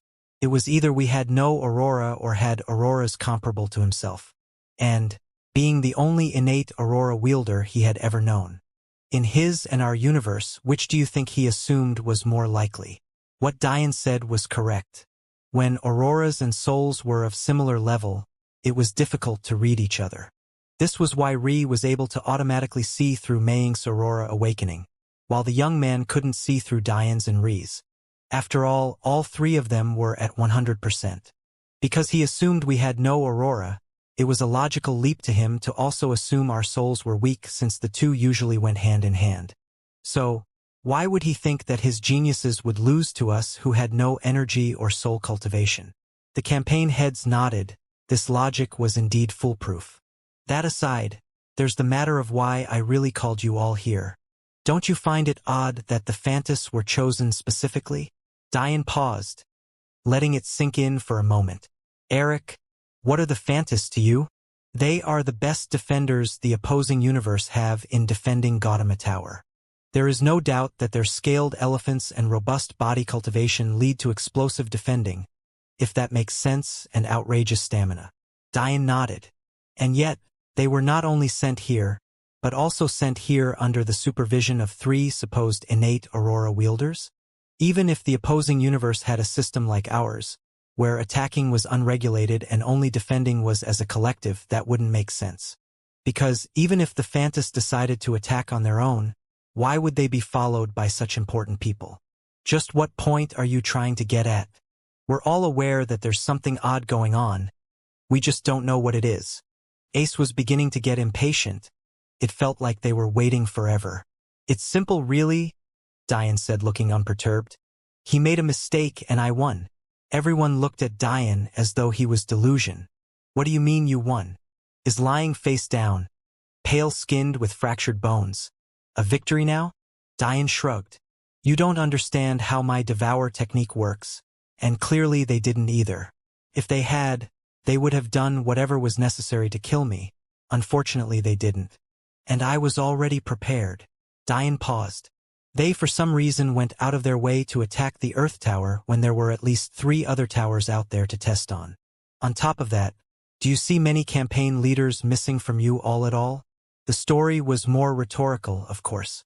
The Ragnar clan was here, the Pakel clan, although silent, was here, the Sapientia clan. No one was missing. And they had all come here to defend against the attacking scaled elephants. So who was defending the other 3 towers? A sudden dreaded realization hit the campaign leaders.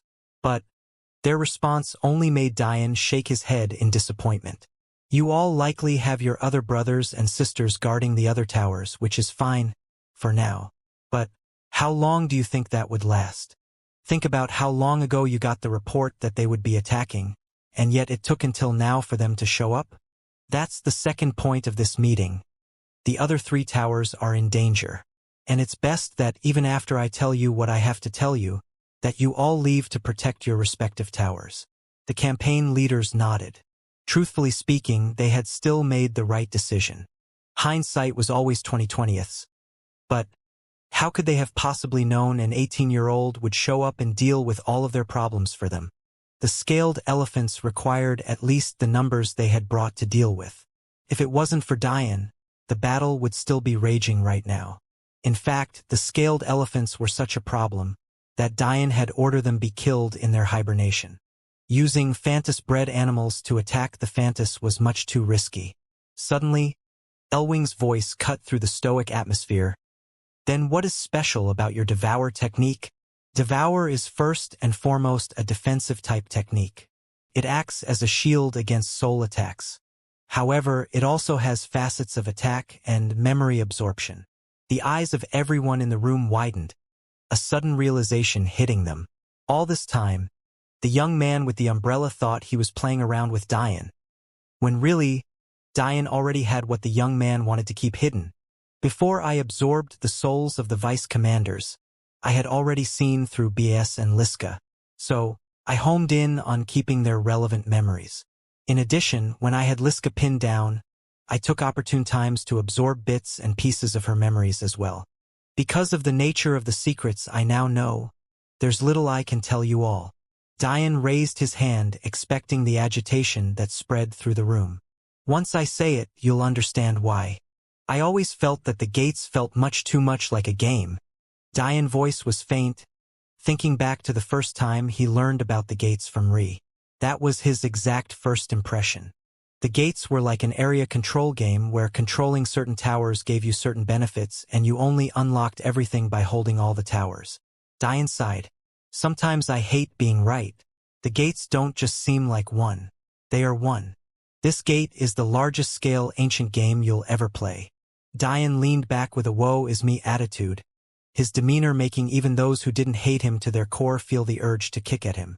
Over a year ago, Madeline had told Dian about the ancient games. To many in the martial world, they were simply a form of entertainment. 3 enigmatic games with admittedly odd origins, but also seemingly harmless. However, was that true? Were they truly harmless? And why didn't they think more about the kind of power it took to lord over the rules of these games? The mere fact it was impossible to speak about the rules amongst each other should have been a cause to pause.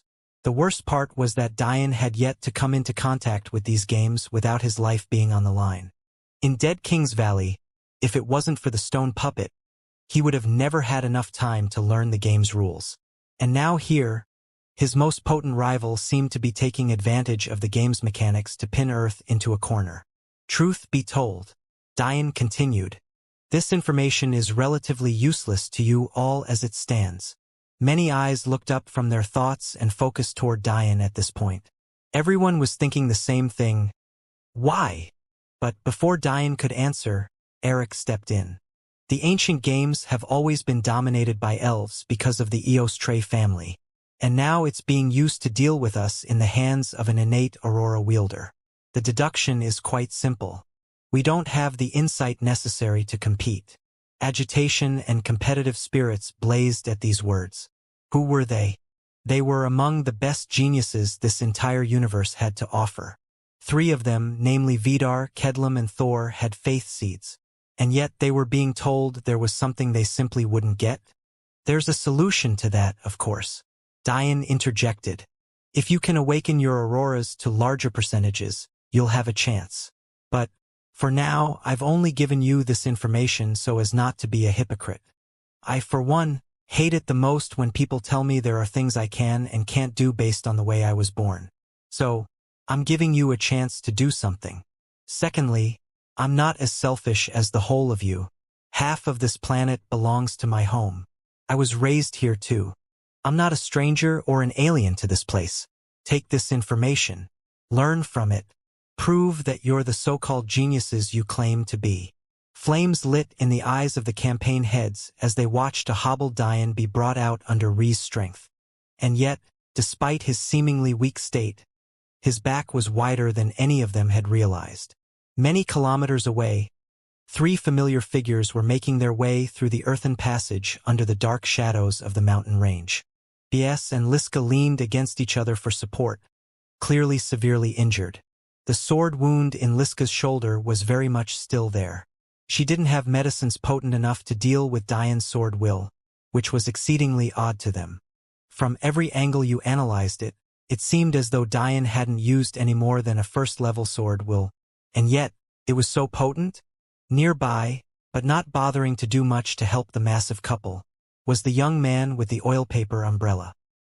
He twirled what looked like a long silver sword in his hand, and if one looked closely, it was the very sword that had been in Liska's shoulder. It was odd, but he seemed strangely infatuated with it. Suddenly, the young man spoke. Do you know why I decided to attack the Earth Tower as opposed to one of the closer towers? The couple looked to the young man before shaking their heads. After all, it didn't make much sense. If the goal was to conquer a tower, choosing one that was not so easy to scout out would have made it easier to keep their action covert. Do you know my goal? The young man extended the sword from himself, pointed forward. To replace our universe's King God clan. The couple responded without hesitation. And how do I want to go about doing that?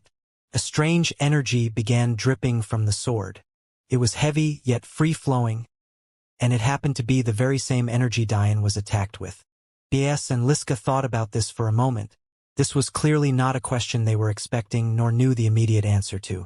By winning negotiation rights? BS asked probingly. The young man sighed. You're too short-sighted. Can't you tell there's something strange going on? Something different from any other time we've entered the gates? Why do you think I was able to execute the plan like I did? BS and Liska were silent. The mood of the young man was something they themselves, despite having spent the most time with him, had no way of gauging. In times where he berated them, it was often best to keep quiet. Today, something that hasn't happened to me in a long time happened. The young man's personality and focus seemed whimsical. He asked questions, then ignored them, started on a path of explanation, before completely swerving away. BS and Liska could only listen helplessly. If you were to use Diane as an example of what to expect from an innate Aurora wielder, you may come out disappointed. Why? Because many of them acted exactly as this young man did. Their minds work so quickly that they're almost on an entirely different plane of understanding. To the young man, his vague questions and statements should have been enough for the snake couple to understand what he meant. He was completely oblivious to their emotions. Imagine that. The young man chuckled to himself, casually swinging the sword. I was wrong about something. How interesting. BS and Liska lowered their heads in response, avoiding the gaze of the young man as he continued to speak to himself. He's still too young to play with me though, and I unfortunately don't have time to wait for him to grow. Whether it be intelligence or strength, he's woefully lacking. Boom! The sword in the young man's hands burst from the stress of the strange energy. BS and Liska grunted in pain as shards of stray metal embedded themselves into their skin. But they didn't dare make any more noise than that. Ha! The idiot probably thinks my goal is to attack the other 3 strongholds and that I was using the Earth Tower as a distraction. As if I could plan something so unoriginal and bland. The young man seemed very pleased with himself as he discarded the hilt of the sword, walking forward with a smile on his face. His air of confidence hung in the wind to an almost palpable degree. The energies of the world themselves seemed to revolve around him. I, Alatar Gautama, don't lose, especially not to bratty kids who seem to think they can provoke me. Let them put all their strength into defending their strongholds. By the time they look up, it'll be too late. The epistemic tower and all its secrets will be mine. Diane grunted as Ree gently lowered him to the bed. He would need a few more hours before he was in perfect shape. Although he had melded together Grandmaster-level pills, it seemed the energy the young man had used was quite special. You're such an idiot, Ree said for what must have been the millionth time. Her hands flashed with blue as she spun spatial transference arrays into existence to help Diane take his clothes off in the least painful way. Diane smiled, watching Ree act so flustered. You think I could just let that happen to you? Yes, Ree pouted. Risking your life for me isn't something I want. Humph. Diane tried to roll over in defiance, but the stinging pain in his torso made him change his mind. What kind of man sneak attacks a woman?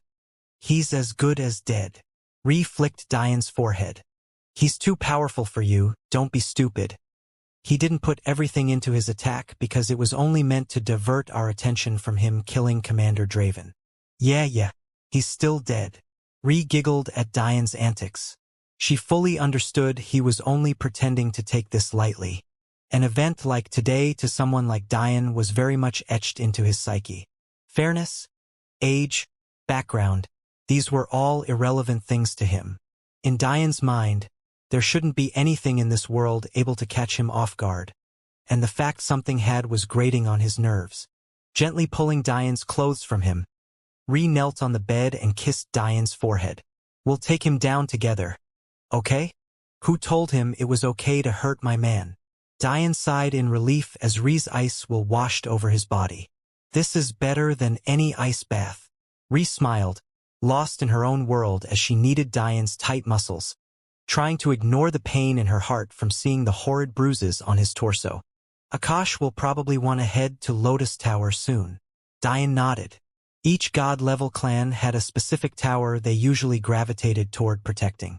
The reason for this was because each tower usually had quirks and tendencies of their own, despite their overall unpredictability. As a result, many had towers they had gotten used to the oddities of, thus making them more comfortable under those conditions.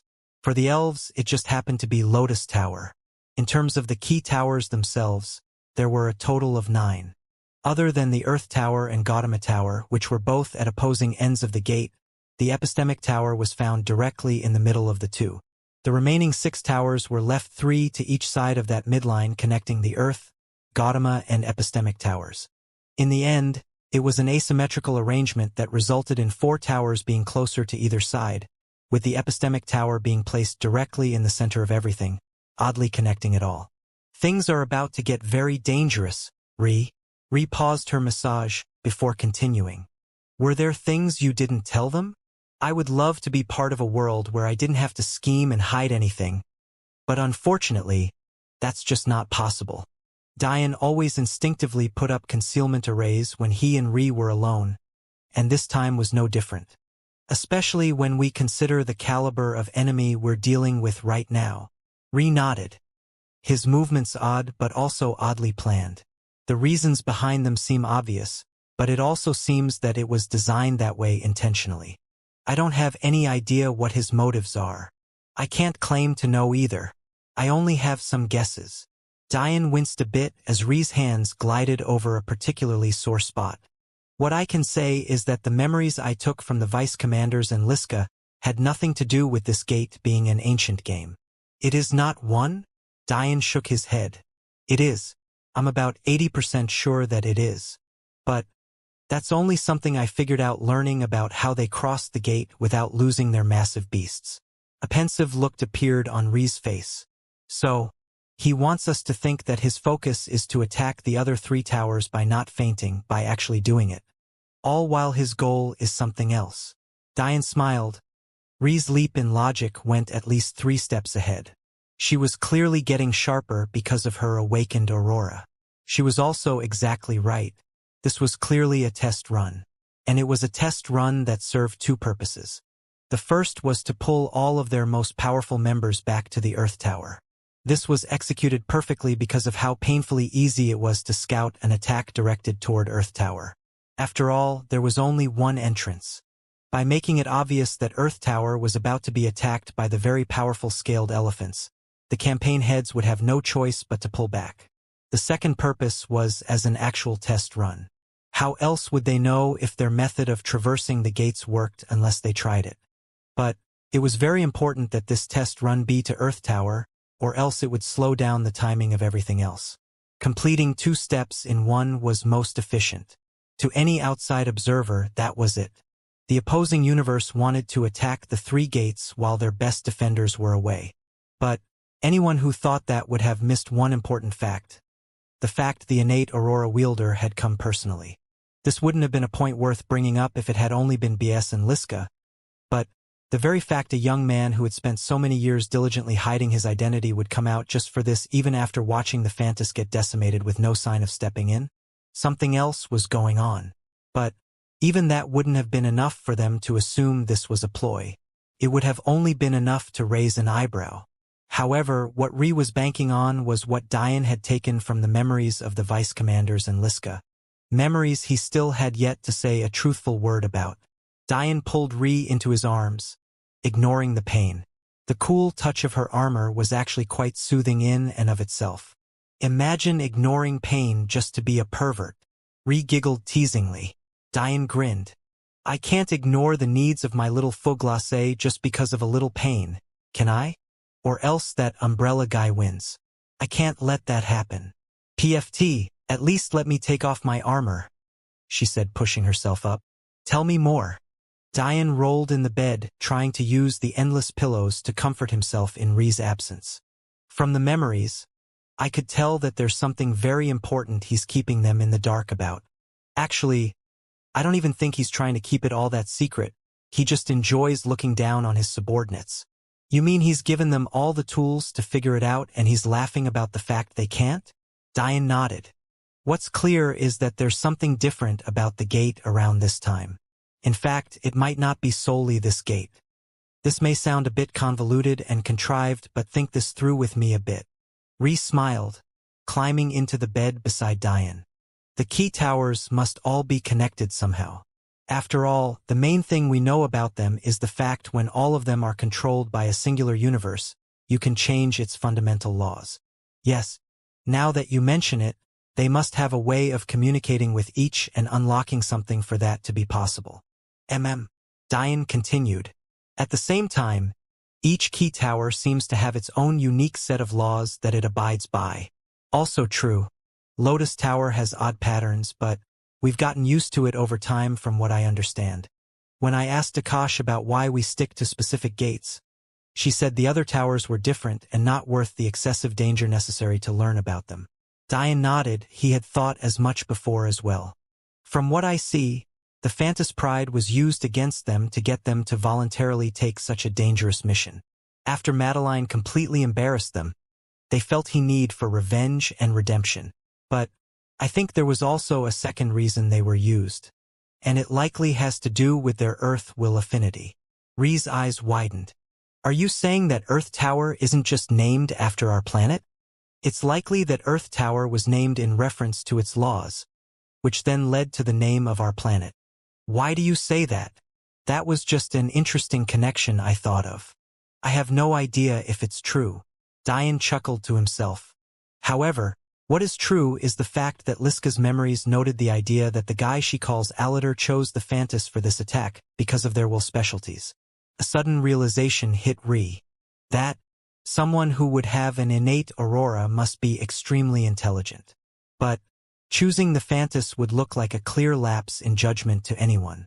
After all, the only reason we suspected something was going on behind the scenes was because of their massive scaled elephants. Had they attacked without those scaled beasts, there wouldn't have been much to speculate about at all. Exactly. The choice of using the Phantos was twofold. One, the might of the scaled elephants forced everyone back here. And second, it was to learn more about the tower. And the only reason they would feel a need to learn more about a tower with such a stable environment would be if it was part of the ancient game. Diane laughed. I think he's too used to no one being able to see through him honestly. It's likely he thinks this went way over our heads. Ree smiled, snuggling into Diane's chest. But what are we going to do about it? Diane grinned. We win the game, of course. A serious look crossed Ree's features before she spoke. What exactly are these ancient games, Diane? Diane sighed. I don't know. All I'm sure of is the fact that they seem to protect something larger than we can fathom a lot of the time. The tome from the Elven Kingdom, the technique of its first page is something I still can't grasp, and I've spent hours meditating on it. Then there's the second page that now holds the Tao of Alchemy etchings. I can't make heads or tails of that either. That's not to even mention the fact it had the ability to cleanse the demon generals and true empaths. And yet, they were both protected by an overly complex ancient game that we could only get through with what essentially amounted to an X-Tao formation level puppet. The more Ree thought about what Diane said, the more she realized how right he was. If it wasn't for the puppet, they would have died. And, other than the puppet itself, even the true empath was such an enigmatic existence that it, in and of itself, was already a cheat. So, you think this gate is protecting something of that level too? And that every gate is? What I think is that anyone, who has the ability to tunnel a hole between two universes, stabilize it, and have it still live on to this day, is an existence we can't fathom. And I also think that those existences aren't singular in nature. Ree thought for a bit. There are 10,000 universes left if we take Elwing's word at face value. Even if we assume every universe has only 5 gates like ours, you're saying there are 50,000 legacies of such a ridiculous level. Probably not. I just think that if we put together the clues about how many secrets this universe holds, maybe we lucked into those legacies. I'm not saying other universes won't have legacies within theirs, but I doubt it'll be of the level of ours. Ree's brows furrowed. There wasn't much she didn't agree with Diane on, but she couldn't understand his words just now. What do you mean? Elwing's legend isn't the first we've heard of the oddities of this universe. There's the fact people don't seem to like that I'm from the mortal realm.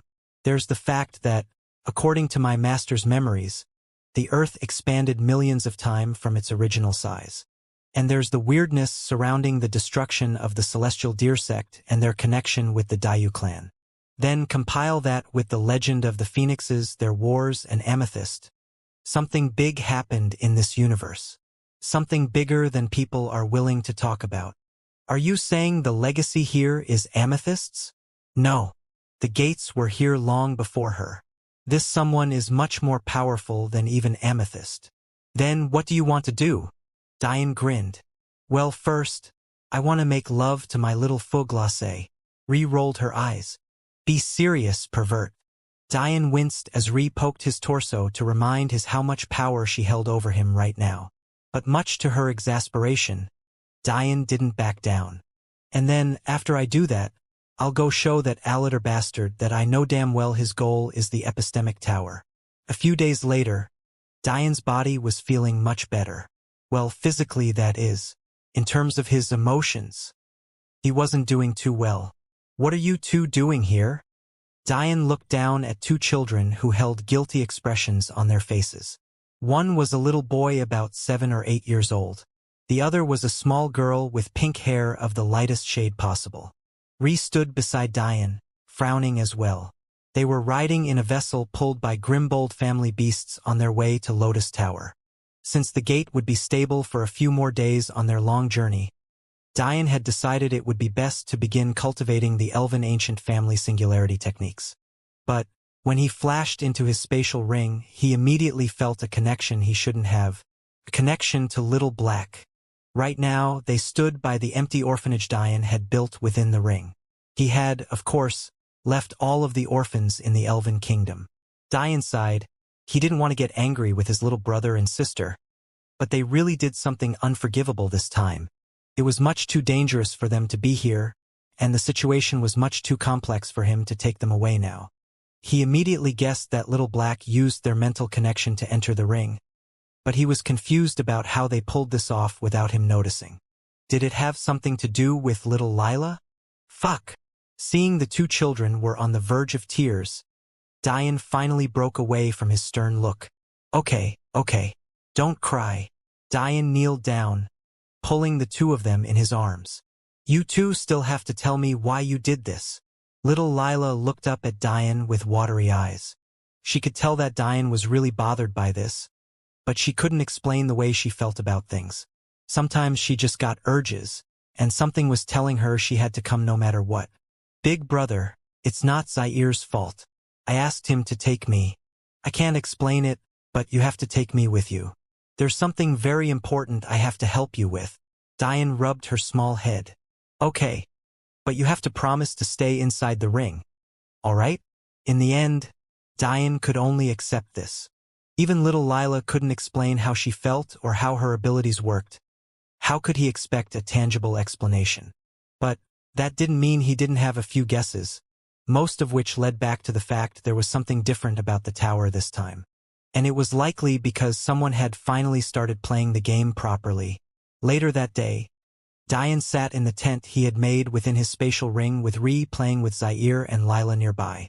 In front of him sat 3 tomes, each with its own oddities and quirks, but all equally as ancient. These were, of course, the tomes of the Acacia, Matilde, and Florence ancient families. Diane had already read through all 3 books. In fact, he had memorized them all the way through as well. The problem was deciding which one to start with. Although he had every intention of going through all 3, right now what he needed was the most useful one. All 3 of them are simply amazing. There was little to say in terms of the quality of the techniques. Even just thinking about their various possible applications would have any cultivation-savvy individual drooling. The Matilde family was a warring family, quite similar to the Grimbold family. However, there was no doubt that their manifestations. There was simply no comparing the two. The manifestation of the Matilde family was known as the Azura's Imperial Eye. It gave its wielder an immediate boost in combat power. This involved predicting the attacks of an opponent, seeing through their weakest points, and even executing psychic attacks that depended on one's soul strength.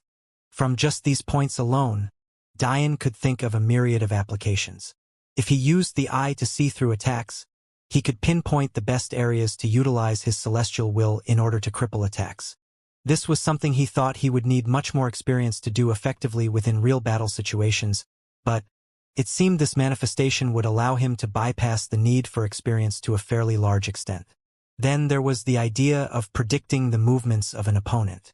This was of course not something you would be able to do directly from the start of a battle in cases where the Azure Imperial Eye wasn't cultivated to a powerful enough extent. In the beginning stages of the Eye, a time period would be needed wherein the Eye's wielder would have to exchange enough rounds with their opponents before the Eye could see through the opponent effectively.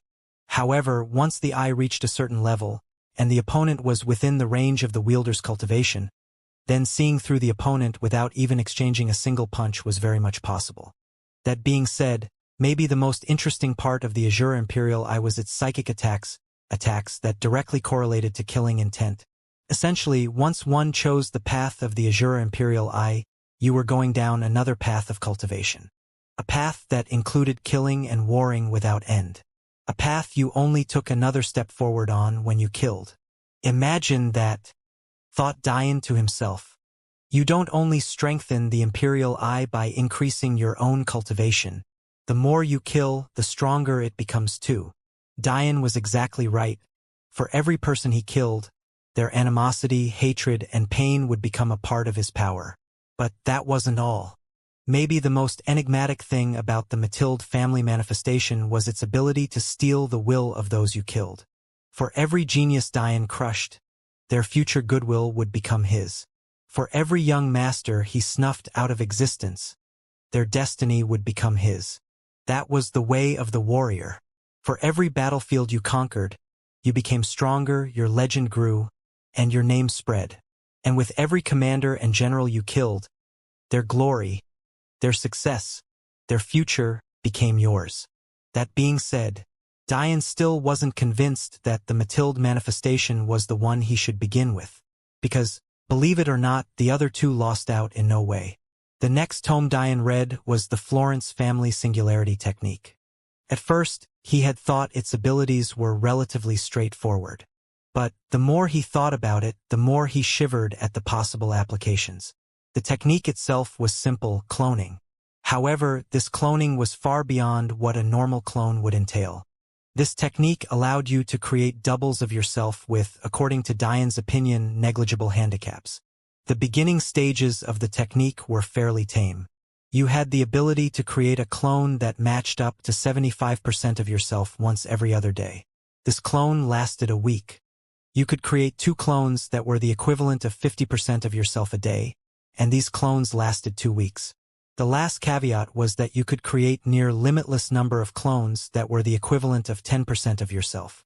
Just like the first 2 clone types, this was also capped by your soul power, but because you could make hundreds at Dian's soul strength, he didn't bother calculating the actual number.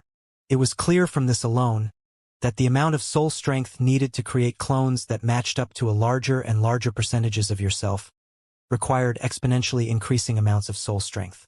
It seems that this technique also allows you to supplement it when outside sources. That way, you can increase the time the clone is sustained for. However, that was easier said than done.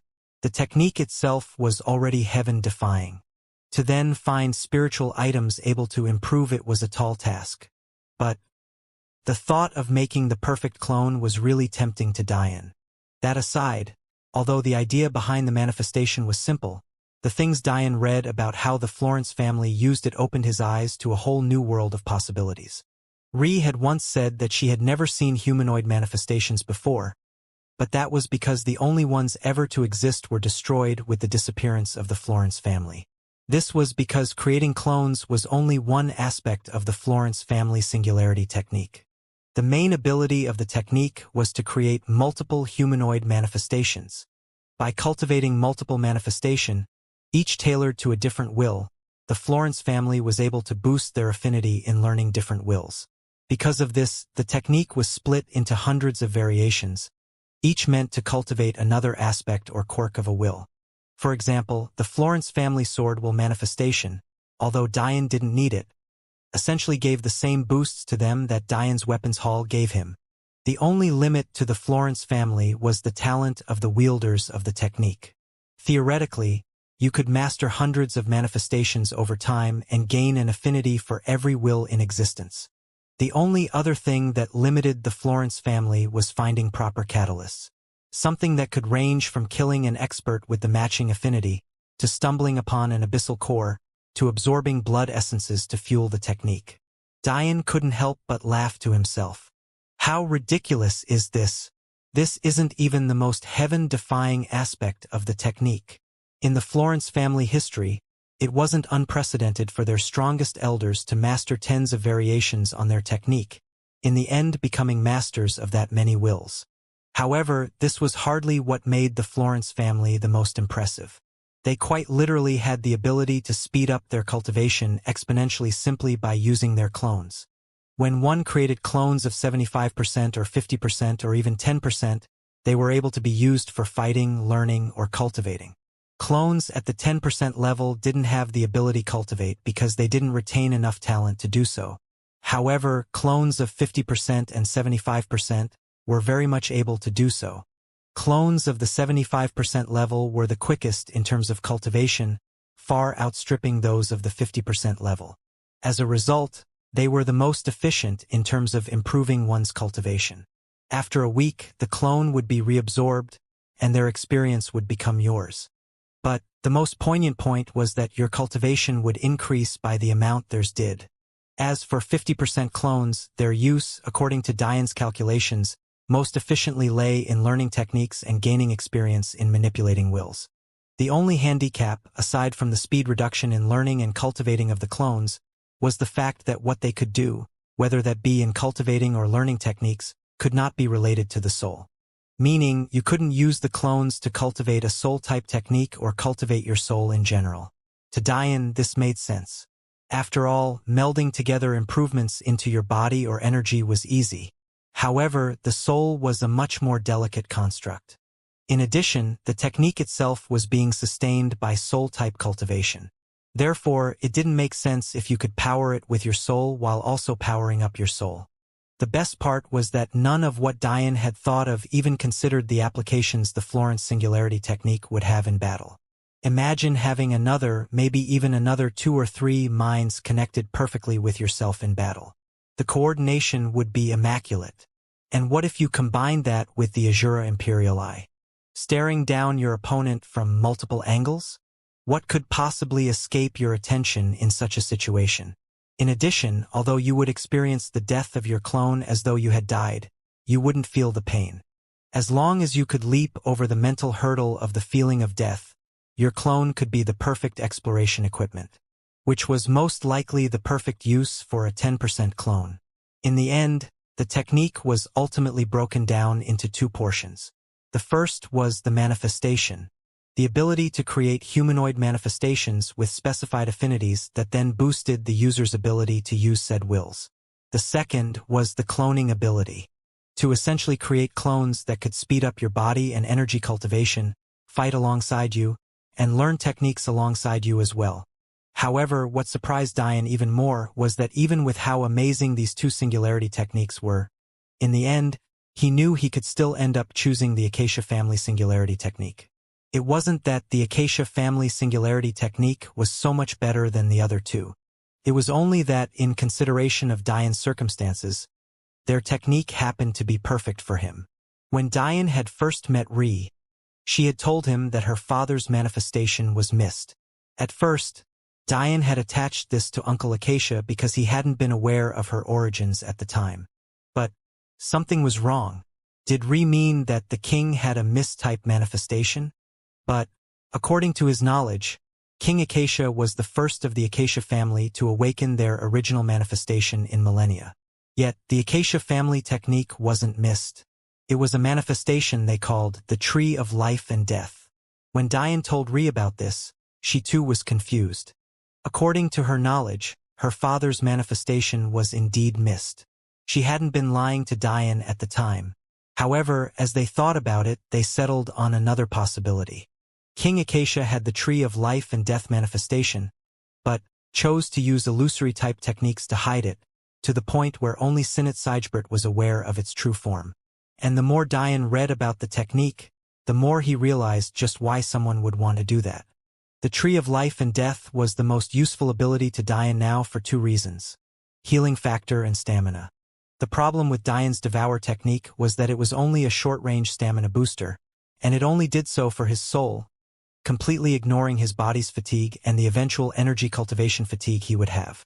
But the Tree of Life and Death was different. Not only would it replenish his body and energy fatigue, it could do so at long range. Imagine hundreds of roots spreading through the ground of a battlefield, wrapping themselves around unsuspecting victims and becoming the fuel for Diane's continued fighting. Yet, what made Diane shake with agitation was the fact that the original weakness of the technique was that it couldn't replenish the soul while it replenished your body and energy. Meaning, you were essentially trading your soul strength for body and energy strength. However, how could Diane have this problem if he used Devour simultaneously? Both techniques completely and perfectly complemented each other. The best part was that this wasn't the end of the abilities of the Tree of Life and Death. Not only did it have the ability to steal energy and stamina from people, it could do so from the surroundings as well. Meaning, even in the absence of people susceptible to the roots of this manifestation, Diane could pull energy from the air and earth at a much quicker rate than he would be able to normally. This also had the added effects of making the Tree of Life and Death manifestation highly sensitive to concentrations of energy, which may very well be useful in a myriad of applications. However, there was one thing that stood out to Diane about this ability. This means. Diane's eyes widened as a thought suddenly crossed his mind. Being able to take energy from the air much quicker didn't just apply for battle, it applied for cultivating as well. Meaning, if Diane cultivated this singularity-type technique, regardless of his talent for energy cultivating, he could increase his pace at absorbing energy exponentially by using the tree. All he would have to do was lay energy stones around himself, and his rate of absorption would accelerate. Even without energy stones, his energy cultivation speed would be nearly unmatched. What if I used clones at the same time? The possible combinations of these techniques were endless. It made Diane almost not want to choose. Fuck it, Diane thought wildly. I'm going to learn the Florence cloning technique first, create a 75% clone, then use it to cultivate the Mathilde family singularity technique. After I create the clone, I'll use my main body to cultivate the Acacia family technique since it's more important to me. The clone technique was only one aspect of the Florence family technique, and as such would take a shorter time to learn than the entire technique would. In terms of the second aspect, he had already decided to use the Florence family technique to increase his affinity for certain things, and he knew the perfect catalysts. Diane planned to drain himself of the blood essence given to him by his master and her husband. Using them as a catalyst, he'd trade off the ability to increase his body strength further in order to gain perfect affinity the wills he was lacking in, especially celestial and demonic will. Therefore, the remaining 69% of blood essence he hadn't fully integrated would go toward the Florence family technique. He would then rely on solely integrating the demon sage blood to body cultivate. After all, it was far more powerful than the demon Qilin or celestial deer essence. In addition, because he was only focusing on integrating one blood essence now, it would also go faster. This works out perfect. I get to keep my bodily strength at the peak of the manifestation stage and still gain the benefits of my master and her husband's affinities. Although, it will probably be painful removing the blood from myself despite it not being fully integrated. Suddenly Ree sat next to Diane on the bed, pulling him out of his thoughts. Did you make a decision? Diane grinned. I'm just going to do all three. Ree rolled her eyes. I knew you'd end up doing that anyway. Remember to be careful, the techniques are powerful, but there's a reason for that. They're not easy to cultivate. What do you think about the Acacia family technique? Diane paused for a moment. It's amazing. I didn't even think about it before. But this technique benefits more than just the person using it. While it can improve my stamina and healing, I can technically divert the energy I absorb as well. Meaning, I could heal our entire army if taken enough energy. It is pretty amazing, she said absent-mindedly, stroking the cover of the tome. Diane immediately knew what Ree was thinking about. So, he pulled her into his lap, holding her quietly and stroking her long blue-silver hair. Your father is very powerful, little faux glacé. It's to the point where I doubt he left because he lost his mind. Ri nodded silently, letting Diane comfort her. It was clear why she was bothered. They had figured out long ago that it was likely Ri's father had this exact manifestation. So how could someone so powerful, with so many abilities, just disappear? Although Diane didn't want to say anything because it might only make it worse, it was likely King Acacia had left due to Ri's mother. A kitsune was a supreme-level beast. In fact, it was a supreme-level beast so powerful that it lorded over other supreme-level beasts. How could the background of Ri's mother be simple? It was likely King Acacia was fighting a difficult battle all by himself right now, and Ri wanted nothing more than to help him. When we find them, Ri, because trust me, we will, I'll put my everything into bringing them both back. I want to carry half of your burden too. Ri smiled, kissing Diane's cheek. Tach? I better never hear words like thank you from ever. Okay? Diane playfully held his finger to Ri's lips, silencing her as she giggled lightly. Okay, let's cultivate. Diane nodded, turning to Tomes. It was good that they did this now, because the gates were about to get even more unpredictable. Ri watched silently as two Dianes sat face to face. One was completely emotionless while the other grit his teeth and clenched his jaw in clear pain. You idiot! Ri wanted to practice the Acacia family singularity technique, but she kept looking up to see how Diane was doing. The truth was that the Florence family cloning technique wasn't as great as it was made out to be. At the onset, a large flower bloomed into existence reminiscent of the family's namesake. After a certain period of time corresponding to the quality of the clone, a time which amounted to about 10 minutes for the 75% clone, and next to no time at all for a 10% one, a naked clone would appear. However, the problem stemmed from the fact that everything the clone experienced would be weighed unto you as well, which meant the pain of the singularity technique was something Diane was feeling twofold right now. There was the grating and cold-killing intent of the Mathilde family technique all combined with the corrosion effects of the tree of life and death. Ri wanted to say something, anything, to stop him, but she knew it would be useless. Whether Diane verbally agreed to letting her carry half the burden or not, his actions spoke to something different. No, I can't think like that. Ri shook her head vigorously. Diane was working hard so that he could live up to promises he made to himself, her and Madeline. So, if Ri wanted to carry half of Diane's burden, that meant she had to work hard enough to do so. With that last thought, Ri steeled her emotions, looking down toward the Acacia family technique. Cultivation was complicated, although the singularity techniques were technically classified as body cultivation methods at the peak of the divine level. They manifested themselves as soul technique in the end. This meant that after suffering through the body cultivation portion of the technique, one had to rely on their soul talent to utilize the technique. This was exactly the reason why Diane was so excited about the Acacia family technique and the increase it would have on his energy cultivation talent. He didn't need to worry about whether he was talented enough or not, because he knew his soul cultivation talent was unmatched. And because his soul cultivation talent was so great, it would boost the effectiveness of the Acacia family manifestation, thus comparatively increasing his energy cultivation talent. However, Ri's talent didn't lie in soul cultivation.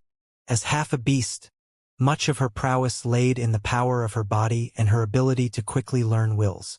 This meant that although she could withstand the body cultivation portions of the techniques much better than Diane could, she would still struggle with manifesting the technique in a soul form. Only someone with an innate soul as powerful as Diane's could even think about using all three techniques at once. To sustain a clone, the Tree of Life and Death, and the Azura's Imperial Eye at the same time would put such a strain on your soul that it would kill any normal person. This was why, although Ri was worried about Diane practicing all three techniques, she allowed it because she knew he was taking a calculated risk. Thinking back to how much strain Diane's own manifestations put on his body the first time he learned to use them, anyone would think Diane was insane to even attempt this. However, something was telling Ri that the very fact Diane survived his own manifestations was the very reason these ancient singularity techniques might be well within his talent to master. After all, how could a humanoid manifestation so domineering and a weapons haul literally able to manifest any weapon be simple? It might really be the case that manifesting these ancient manifestations would be easier on Diane's soul. I guess my future husband is pretty amazing? Ree smiled bitterly as she watched Diane's handsome face twist in pain. All right, let's do this. Many days later, Diane's facial features had finally calmed from their initial pain. In fact, they had also become decidedly more handsome under the tempering his body underwent with elven bloodlines. Because of the nature of the techniques, their body cultivation portions were split into tiers based on what one soul could handle. Essentially, you should only practice the body cultivation portions up to the point the manifestation would be within the realms of your soul to handle, while also keeping it within the realms of what your body could handle. Therefore, although Diane's soul could sustain an essence-gathering level manifestation, because his body was only at the peak of the meridian formation stage, he could only cultivate up until that point. However, that didn't mean that the techniques themselves would only be effective against those of that level. After all, they could be combined and stacked. In addition, because Diane's soul was so much more powerful than the manifestations, he could use them nearly without bounds. For example, the Tree of Life and Death, because it was stifled at the peak of the meridian formation stage, could normally only kill and take the power of those at that level. But, since Diane's soul strength was way above that, he could use it more efficiently and freely. Imagine Diane's soul like a cup and the manifestation like the water within it. Then think of the act of drinking the water as the action Diane would like to take with the manifestation.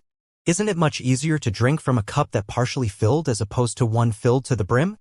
So, instead of being able to take maybe one life at a time, Diane could take tens if not hundreds of lives at once, as long as they were within the meridian formation stage, that is.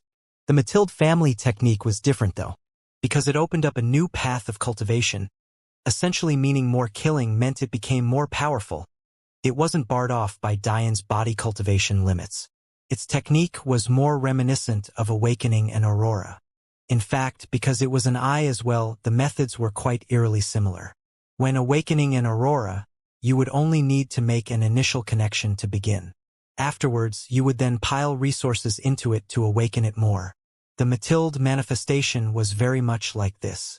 You initially body cultivated to manifest the eye, but then it was sustained by the soul and the murder path. This meant that the Matilde family technique could become one of Diane's best abilities immediately. In typical fashion, the Florence family technique was slightly different as well. In fact, it melded aspects of the Matilde and Acacia family techniques. For example, the strength of the clone's body was directly correlated to Diane's body and limited as such. Therefore, Diane's 75% clone was only worth about 75% of the strength of a peak meridian formation body. This meant it was only about as strong body-wise as an upper mid-meridian formation expert. However, the humanoid manifestation Diane created using his master's essence as a catalyst were just as powerful as his soul. In fact, they had room to grow alongside his soul until he reached the strength of his master. Therefore, he wouldn't have to find a replacement catalyst for his celestial and demonic will until he surpassed his master and her husband. This was perfect. As a result of this, over a week Diane spent cultivating diligently, he had had vast improvements in his wills as well. His celestial will, although he still needed to work on control, had finally broken through the 6th layer barrier and entered the 8th level. His demonic will had entered the 9th level, likely because the demon sage essence was also supplementing its progress alongside the demon Chilan manifestation.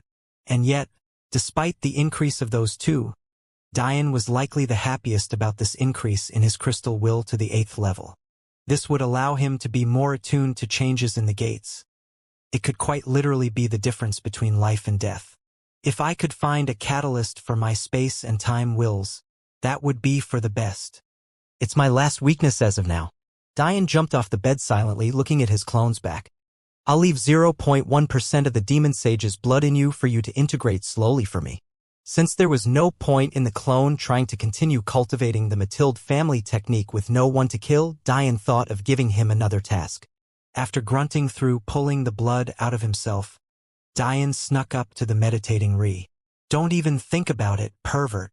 Ree kept her eyes closed, trying to hide the smile creeping up on her lips. I can't ask my little faux glacé to spar with me?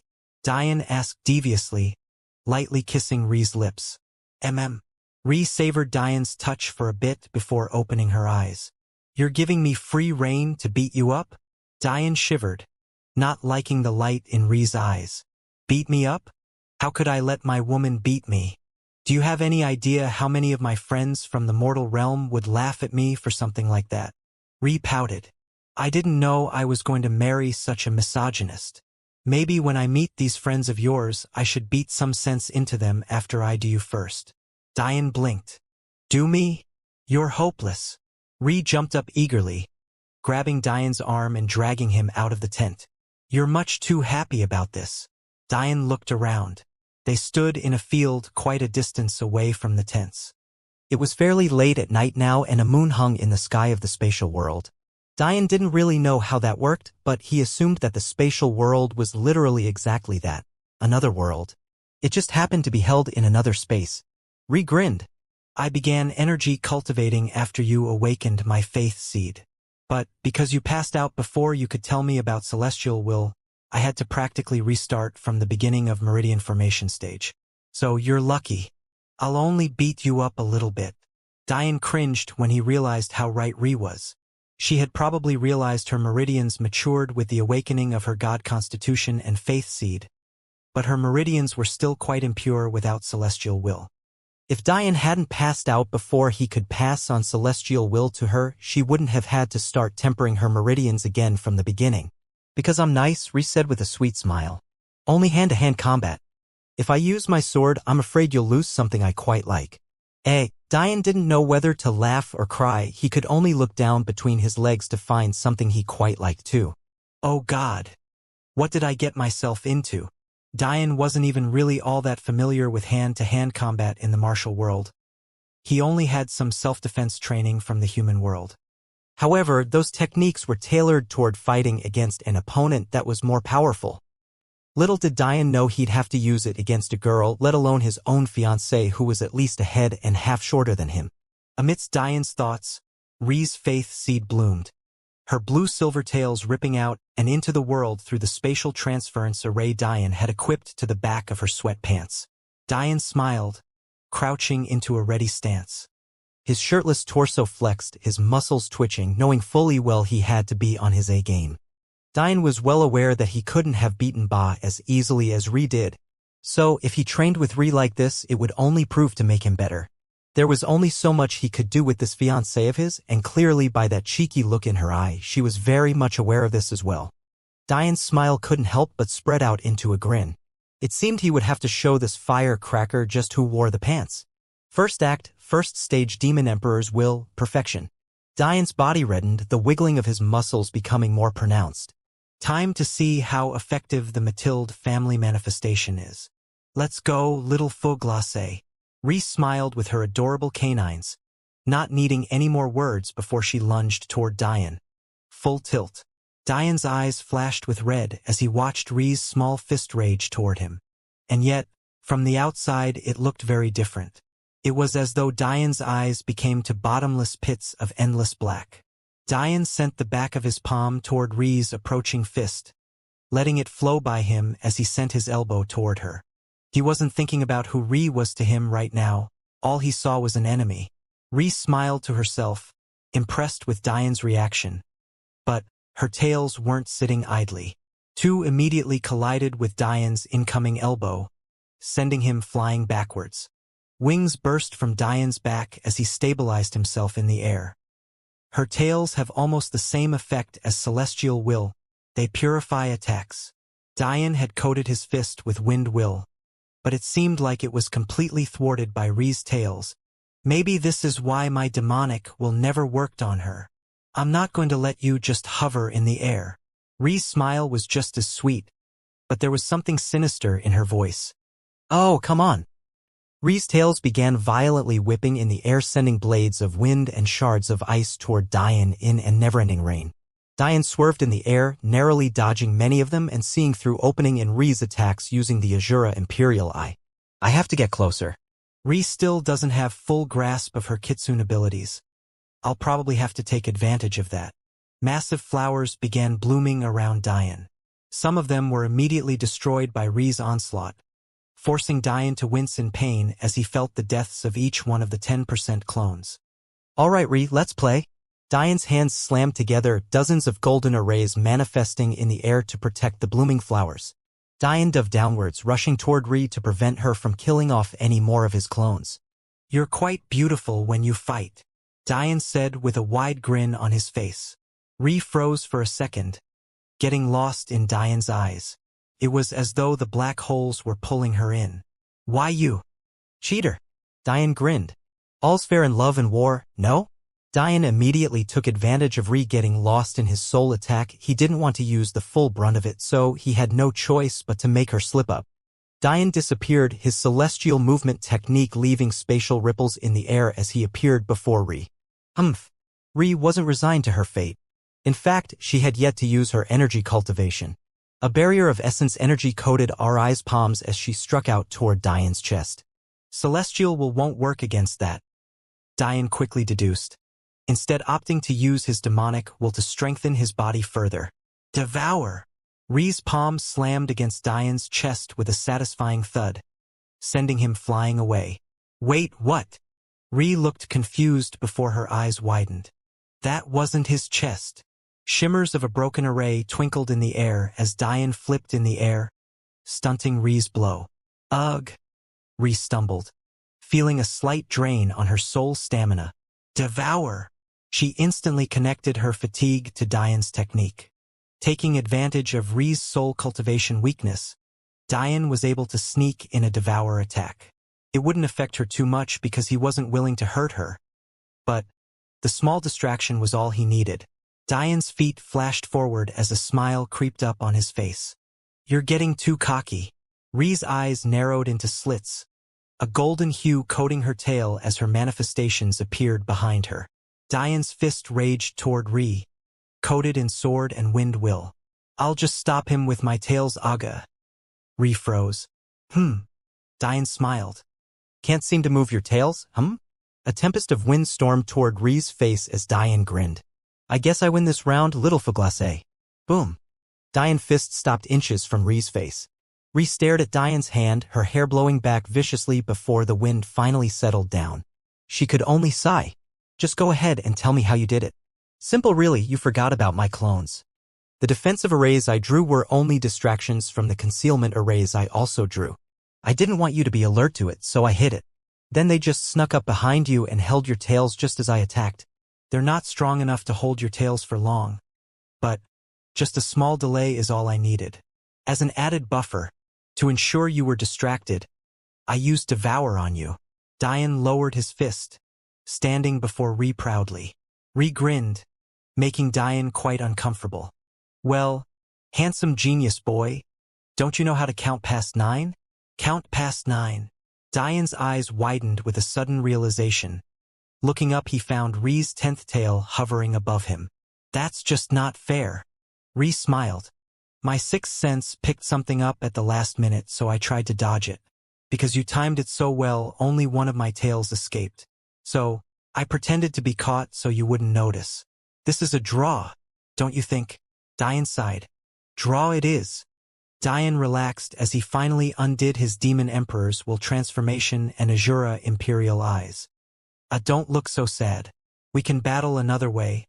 I'll even let you win." Ree blinked her eyes innocently. Diane grinned at Ree's words, suddenly making her feel like she fell into a trap. "You weren't sad at all, you pervert." "Ah!" Diane swept Ree off her feet, holding her legs to either side of his torso as his hands relished in the feeling of her ass. Ree smiled, lowering her lips to Diane's, cupping his face. Everything was perfect in that moment. Despite their fatigue from the days of endless training, they still felt like for that instant, it was just the two of them. No worries, no tomorrow to think of, and no wars to fight in. Well, that was until the spatial world started shaking violently. Feeling the trembling Diane sighed. He was already at half-mast, but it seemed he wouldn't get the chance to do anything this time. Planting a soft kiss on Ree's lips, he set her down. "I don't think we have time to change, they definitely need us now." Ri nodded at Diane's words, a serious expression coloring her face as they flashed out of the world. They immediately appeared inside a shaking vessel. It was meant to be a luxurious cabin pulled along by grim bold family beasts. But right now, it couldn't have been further from that. The roof was completely torn off, revealing a dark and still darkening sky. Endless cyclones whipped about, kicking up the dust of the gray roads and drowning out the roars of the white tigers. Diane's lips twitched as he listened to Akash yell out orders from her position in the middle of the pack. She's quite ruthless. Hundreds of beasts were pulling vessels were crossing what looked like plains, except for the fact there was no tall grass to be seen.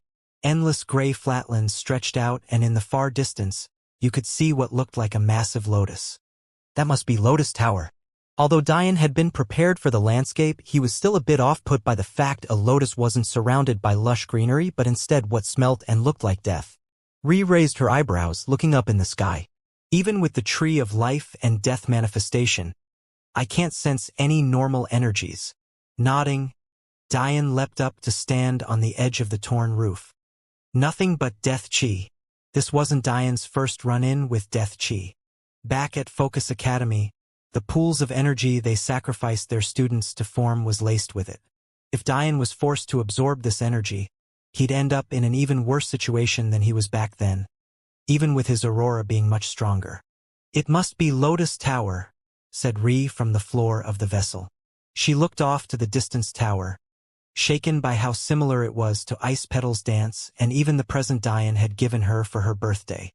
It's either Lotus Tower absorbed all the energy but death chi, or it's quite literally turning all of the energy it absorbed into death chi. Although Diane rarely referred to his wills as chi, that was what they were. When wills manifested themselves as a sword blade or a wind cyclone or Diane's dripping demonic will, as some examples, they took the form of energies of their own that you could call chi. The fact the ground was so filled to the brim with such chi meant that this place might have a perfect catalyst for death will. Diane shook his head. Now wasn't the time to be thinking of gaining catalysts for the Florence family technique. He had to help make sure the casualties were kept to a minimum, especially when it came to his army. Snapping his head to get a good look around, it seemed they weren't doing too badly.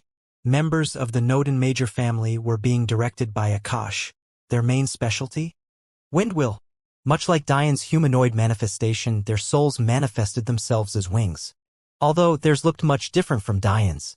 Almost illusory in make, the Noden family manifestation was actually wings made of wind.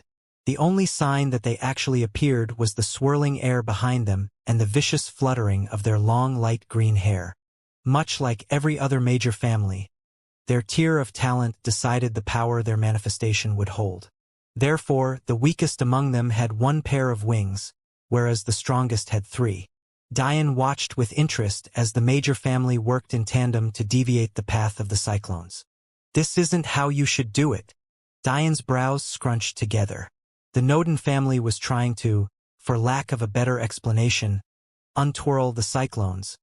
But that was borderline idiotic. Diane felt like he was watching a circus act, for lack of a better descriptor. He wasn't the type of person to cast aspersions on those who simply didn't know better, but this was connected to the lives and deaths of all those here. It made his skin crawl. Trying to spin the wind in the opposite direction would just waste unnecessary energy. A fact that was being proven because it took hundreds of Noden family members to tackle a single cyclone before they moved on to the next. Fuck. Don't these people read books? I can't let this continue.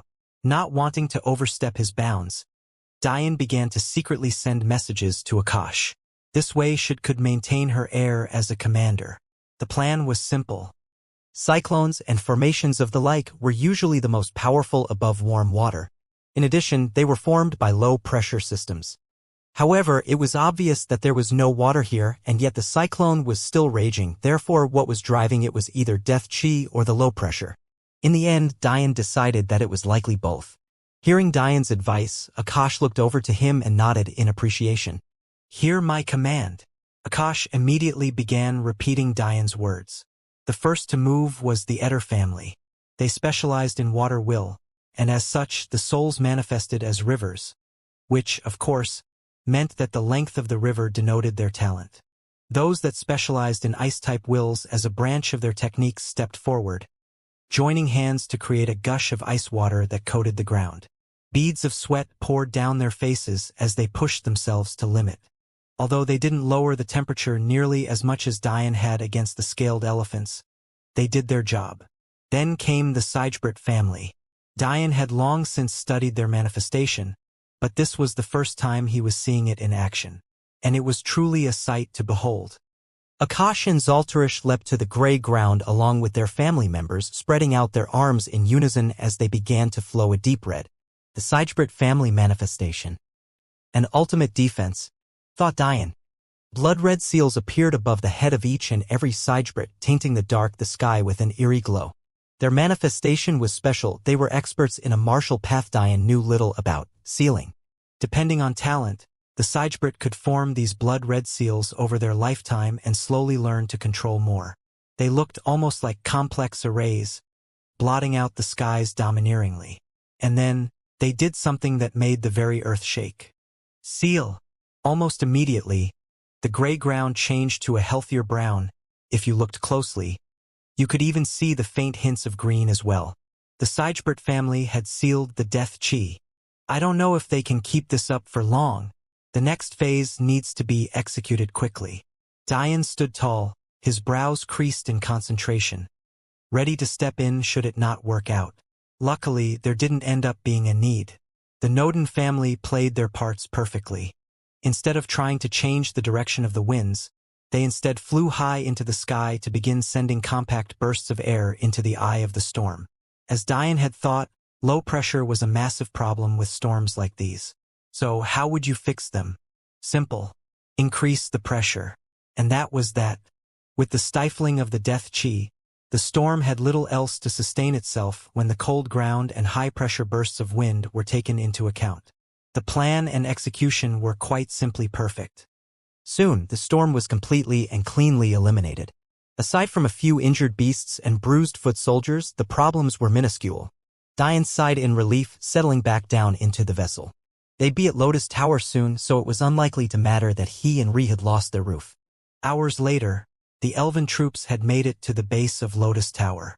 Unlike the Earth Tower, the surroundings of this area were completely barren, except for defensive structures that took the form of ditches, walls, and spikes. This of course made sense, although there were a few lookout stations in the distance. The idea of keeping large amounts of people outside when there was no battle was much too dangerous. In fact, the death chi was a lot of what dealt with the defense of the tower. The only reason the elven troops made it here safely was because of the laws of the tower, or, more specifically, the laws the tower allowed you to control when you gained ownership of it. When he had read about this, Diane couldn't help but shake his head. This really was too much like a game. It made him feel more uncomfortable than anything else. With this sort of design, it made him feel as though someone was pulling at him like a puppet on a string.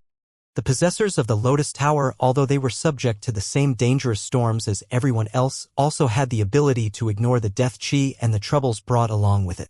Which meant that although the territory was flat, ownership of the tower itself was like an ultimate defense in and of itself. In the end, attackers would have to spend undue energy constantly purging themselves of death chi while they attacked. All while the defenders only had to hold out for longer. The only real problem for the defenders were the storms. But they had learned a new method of dealing with that thanks to Diane. Entering the ground floor of the Lotus Tower, they were greeted with a completely different scene than what they had seen outside. Lush gardens filled the space as green grasses coated the entirety of the floor. It was more like entering a new world as opposed to entering a building. Diane walked in beside Ree, Delia, Akash, and Zaltarish. The two siblings were in high spirits after so easily dealing with the storm. Tell me, Diane, is there a human world profession that specializes in storms? Akash asked eagerly, hoping to pick Diane's brain about a few things. Diane smiled. There is now that I think about it. A lot of their job is about predicting storms and the weather based on patterns and data. You could say that a lot of what I know about storms is because their profession exists, yes. Akash nodded enthusiastically, listening as Diane spoke about the human world. But then she froze, suddenly thinking of something. We all need to be aware that the elves aren't the only ones who defend this tower, she said seriously. Diane nodded. It made sense. After all, There were so many clans and sects, yet only 3 towers worth defending. It was a truly rare case that the Earth Tower was ever attacked, and much the same went for the Guatemala Tower. Why? Because you could see attacks toward them coming from a mile away. If you didn't have all of your forces trained on the attack, it simply didn't make sense to attack at all. This was a large part of the reason the Phantas clan's attack was so surprising. Not only did they bring their beasts across the unpredictable lands of the gates, they had also decided to attack with such a small group. As a result, the defense of Lotus Tower was shared. The Royal God clan and Sicarius family usually remained posted at Earth Tower unless they leveraged an attack. The Ragnar clan took hold of Rod Tower along with the Cavasitas clan. The Pakal clan held onto the Looming Tower along with the Sapientia clan. And the Elves had Lotus Tower along with the Niveus sect. And unfortunately, almost as soon as Dian thought of this, the familiar sound of a not-so-friendly person entered his ears. Soon, the Elves sat across from the Niveus sect members in an uncomfortable silence. Oddly enough, some miscellaneous sects were also in attendance. After all, it wasn't just the God clans who participated in the campaigns. But, maybe not so fortunately, those miscellaneous sect members were part of the big sects Dian despised so much. Although Hashim and Lahabim didn't dare look Dian in the eyes anymore, much to Orbis' amusement, their presence was still a stain on an already annoying situation. Dian had tried to see if Eli's older sister, Venus, was here, but it seemed like she decided to forego the experience. Also, Dian hadn't even bothered to search for Eli because he was very clear on the fact that he was much too weak to join the campaigns just yet. He was probably focused on his gardening right about now, the thought of which brought a smile to Dian's face, much to Evelyn's irritation. Mocking me? We'll see how you mock me when you learn who my future husband is. Evelyn snorted in her heart. She was a cold and calculating individual despite the warm outer appearance she displayed most of the time. To her, her virginity was only a card to play to gain power. What she lost initially would be given back to her manyfold. All she needed to do was be patient. When he comes back, you're dead. Enjoy walking around with that hypocritical smile for now. Despite Evelyn's silent warning, Dian didn't seem aware of any changes. In fact, he was quite busy quietly chatting away with Ree, letting Akash take the reins. We should speak about what our tactics will be for this campaign. Who will defend? Who will attack? And when we'll do each? Akash, finally finished gathering her thoughts, began to speak. And yet, Evelyn's gaze seemed transfixed on Adelia that didn't seem too intent to look back. But suddenly, a voice snapped her out of any ill intentions she had. I thought I told you to tread lightly when it came to my little sister? Did you not take enough notes? Do you need a repeat lesson? Dian looked up from his conversation with Ree, staring daggers at a now flustered Evelyn. And yet, just as Evelyn was about to respond, the loud booming sounds of a commotion filled the senses of everyone in attendance. Akash stood up. There shouldn't be anything going on right now. We haven't gotten any reports. Dian's brows furrowed before a thought crossed his mind, causing his eyes to narrow. The Seeklam clan. It was no secret that the Seeklam clan, due to their soul cultivation speciality and their unique techniques, were the prime scouters for not just Rod Tower, but every tower. The fact there were no reports, and yet something was clearly happening now could only mean one thing. They hadn't reported it on purpose. Evelyn turned an angry gaze toward Dian. After her interaction with him, she had done her due diligence in delving into his background. As such, his run-ins with the Seeklam and Ragnar clans weren't secrets to her now. How fantastic. Now we can't trust our intelligence because you think you can go around being arrogant wherever you want. Didn't you think of your actions ever having consequences? Evelyn said angrily. Although she hated Dian to the core, her reasons for being angry, at least right now, seemed valid to her and the Niveus sect members. Dian ignored Evelyn. After all, if he hadn't killed Seeklam, he would have died. Was he supposed to just allow that? Let's go. Dian flashed out of the room. What he needed was speed now, every second counted. Ree ran right along with Dian as they flashed to the absolute peak of Lotus Tower to look out at the situation. Dian's brow furrowed in agitation. There were too many. Hundreds of thousands of soldiers raged toward Lotus Tower. But, It shouldn't be possible to move such large amounts of troops altogether. Even without the Seeklam clan, they should have detected this. And aside from that, there was no explanation for how all of them survived. This is the same method they used with the scaled elephants. I knew this was a possibility, but I was really hoping. Damn it. Diane took a deep breath, feeling Ree's hand slip into his. This Aladar had been planning this for a long time. Diane had only just stepped into the mix. Although he had thwarted the first part of Aladar's plan, a true genius wouldn't crumble after one setback. It seemed a great battle was about to begin. In the distance, the army of hundreds of thousands continued to charge forward, getting closer with every passing second. The rumbling of their footsteps, the clouds of gray and black dust, even the raging noise of their war drums and bestial cries were like a cacophonic prelude to a bloody battle. Soon, they were close enough for Diane to see two familiar figures floating above them in the skies. Bas and Liska. Does that mean he's here? Why would he be here? No, that's not it. Diane's mind was working on overdrive. The Elven and Niveus armies were still scrambling within the tower to get ready, and even Diane's army was caught unaware. What a nice game you've played, Seeklam clan. I'll remember this. I'm about to test out something really dangerous. I need you to remember that as long as you feel my celestial will in you, I'm alive. All right? Ree furrowed her brows while looking at Diane's determined profile. You idiot. What happened to my half? Diane looked over to Ree. Right now, it was just the two of them in front of an army of almost 1 million. And yet, on their side, they may have amounted to 20,000. 20,000 who weren't even properly prepared. This is just something I have to do alone. It's too dangerous. Ree looked up at Diane's gentle smile, feeling her heart break. The armies inside the Lotus Tower were starting to rush out. But could 20,000 really fight against this many? Even with the advantage of the Death Chi? Bas and Liska stood proudly in the air, looking down at Diane and Ree with disdain. It was finally time for their revenge. Few in their lives had ever disrespected them as much as Diane and Ree had. So, it was about time they died. Diane sighed, patting Ree's head and leaning forward to plant a kiss on her forehead.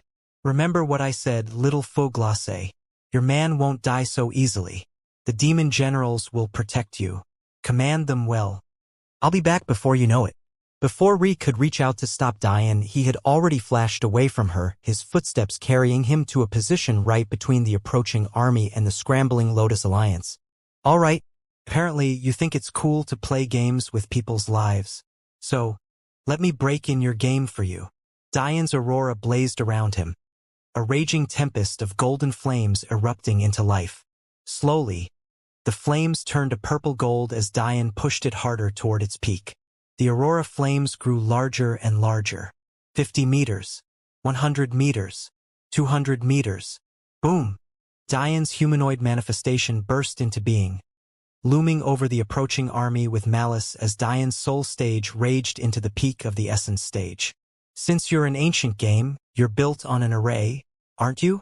Boom! A massive tree made of obsidian appeared behind Diane's humanoid manifestation, spreading out its roots hundreds of meters outward before digging into the ground. Diane was in a world of his own. The approaching army continued to charge forward, their bestial natures not in the least afraid of Diane's display of power. Behind him, Ree watched with tears in her eyes as more and more of the Lotus Alliance armies rushed out of the tower and into awkward formations. The only relatively organized army was Diane and Ree's, and that was only because the demon generals had instinctively followed Diane's orders and were already thinking of Ree as their commander. Diane grit his teeth as he spread the roots of the tree to the max. You're supposed to be good at finding energy sources, right? Well, find me a weak point. Now! Blood spilled from Diane as wounds began to open up on his body. The strain of pushing his manifestations so far was getting to him. The roots had already passed the kilometer mark. Suddenly Diane's eyes flashed. There. Wings burst from Diane's back as wind will careened him toward a spot in the ground a few hundred meters from himself. And then he aimed his everything toward that point. Boom. Diane's aurora flames burst into the gray ground, cracking it in a blaze of golden light. The earth shook violently, Even the sky looked like it was falling as booming thunder seemed to want to strike Diane down for blaspheming the gate. Kiss my ass. Diane looked at the sky defiantly, not regretting his actions in the least as the ground split apart, raging toward the coming army. Just as he had expected, the space around towers were special and had added protection. As a result, the cracks didn't even reach within half a kilometer of them. But that didn't stop the cracks from engulfing portions of the oncoming army. Death chi erupted from the ground, instantly burning hundreds at a time to ashes. Screams that seemed to come straight from the depths of hell itself filled the battlefield. Skin cracked and blistered, eyes bulged and popped, bones crumbled under their own weight. Death chi was truly menacing. Diane watched in the sky, panting heavily. It was impossible for him to escape these death chi surges. A wall of death chi had already surrounded him. He could only vaguely see Ri's worried expression through the endless black. Worst part was, he could tell that the game was already repairing itself, clearly prepared for cases like this, meaning he couldn't take the whole enemy army with him. I can't just stand still and wait, thought Diane. I need to take advantage of this crack and hide in space. The only way to deal with a flaw in this game was to use the flaw to his advantage. Almost as if on K, a raging tempest of death chi stormed toward Diane, intent on killing him. Diane flashed to the side, the twinkling silver and black of his space while coating him as he did something inexplicable. No! Ri shook violently as she watched Diane dive down into the crack. She wanted to break down, but she suddenly felt Ario's strong hand squeeze her shoulder. Ri looked back with tears twinkling in her eyes. 100 demon generals, 900 elven orphans, each and every one with determined expressions on their faces as they watched Diane take out half of an army of nearly 1 million by himself. Our commander has done well.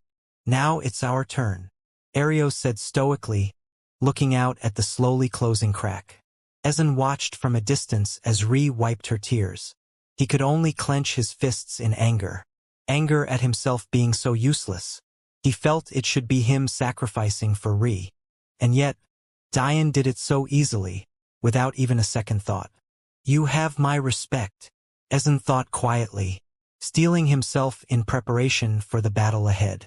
In the distance, BS and Liska could only watch as half of their army disappeared.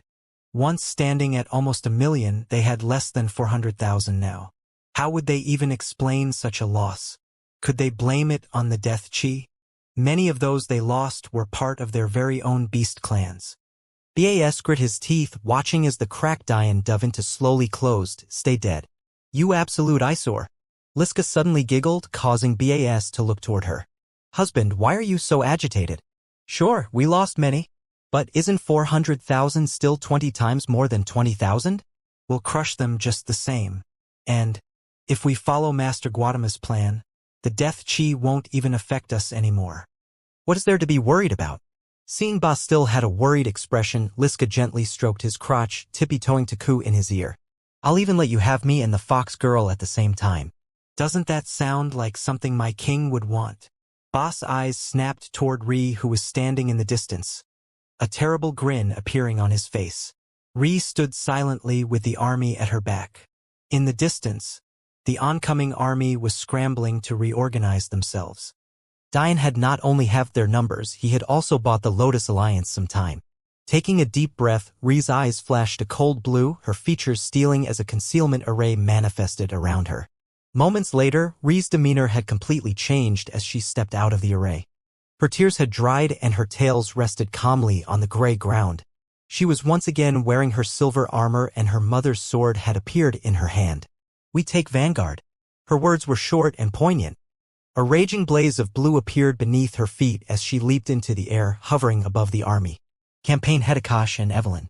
Our tactics are the best chance we have in this battle, but it's impossible to win this with tactics alone.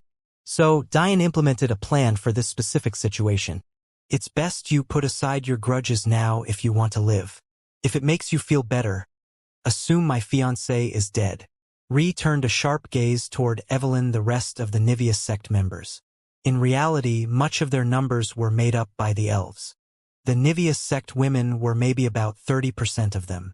In fact, much of the reason they even chose to defend this tower was because it was the most out of the way of where the perceived action would be. Normally, Rod and Looming Tower were the first to be attacked because they were much closer to Gautama and the other towers of the opposing universe. The fact Lotus Tower was being attacked before word of an attack on Rod and Looming was truly baffling. Evelyn said nothing to Ree's words because they were true. Evelyn had no way of knowing Diane was still alive because she didn't have the celestial will in her. Ree did. All she knew was that hundreds of thousands had died in a blaze of death chi, and Diane was likely one of them. But she hadn't even gotten an opportunity to feel happy about it because her life was now in danger. Ree looked away. Evelyn's attitude wasn't the best, but it would have to do for now. But an itching feeling was gripping at her heart. Whether she knew Diane was alive or not was irrelevant. Whether she'd ever see him again was a completely different question. Ree had heard of Ario's story. What if Diane got lost in time like he did? Wait. Ree's eyebrows shot up in a faint shock when she noticed Delia walk standing on the front lines along with the rest of the army. Ree wanted to say something, but when she noticed Delia's trembling hands being clenched so tightly that blood fell to the ground, she held back. Some decisions were left up to the individual. Ree was burying her pain by throwing all of her emotions into this coming battle. What right did she have to say Delia couldn't do the same? Defensive Formation Variation 4. Guerrillas Denver. The army led by demon generals burst into action. In the human world, the power dynamics between people were much more balanced by intelligence than it was in the martial world. As such, wars weren't always decided by who was the bigger country or who had the larger army. In fact, it often wasn't even decided by who had the best technology. Why else would countries as large as America spend years with no clear victories against supposedly third-world countries? Although Diane didn't study military tactics, he ingrained very specific philosophies within himself. It wasn't that human world tactics were useless or that his thoughts were so far above that of veterans. It was that he knew human world tactics wouldn't take into account the nuanced differences between it and the martial world. Diane knew that trying to win solely based on tactics was impossible. Why else would he evenly spread his demon generals as he did? He was fully aware that without enough power, everything would crumble. Why did his formations work so well? Because of power. Why did he crush the scaled elephants? Because of power. What was going to get the Lotus Alliance out of this situation? Power. Weeks earlier, Diane had said something to the army that made their eyes flow with passion. If you follow me, you'll never lose. I don't claim to want to overhaul the philosophies of the martial world, but I want you to know here and now that it's not enough. If you want to protect your families, if you want to leave this universe and go home, if you want to move on to better and brighter things, I'm telling you that the way you think isn't enough. Forget everything you know. Forget everything you think you know. Listen to my words and I'll show you the path. The human and martial world have always been together, yet separate. Close yet so far apart. But under me, they'll be one in the same. There is no victory without intelligence. There is no victory with power. There is only death in defeat. And there is no glory in death. The 900 elven orphans rushed forward. Endless streaks of gold colored the dark skies as endless defensive formations appeared. Hundreds of thousands of array plates crumbled to dust as layers of peak manifestation layer formations appeared in a maze of concealment formations.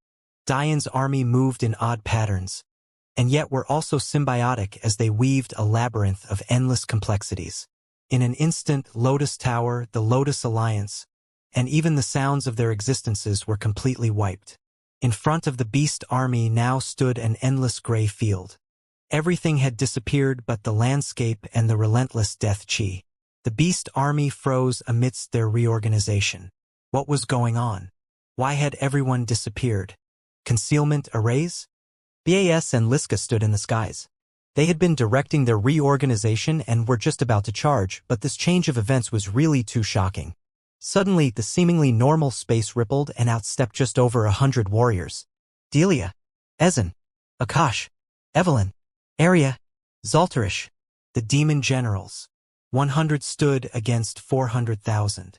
Ree slowly stood out herself, prepared to battle. The face of a handsome and fearless young man flashed in her mind as she took a deep breath, gripping her sword. Let me carry half. And went that last thought, Ree and her allies charged. Diane's plan was simple. In a situation where the numbers had them at the severe disadvantage, that was also the situation where their most powerful members would have the greatest effect. However, at the same time, it was also when weaker members could completely destroy the morale of their allies, something that was already a scarcity in a situation like this. Therefore, the answer was to maximize the use of your most powerful members while also minimizing the casualties suffered among your weakest members. And with that idea, the idea for this formation was conceived. Using a combination of defensive and concealment arrays, the much smaller Lotus Alliance could hide within them. The arrays formed a complex maze with their defensive formations. This maze was then immediately covered up with concealment arrays, increasing the difficulty of breaching the formation. However, the best part of the formation were the pockets of enemies the opposing army would find inside. Even as Ri charged forward with the demon generals, a determined-looking stealing her features, the members of the Elven Kingdom and Niveus sect were organizing themselves within the mazed formation, completely prepared for any enemy breaches. And that was exactly the point. The most powerful members of the Lotus Alliance would fight freely, sowing discord and anarchy within the armies of the opponents, not allowing them time to form a cohesive plan for approaching the formation. Or, better yet, not allowing them too much time to analyze the formation at all. However, maybe the most important part of this formation was the teleportation arrays Diane drew for the vanguard. It was impossible to expect the demon generals to fight without fatigue or injury. Thus, at the center of the maze was a teleportation array connected to the hundreds of array plates Diane spread among the demon generals and Ri. The idea of drawing enough teleportation arrays with only a week was an impossible feat therefore. Diane came up with a shortcut. He drew 2 master-level teleportation stations, then connected much simpler teleportation arrays to it. That way, the simpler teleportation arrays could use the much more robust teleportation station to support their instant teleportation to it. Therefore, whenever the vanguard tired, they could instantly retreat to the center of the maze to recover by crushing the array plate. And thus, the guerrilla's den formation was born. The epitome of guerrilla warfare matched with the fierceness of a guerrilla. It was the perfect combination of tactics and power. One that was only meant to be used when their backs were truly against the wall. Would they win? Ri had no idea, but she also knew that she would give it her all. Diane had for all intents and purposes sacrificed himself for the sake of them. She would be damned if she couldn't do at least that much. With that last thought, Ri burst into the disarrayed beast army. Their bestial cries sounding off as her tails whipped them away and sliced through their scales. Ri knew her soul couldn't sustain the tree of life and death for long because she hadn't learned Devour like Diane. In fact, even if Diane gave her the technique, Ri had no idea how long it would take her to learn because her soul wasn't as talented as Diane's. It would most likely take at least half a year for her to grasp the first stage of the first act of the technique. Therefore, there was no time now. She could only reserve the Acacia family technique as a final resort, as a final burst of power to help their survival. But Ri put thoughts of such a situation to the back of her mind, instead focusing on hacking apart her enemies as her essence energy flowed to replenish her depleting strength. The beast army itself seemed to be mostly made of Meridian Formation warriors. This made sense. After all, the most powerful members of Earth were at Rod and Looming Tower. Why would they invest their essence-gathering experts at a seemingly weak tower? They had planned for 3 faith seeds, Kedlam's, Vidar's, and Thor's. Ri was a complete anomaly. Who would think that another faith seed was hiding within the Elven Kingdom? However, despite having witnessed Ri's faith seed manifest itself at Earth Tower, Aladar still followed through with this plan. For one, Ri wasn't anywhere near as proficient with her faith seed. If she was, how would Ba ever think his bloodline could compare? In fact, how could the scaled elephants even think of attacking her? The bloodline suppression they'd experience would be akin to an ant facing the queen of all beasts. Secondly, Ri was much younger and had weaker cultivation than the other 3. Although Kedlam was around her and Diane's age, he had also been aware of his faith seed for much longer. So, Aladar decided to use numbers against Ri, focusing his essence-gathering experts elsewhere. All of these thoughts ran through Ri's head as she forged deeper and deeper into the beast army. I'll have to thank you for underestimating me. Just this once. Bas and Liska watched this scene leisurely. Although their auroras weren't powerful enough to see through Diane's concealment, they still had the numbers on their side. Ri was much too powerful for them to attack head-on. So, they just wait for her to tire out. Wasn't that the easiest way? Too bad they weren't aware that if Ri ever felt overwhelmed she would pull out. But, the problem was Ri herself. Despite her serene and murderously focused aura as she sliced her way through the subordinates of the basilisks, her heart was shattering. Her every strike held her everything. She had no concept of biding time, she wasn't fighting smartly, and her stamina was being drained much quicker than she was aware. All she could think of was whether or not she'd ever see Dian again. Was he stuck hundreds of years in the past? Was he even able to get out of the spatial traps? What if Dian's death was in the future and thus didn't affect his celestial will in the past? What if he was already dead then? Maybe by the time Ri realized her body was too fatigued to continue, it would be too late. Away from the raging war, another sort of battle was happening much further away, and it just happened to involve another fiancé of Dian's. On a planet far from Earth, Madeline had entered a gate along with the Xianxia family main branch and the Belmont prince. But not everything was going so well right now. They were attacking a tower of the opposing universe, a universe that happened to be the exact same one Dian and Ri were currently dealing with. However, the problem was instead of facing an innate Aurora genius, they were facing the geniuses of a king-god clan. Fatigue was washing over Madeline. Her beautiful features were coated in a sheen of sweat as her long flowing purple dress fluttered in the wind. Dian's gift to her hovered in the air, sending onslaught after onslaught of music will at the army of approaching enemies. Prince Belmont fought in the skies, the true picture of ferocity.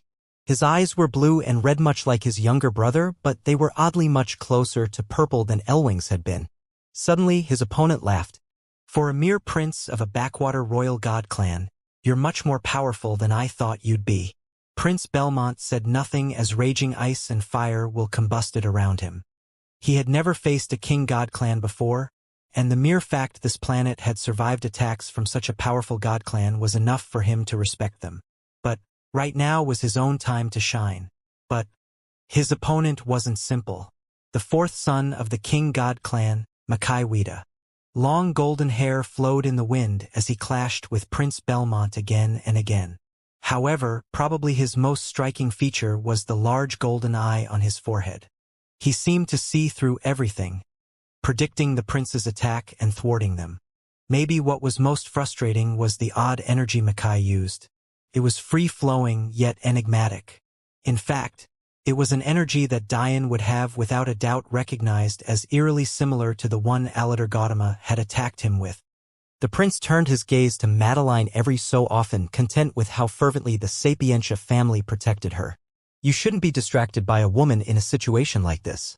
A son of a king-god clan is playing with you and you're worried about what's in your pants? Don't worry.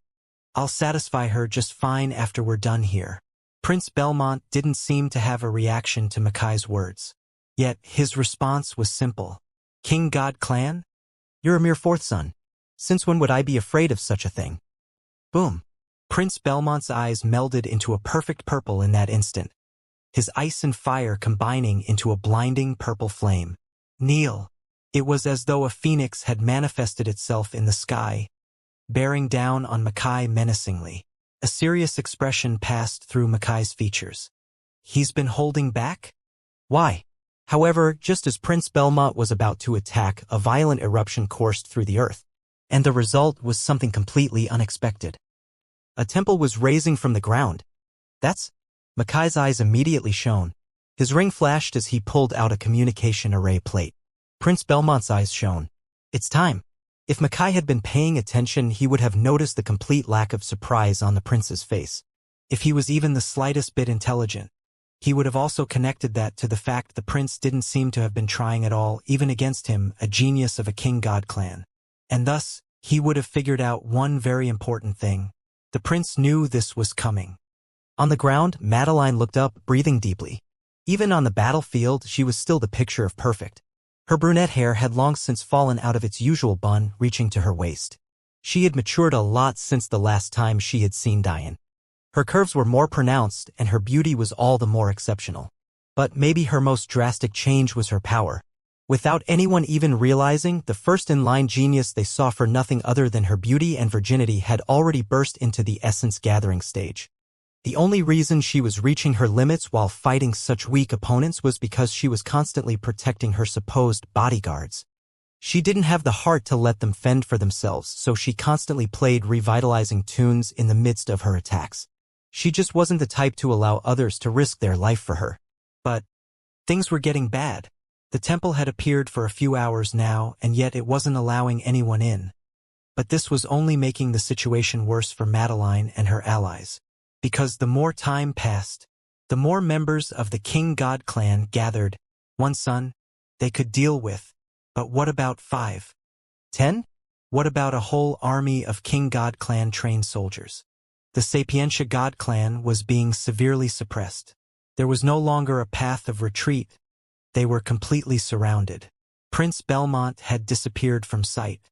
Madeline thought that something had happened to him, causing them to be separated. But little did she know that this was a calculated move. Prince Belmont had decided that what was in the temple was far more valuable than gaining Madeline's favor.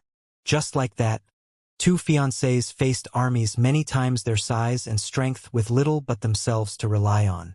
And maybe the worst part? Right now, trapped in the endless darkness of a space-locked area of the ancient game, Diane watched the both of them, floating with twinkles of gray and black surrounding him. He watched as they gasped for breath. He watched as their beautiful countenances twisted in pain. He watched as they fought with their everything.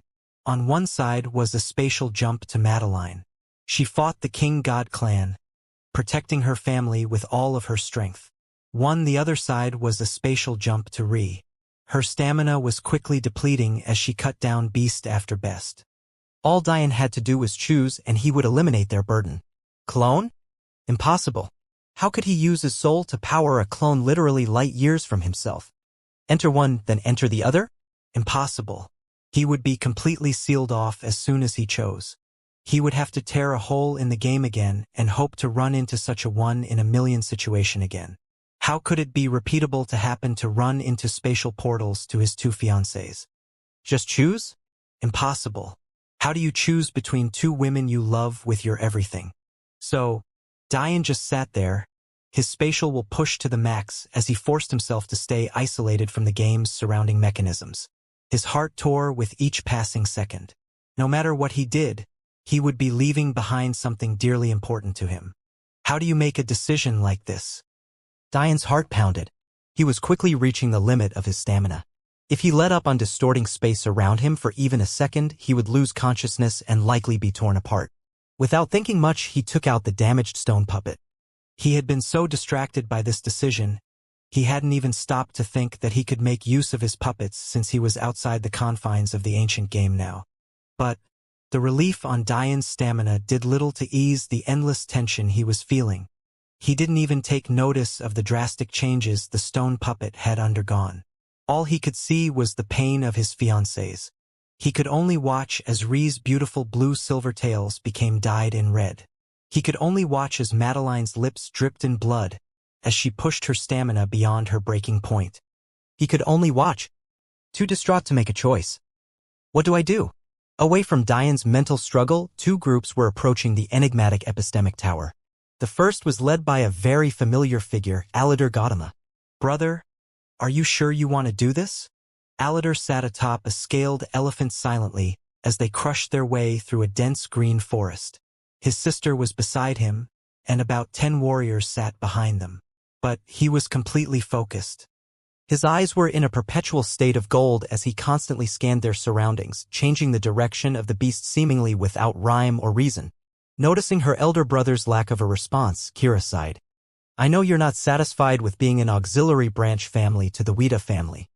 But that doesn't mean I think it's okay for you to risk your life like that. The truth was that Aladar had been hiding his abilities as an innate Aurora wielder since his birth as he secretly accumulated allies.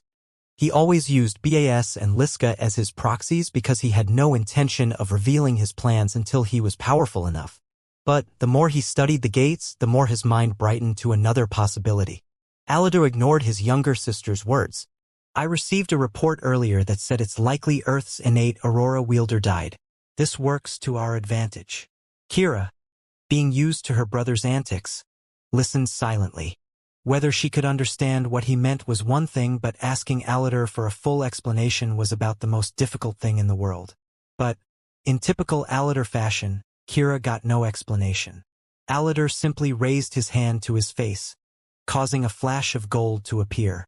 An instant later, it was as though he was a completely different person. A person that was the exact copy of Diane. Kira giggled. Oh? Is this the poor boy who died? It's a shame he had you as an enemy. He's quite handsome.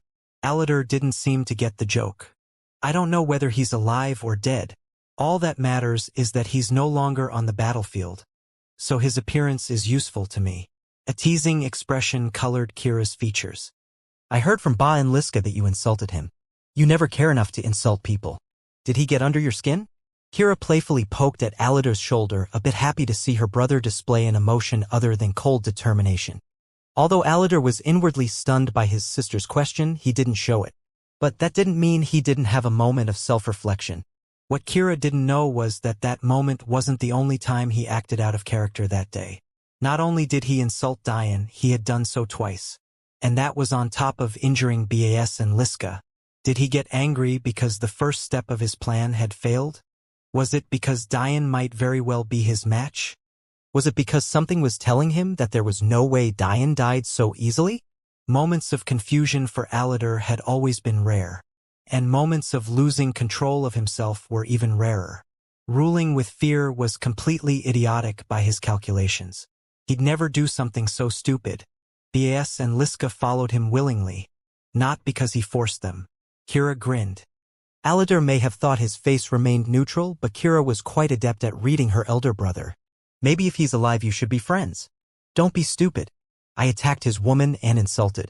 And even if I hadn't, I don't need friends. I need subordinates. If he's willing to do that, then he can call himself whatever he wants. Kira giggled. This is the most amount of words you've ever spent on a single thing, let alone a single person. And plus, you attacked his woman as a distraction. Also, this is war. No one is safe just because they're a woman. You're naive. People aren't rational when it comes to love. Sighing, Kira grabbed onto her elder brother's arm. Truthfully, she was much too young to be in the gates right now. She was only about 12, but Aladar was convinced that this was the safest place for them. They had been using the gate's cultivation cap to their advantage for years now. Often, the only people Kira had to talk to were her brother or Bas and Liska. So, you understand what it means to not be rational? Interesting. Kira pondered a bit. Make me a tall blonde with a massive chest and plump butt, okay? Kira giggled lightly to herself as her brother completely ignored her, instead only slightly changing her features. Remember, Kira, I'm only taking you with me this time because we're attacked their towers now. Yeah, I get it. No one's left to protect the poor defenseless little girl. Kira pouted. It's good that you understand. Don't speak unless you have to, and definitely don't act foolishly. The epistemic tower will be dangerous. Kira nodded silently, gripping her brother's arm tightly as they finally burst out of the endless forest. She gasped as she took in the sight. The epistemic tower was so tall that she had no way of seeing its peak. In fact, it was almost like a black rod stabbed into the ground. The outside was completely smooth and without blemish, even to the point that Kira could see no doors, windows, or openings. But that wasn't the most shocking thing. The forest ended not in a plain leading to the tower, but instead a sheer cliff. The ground around the epistemic tower was a deep depression that continued at least half a mile down. That's right. The epistemic tower was in a pit with a diameter that was at least 50 kilometers.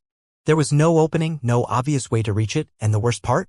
The spatial fluctuations were so violent that you could hear loud tearing noises rip apart the air. Seemingly innocent twinkles of silver and black appeared covered almost every inch of the pit. And it was clear to any observer that even the slightest touch from such a thing would only end in death. They might have looked quite benign and beautiful, but they were anything but. On another side of the forest, another group was making their way through. And their atmosphere was much less adorable. A young man with bronze skin sat with massive Buddha prayer beads hanging around his neck. He wore loose and baggy pants with twisted rope a foot thick wrapped around his waist and ending as a bow to his back. Diane would have recognized these as the ceremonial ropes of sumo wrestlers in the human world, known as Shimenawa.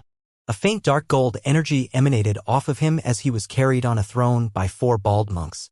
And yet, despite monk-like attire, the young man had a long head of golden hair. Every so often on their journey, one of the throne-bearers would fall victim to a fluctuation in space, having them instantly be replaced by another among the hundreds trekking through the dense forest. Yet, the changes in space seemed to have absolutely no effect on the young man as he continued to sit completely oblivious to the deaths of his men.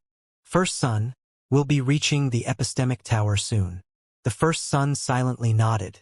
Over the past few months, a lot of odd occurrences had been happening at this gate. Usually, he didn't even bother attacking this weak universe. As a King God Clan lead universe, they had many more universes to deal with than just this one. And those universes had much more glory involved in their conquering.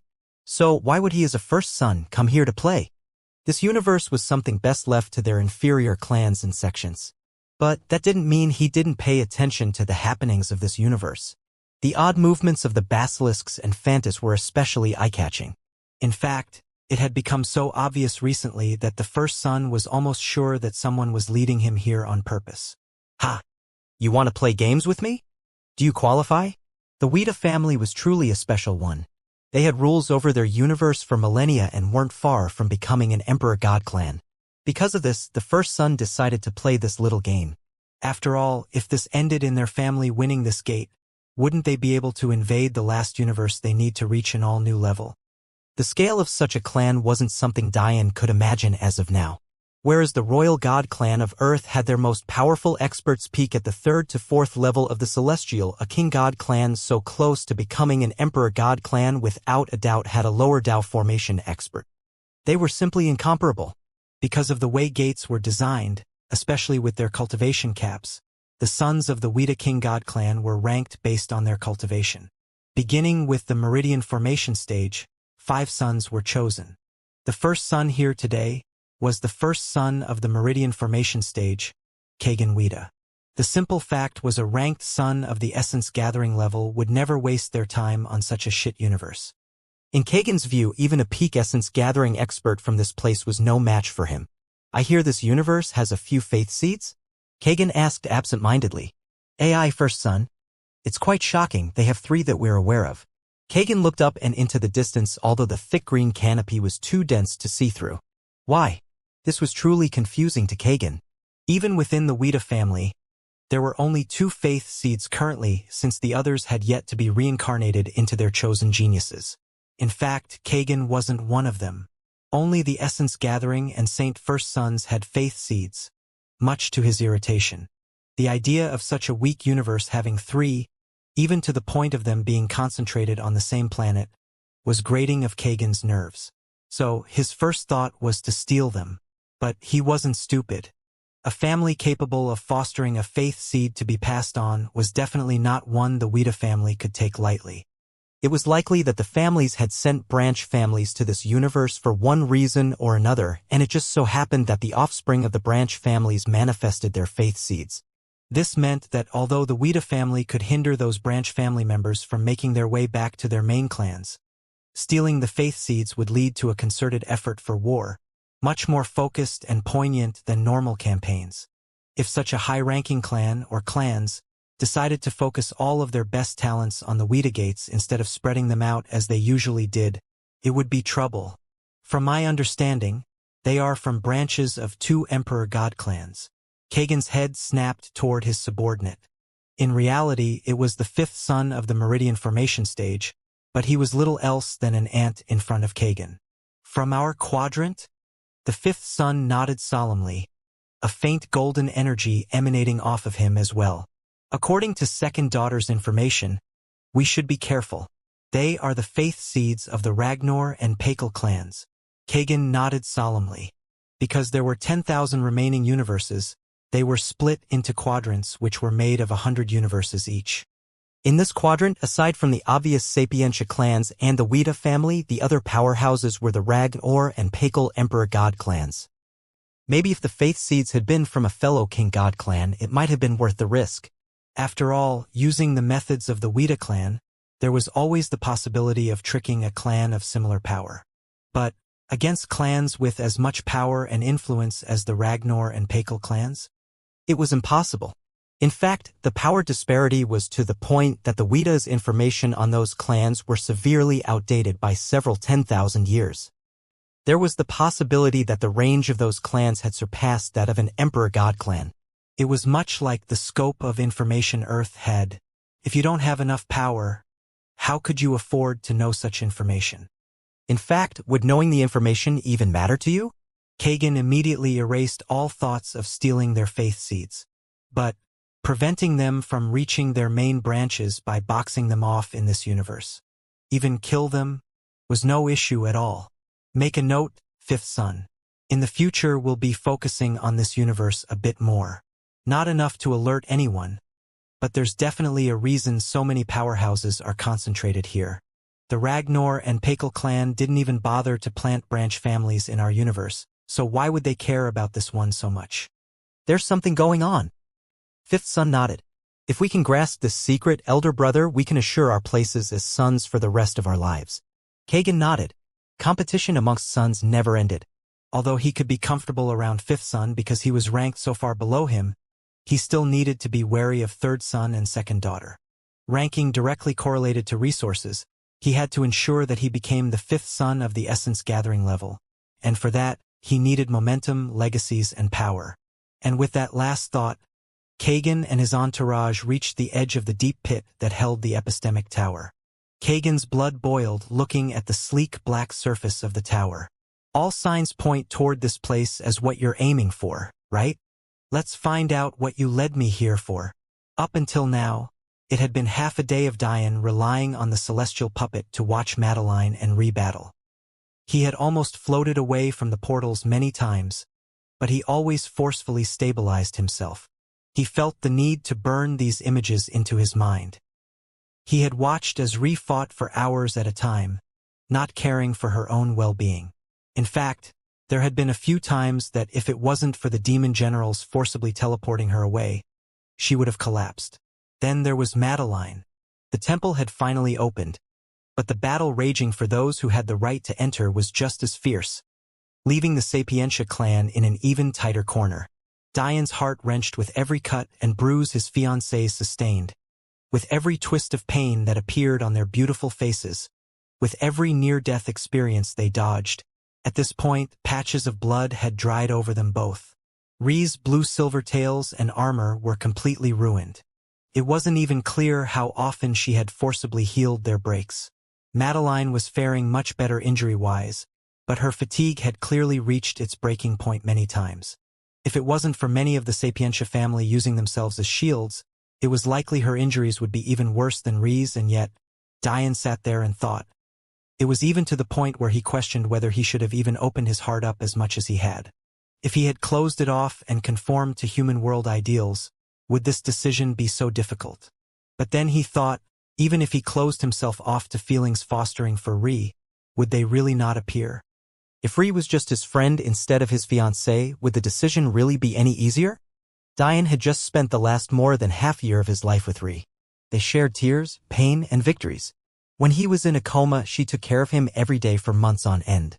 Although she never brought it up, Diane's heart broke thinking of all endless nights she must have spent wondering if he would ever wake up. And then there was Madeline, his first love. He had been attracted to her strength and beauty almost immediately. Imagine the level of willpower someone had to have to believe their death was inevitable, and still remain kind and caring. And then the strength she displayed in choosing to live in a martial world that told her there was honor in death just so she could repay Diane for his sacrifice. These thoughts ran through Diane's head again and again before he finally settled on a choice. The first thing Diane did was take off his last wristband, diligently crafting it to a necklace identical to Ree's before carefully placing it into a spatial ring. Then, sitting on the shoulder of the puppet, he spread out thousands of profound stones before himself. Using the ability of the Tree of Life and Death, he proceeded to refine the stones into an easily usable form, perfect for replenishing stamina. Fruits of energy began forming on the branches of the obsidian tree, glowing in a dim gold before breaking off. Diane repeated this again and again until he had completely filled 2 common-level spatial rings with hundreds of these fruits. Then, the last thing he did was create 2 communication arrays. He poured his thoughts and feelings into both. In the end, he held both rings silently, knowing that this was the right thing to do. Diane's hands flashed as he coated both rings with celestial will. Circulating the Florence family technique, his winged humanoid figure appeared. Golden tattoos spread across his shirtless torso, boosting Diane's celestial will to its peak. Then, Diane threw the rings away from himself. One tore through the void toward Madeline, and the other toward Ree. Diane nodded to himself, his main spatial ring flashing as an adorable little girl appeared in his arms. Big brother. Little Lila blinked, looking around confused. The dark space was something she had never experienced before. Suddenly, little Lila felt something was off, causing her to frown before a look of realization crossed her features. Lila patted Diane's cheeks happily. You did the right thing, big brother. Diane smiled bitterly. I really can't hide anything from this little girl. Sighing, Diane spoke, rubbing little Lila's head. Big brother is useless, can you help me? Lila giggled. Okay, big brother, I'll help. Pointing out her small hand toward a seemingly random direction, Lila spoke again. That way. On the battlefield, Ree winced as she felt another blade slice at her tail. She was losing her stamina faster and faster with every rest session she took. What had surprised her, though, was the fact none of the demon generals had even felt a need to rest. Maybe it was because they were more experienced with long, drawn-out battles, or maybe their demon will made their bodies more robust in combination with their cultivation. Regardless, it was truly impressive. Ree sighed. Will I really never see you again? Her heart ached for what seemed like the millionth time as the same thought resurfaced in her head. Commander! Ario's voice boomed, snapping Ree out of her stupor to find a blade headed for her head. Shit! Ree dodged to the side, leaping forward to stab a snakeman through the ribcage before dodging a mace that swung in her direction. Suddenly, a blinding flash of light swept through the sky, appearing before Ree and not giving her a choice but to accept it slipping onto her finger. Everyone looked stunned. Even the beast army leaped backward from Ree. The gates were too unpredictable to just ignore a random flash of light like that. Ree shook violently. Wah! Ree froze as a message entered her ears, tears spilling over as she listened. Watching such a she-devil cry in the middle of such a situation only caused everyone to pause all the more so. Even the demon generals had to surge forward to surround Ree and ensure she wouldn't be attacked in this state. Away from that battlefield, a similar scene was occurring in the midst of the Xianxia family. Tears streaked down Madeline's cheeks as her hand lightly traced an elegant necklace that now graced her neck. Both women had listened to the same simple message, and that told them everything they needed to know. Diane's voice was strong and unwavering, leaving no room for debate. Ree and Madeline nodded heavily from begin to end. Following the directions of the little girl in his arms, Diane absent-mindedly mumbled to himself. The Sacharo family doesn't lose. Take them for everything they have. Ree stepped forward, a bright smile spreading across her face. My name is Alexandria Sacharo. In much the same way, Madeline's hand flashed as an energy fruit appeared in her hand. My name is Madeline Sacharo. Will do you proud. Diane sat silently on the shoulder of the puppet. He had finally calmed himself enough to think clearly, at least to some extent. So he finally noticed its changes. The stone was no longer anything of the sort. The puppet now had an obsidian sheen to it that was reminiscent of the tree of the life and death. It made Diane think that maybe he had misunderstood the makeup of the puppets. Were they connected to ancient singularity techniques? If you thought about it, puppets that guarded the legacies of a race as powerful as the elves couldn't be simple. They had eroded to a point far past what Diane could remedy currently, but he'd slowly tease apart their secrets. Every so often, little Lila would change their direction, but most of the time she played with Zaire, who Diane had brought out as well. After all, he couldn't just leave little Black alone. The world around them was pitched in absolute darkness. Except for the odd spatial portal, there was nothing but black. If it wasn't for the faint energy shield coming off of the puppet, they wouldn't be able to see anything. Well, that, and they'd likely be torn apart by the spatial will. Arios likely fell into a situation like this. Maybe he ran out of stamina and couldn't protect himself anymore. That's likely why the demon sage had to save him. But the question is, did the demon sage save him in this time or another? This question was actually of utmost importance. If the demon sage saved Arios in this time, that would mean that it was the demon sage who brought them to a separate time. That doesn't make sense though. If the demon sage had such powerful time will, the situation with the timeless library would have never happened. After all, if he could just go back thousands of years on a whim, why would he have ever suffered a loss to his enemies? No, there was definitely something more to this. If the demon sage wasn't the one to send Arios back, then it was this space. Which means something or someone here is powerful enough to do something like that. Diane smiled. This was about to get interesting. His heart had settled, and he was determined to let Madeline and Ree carry burdens themselves. Many hours ago, he had already figured out a way to help both of them. All he had to do was enter one spatial portal, save either Madeline or Ree, then tear a hole in the game again. With little Lila's help, it would only be a matter of time before he found his way to the right spatial portal. But he decided against it. At first, his mind was in too much turmoil to even think of that solution. However, the more he thought, the more he ran over what Madeline and Ree told him again and again. They wanted to help him. That meant the only thing left for Diane to do was to let them. So he had two new goals now. The first was teasing apart the secrets held in this dark spatial world. And the second? The epistemic tower. Little Lila, it's best if you go back with Zaire now. I'll bring you two back out when it's safe, okay? Diane's eyes trained on something that made even his spine drip in a cold sweat. It was a feeling he had never felt before. It was an insurmountable mountain. Little Lila's large pink diamond eyes blinked while looking at Diane. Be careful, big brother. Zaire nodded, giving Diane a fist bump. It seemed to be his new favorite thing to do, much to Diane and Ree's amusement. The two children disappeared as Diane took a deep breath. The puppet is absolutely useless here, Diane said quietly, steeling himself through observation. The obsidian puppet seemed to vibrate in submission, almost creeping backwards. This is suicide. This was the only thought that repeated in Diane's mind. Death was the only ending he could see. A core of foggy black hovered menacingly in front of him. In fact, it was such a dense black that it stood out even in this space. Diane knew before he asked little Lila for help that this game was built on an array, much like every other ancient game. But what did that mean? Mulling over this thought, he suddenly connected a few things. The goal of an array is to literally manipulate the laws of a confined space. That confined space, in terms of its size, was determined by the power of the array. Diane had always likened arrays to writing code in the human world. Symbols were commands, thus meaning you used your aurora and soul as the ink or pixels of the words and numbers.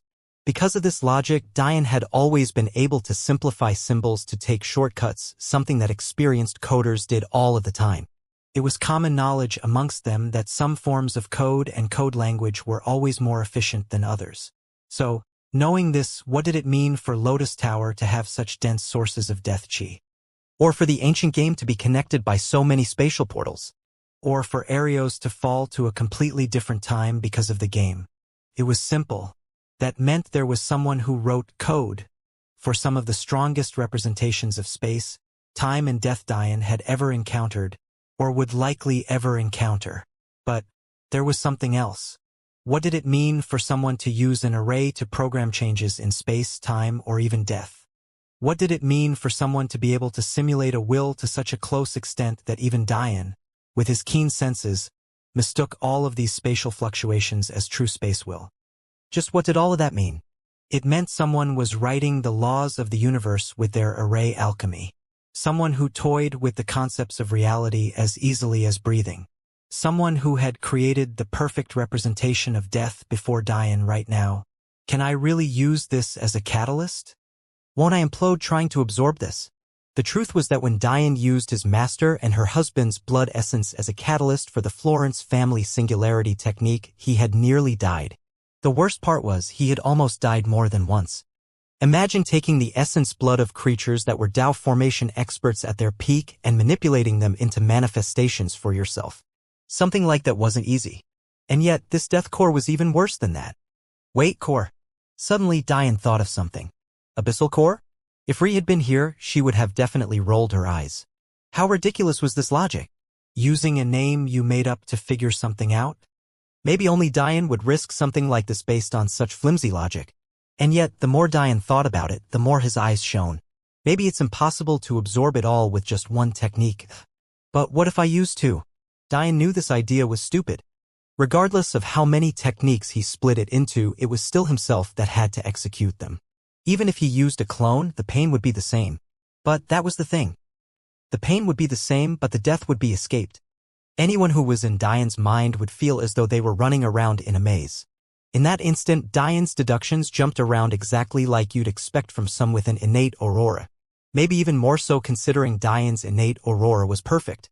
Essentially, the idea of cores reminded Diane that he didn't only have a single absorption and integration type technique. He had the Florence family technique to form a humanoid manifestation, but at the same time he had his weapons haul abyssal cores. But that was where things got odd. Sure, Diane could absorb the abyssal cores of weapons, but there was clearly no weapon here.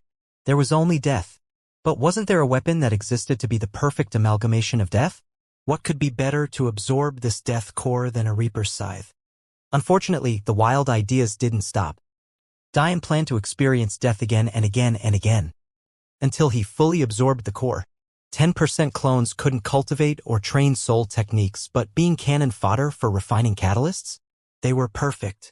Maybe the wildest part, though, was that Diane planned to do this for the space and time cores as well. However, he was fully aware that absorbing the death core would be much easier. Why? Because the death core was only meant to affect the area around Lotus Tower. It was meant to be a small part of the ancient game. That was why Diane could even attempt this. But the space and time cores connected every gate in existence that used to exist or would exist. It wasn't something Diane would even want little Lila getting close to. Therefore, although he had already decided to one day find those cores, today wasn't the day. Right now, he'd focus on integrating the epitome of death within himself. Soon, he'd need to be a Reaper. There were too many people who thought he was an easy target, that he was easy to deal with, that his friends and family were toys for their pleasure. As they say, you reap what you sow, Diane smirked. I'll just help you with the reaping bit. In Madeline's gate, the situation had completely flipped from earlier. Not only had Diane's energy fruits given her a great boost, his words had relieved her heart of all burdens, giving her celestial will an unprecedented leap. The pure feeling that filled her being caused a smile as radiant as the stars in the sky to spread across her face. She had manifested her first intent. Her power was simply on a whole other level. It was as though a goddess had stepped onto the battlefield. It wasn't that the armies the Xianxia family faced didn't have essence-gathering experts. It was just that the idea of someone comprehending an intent at the first essence-gathering level was absolutely ridiculous. An intent was the next level wills reached. But the reason many didn't learn it so early was because an intent was what you needed in order to grasp saint energy. Normally, many who became saints might not even grasp an intent until they reached the peak of the saint stage. The most shocking part about intents were that they weren't just a power boost, they were a complete qualitative change. Madeline's celestial will became like pillars of light smiting down enemies from the sky, completely erasing their attacks. And when Madeline combined her intent with her music, the Xianxia army became nearly untouchable. Many of the King God clan shivered. Some even assumed someone had broken the rules of the gate and allowed a saint to enter. What other explanation could there be? But Madeline continued to play her lyre, her attacks focused and filled with purpose. Many who died by her hand couldn't even bring themselves to be angry. If such a beautiful goddess smites you, did you really deserve to live in the first place? Maybe she was right in wanting your death. That said, the numbers disparity between the Xianxia and the opposing universe were simply too large. Although Madeline had forced them to sustain major losses and had plenty of fruits to replenish herself, maybe there was another way. Madeline turned her gaze to the temple at her back. Maybe if we enter, there'll be another exit? The gates are odd. It's quite possible the temple is spatially connected to another place. Maybe this isn't even the only place this temple appeared. The temple itself was extraordinary and imposing. It had hundreds of massive pillars holding it up, And yet, what had to be the most striking was its color. A striking violet. Despite the rarity of what was occurring with Madeline, something very similar was happening on Rhee's battlefield. The ice purity path was a difficult one. In fact, it was so difficult that Rhee's mother felt the need to leave behind part of her cultivation for Rhee in the form of the cave's ice pool. What Rhee didn't know was that the ice purity path wasn't even the best path for her. Rhee's mother was a kitsune as well, but kitsune came in different forms.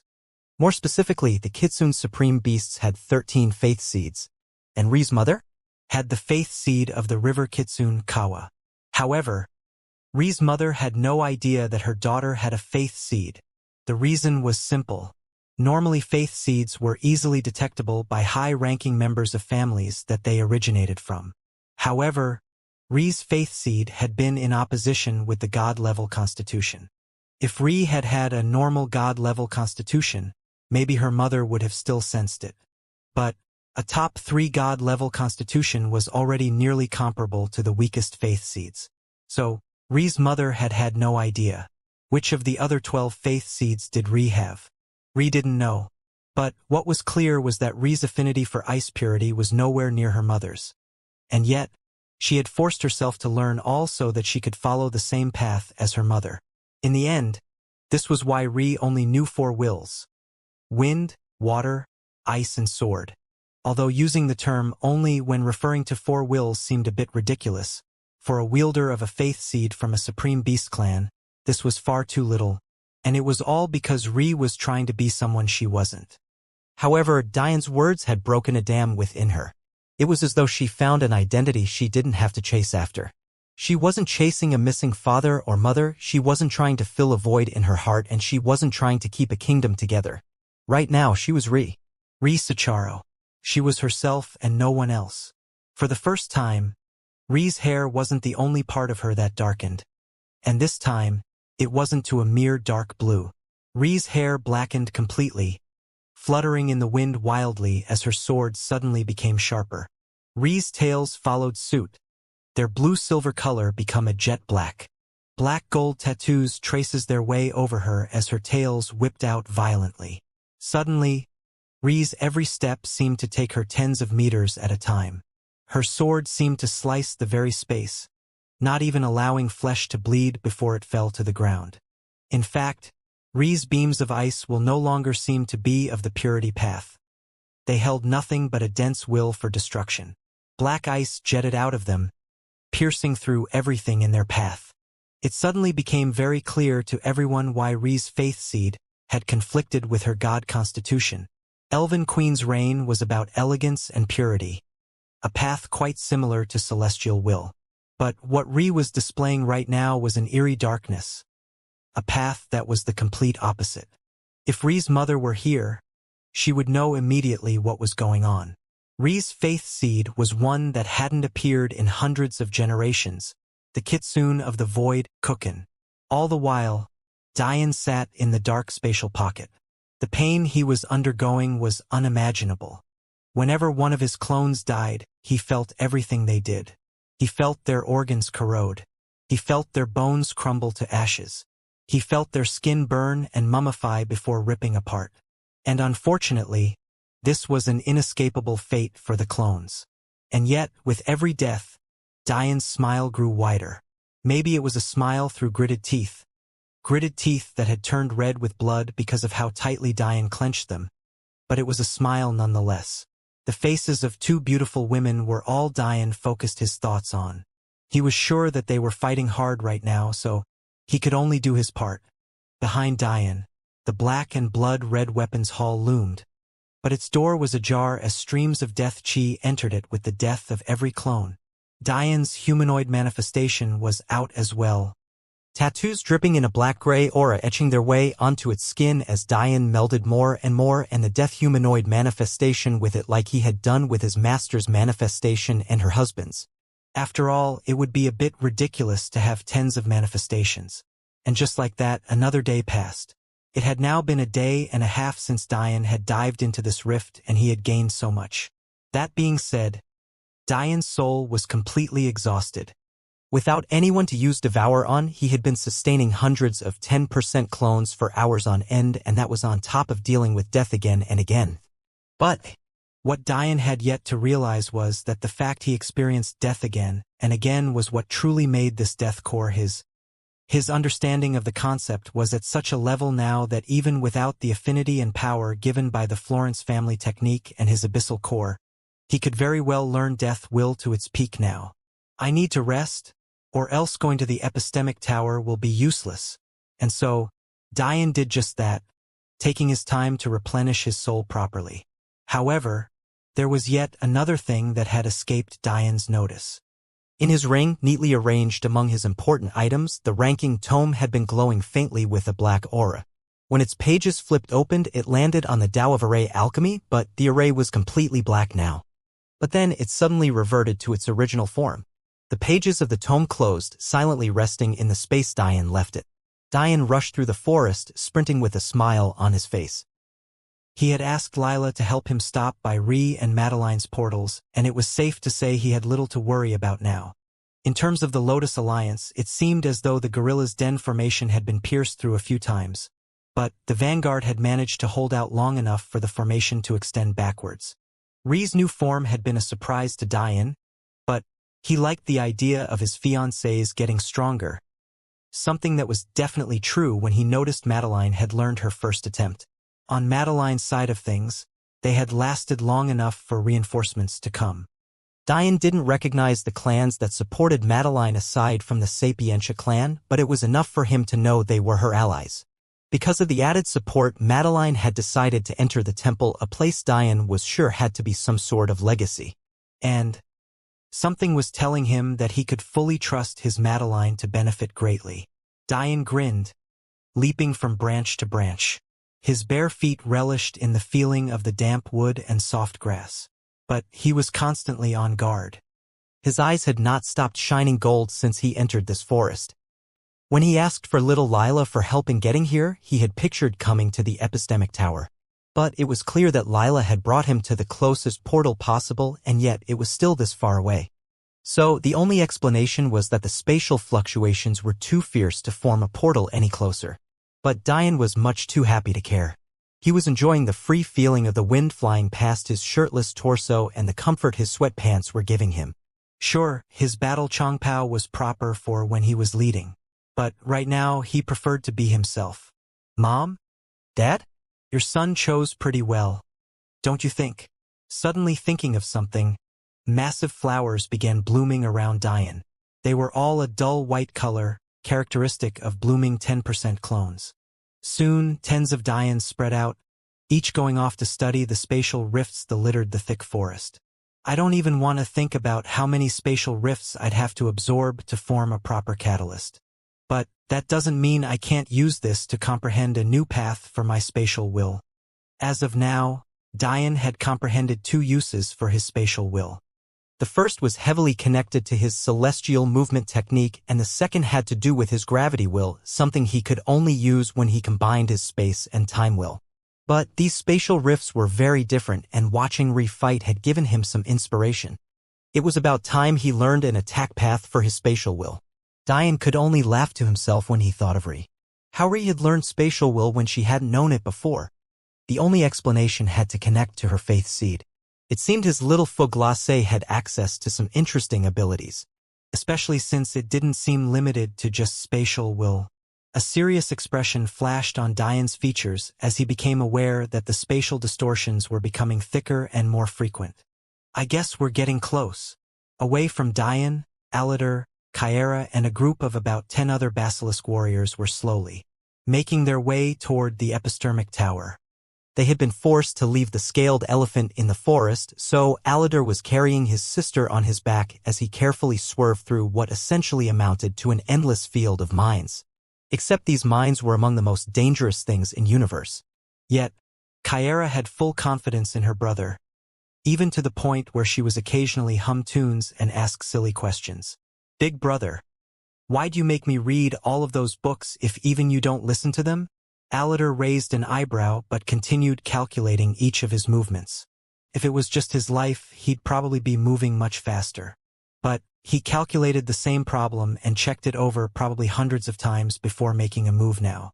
He wasn't willing to put his little sister at any risk.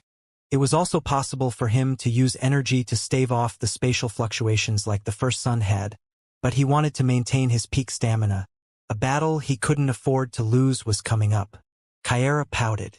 All of the books say to take epistemic tower last. If you had, none of these spatial fluctuations would even be here. So why are we going now? Aladar sighed. The fact it's easier to take the epistemic tower at the end is the reason we're not doing it. That's not an answer. Xianxia whined, licking the back of Aladar's ear in defiance. This is a game. Ugh. That's not an answer either. It's because of this that we were able to bring the scaled elephants across to the Earth Tower side, without losing them to weather or the other sporadic changes of the gate. I'm ignoring you. I don't like you. Humph. Xianxia turned away, resting her cheek on Aladar's back instead of resting her chin on his shoulder. Aladar didn't respond. He didn't like explaining things anyway. His mind worked much too quickly to slow down. It was something his sister complained a lot about, but he couldn't help it. Plus, he was too focused on making sure they didn't die now because of who he was leaving a trail of crumbs for actually showed up. He needed to be at full strength. This is step 1. Away from Aladar and his little sister, and a long time after they had that conversation, Dian was still making his way through the forest. But, unlike Kira, he was fully aware of what was going on. Before Dian had come to the gate, he was already aware of the fact the epistemic tower was always the last tower to be conquered. The reason for that went further than just leaving the hardest for last. After all, wouldn't it make the most sense to conquer something difficult while you have less towers to protect? If you tried to conquer a difficult tower, all while protect 8 others, you'd only make it more difficult on yourself. No. The reason the epistemic tower was always conquered last was because only when you controlled 8 towers would you have enough control over the laws of this gate to turn off the spatial tiers that littered the area. This was what made it worth it. Conquering epistemic tower would suddenly become manifold easier if you didn't have to worry about. However, if you looked at this like it was a game, were things really so simple? If you looked at the epistemic tower like a special area of a game that could only be properly accessed under the right conditions, wouldn't turning off the spatial fluctuations, despite being easier, force people to miss out on something great? Originally, this had been Dian's plan. When he was speaking to Ri on the day he awoke, he had already planned to do exactly what Aladar was doing now. He wanted to see what was different about the epistemic tower if you didn't turn off the spatial fluctuations. Why? Because weren't spatial fluctuations evidence of spatial distortion? And weren't spatial distortions only prominent when there was a new plane to enter? Much like the spatial pocket Dian had just been in, or a legacy world opening, tiers in space only meant one thing. There was a portal to another place.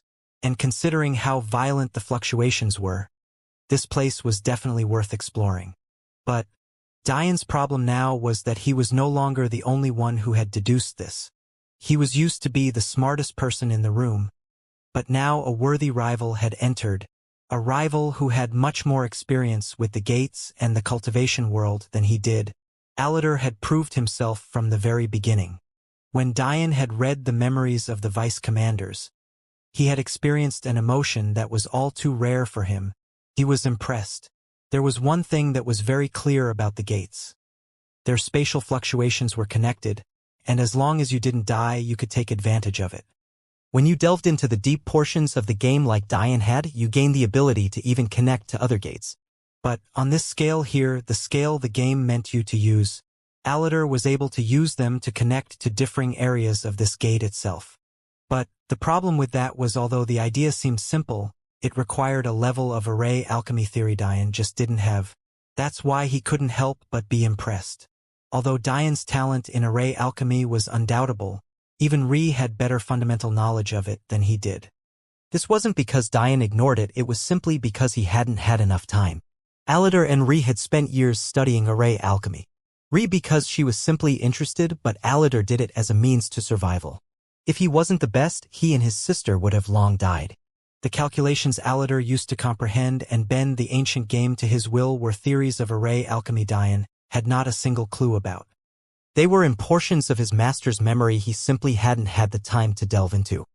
Whereas Aladar practiced an array alchemy built on solid fundamentals and traditional theories, Diane's array alchemy was almost as wild as a university student's note-taking shorthand. In fact, the truth was that Aladar had not once studied anything related to alchemy. He had dedicated all of his life to studying formations.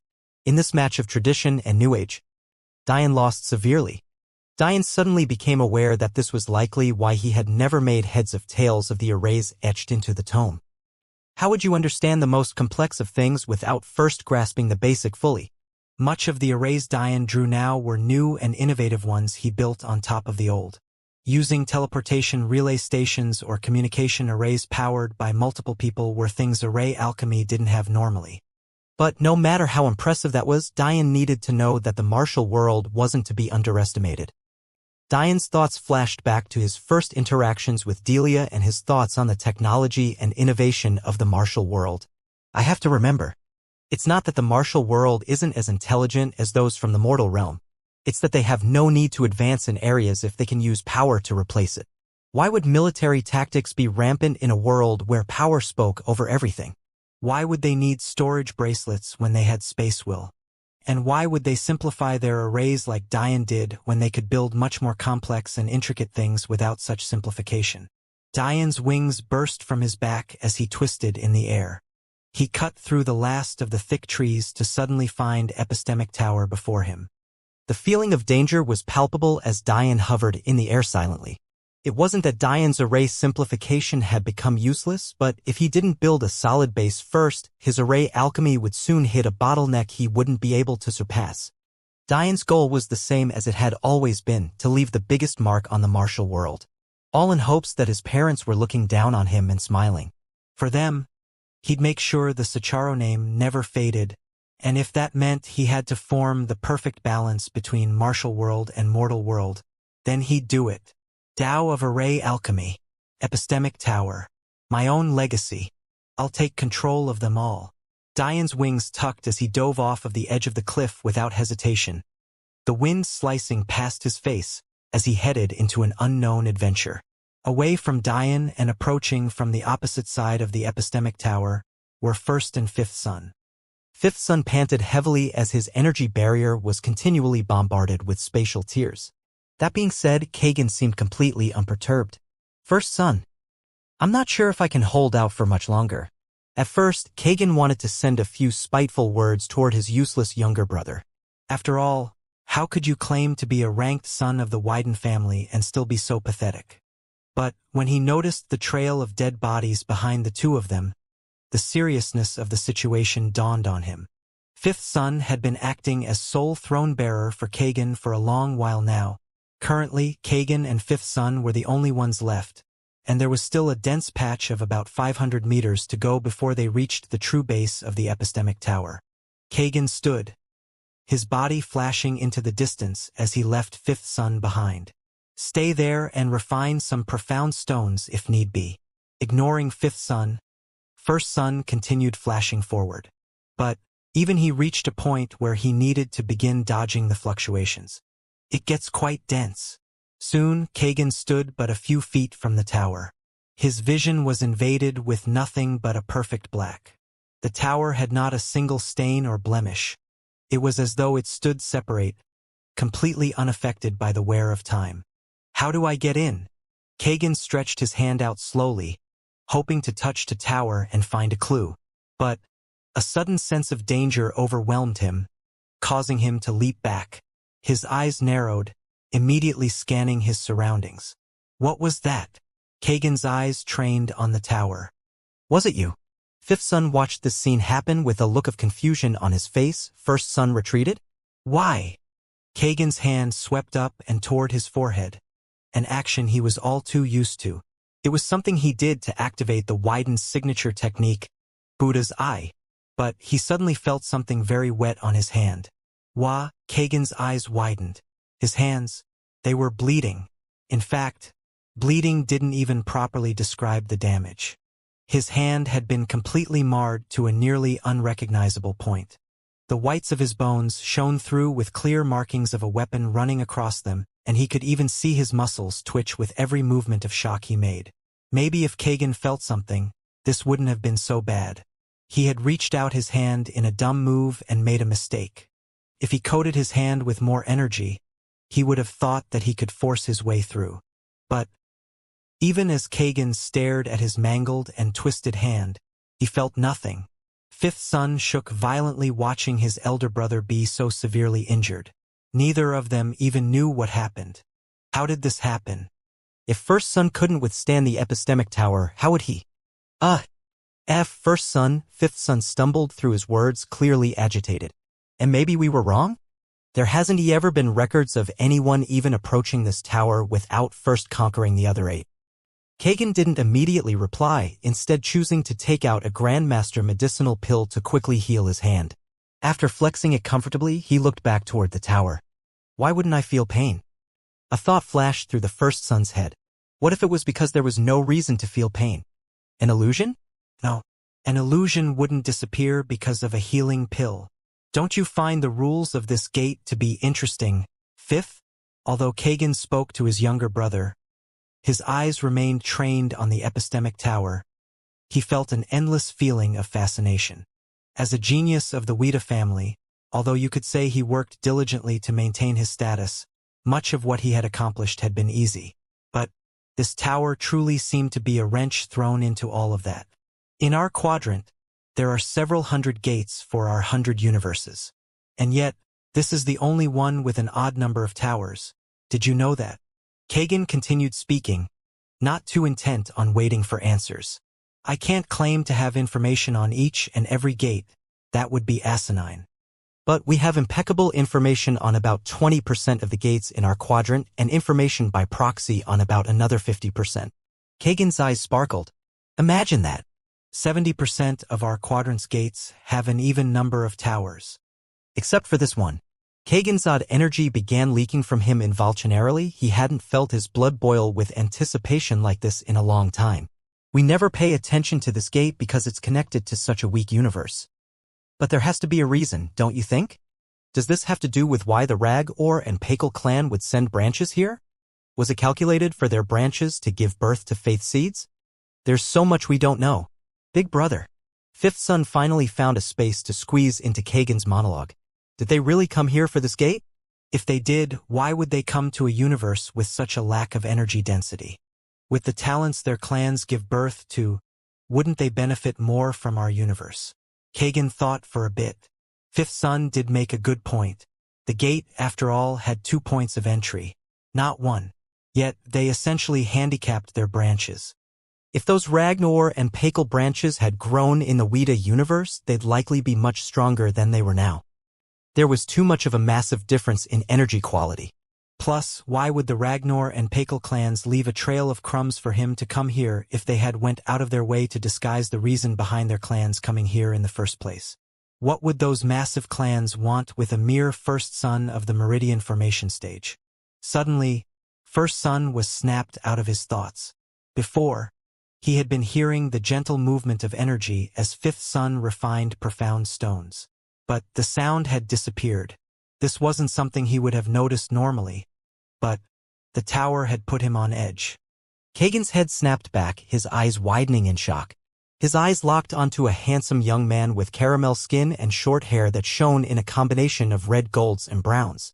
He oddly had a little girl clinging to his back and a few injured followers behind him. How did they get so close without me noticing? But what truly angered Kagan was something completely different.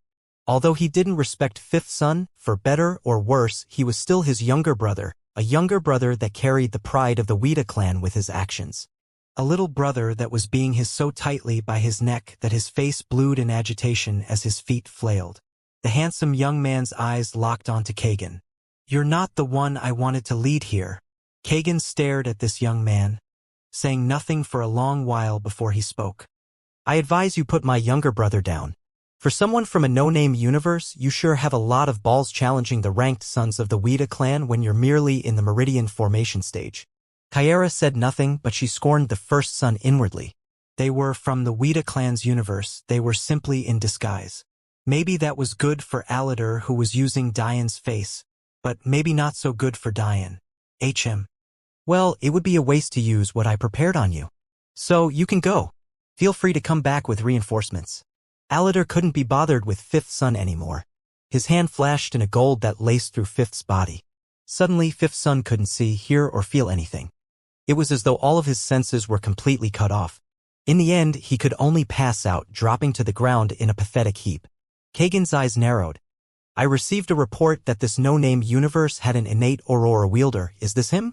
The truth was that this was information Aladar purposefully leaked while sealing off all information about his own appearances. After all, why would Diane's universe share information with the Wuxia clan? In addition, the only members of the Wuxia universe who witnessed Aladar's appearance was the dead Commander Draven and the loyal Bas and Liska. Aladar's identity was safe. To Aladar, he could kill the First Son here and now. But that wouldn't benefit him as much. If Kagan died, the Wuxia clan would sweep it under the rug and maybe send some stronger talents here to deal with Diane. But what Aladar needed was the right son to be interested in the tower. A son he could use to break the most taboo of rules. A son he could steal a faith seed from. Good. Kagan straightened, his large prayer beads rustling on his broad bare chest. Purging the universe of another innate aurora will be good. Father would be pleased. A cold light flashed past Aladar's eyes, but he quickly calmed himself. If he wanted to kill the First Son smoothly, he would just need to make use of the odd energy that he had used on Diane. However, since he wanted the First Son to leave alive, using that energy was out of the question. It would reveal his identity without a doubt.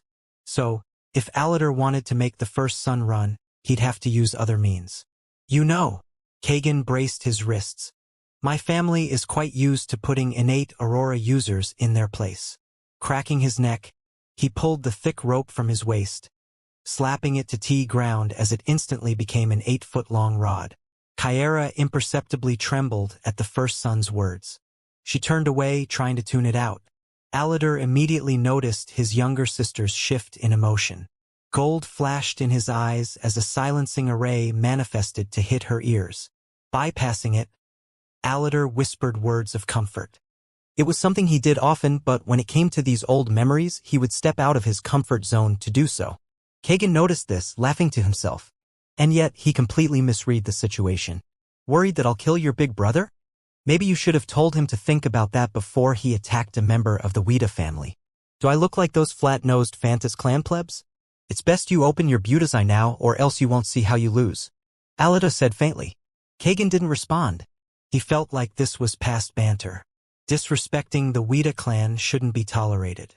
But, even as Kagan took a step forward, a large defensive array appeared behind Aladar, completely protecting his sister as he stepped forward, disappearing. Kagan's eyes widened. Wait, what? Bracing his large rod against himself, Kagan immediately stopped underestimating Aladar. His hand sped toward his forehead, trying to open his beauty's eye. But it was too late. A rift in space opened up before him. Aladar could only sigh to himself. I miss my oil paper umbrella. AGHH. Kagan leaped backward, but his back was immediately shredded to pieces by yet another spatial rift. You! Kagan's eyes immediately trained on his hand. Unfortunately, it was no longer attached to himself. Not only had Kagan's back become a bloody mess because of his hasty and useless retreat, he had lost his hand. You should be careful. The spatial rifts are quite dense here. We're too close to the tower. What is this nonsense? He's disappearing in space, but he isn't using spatial will. A sudden realization hit Kagan, causing his eyes to widen in shock. He's using the spatial rifts.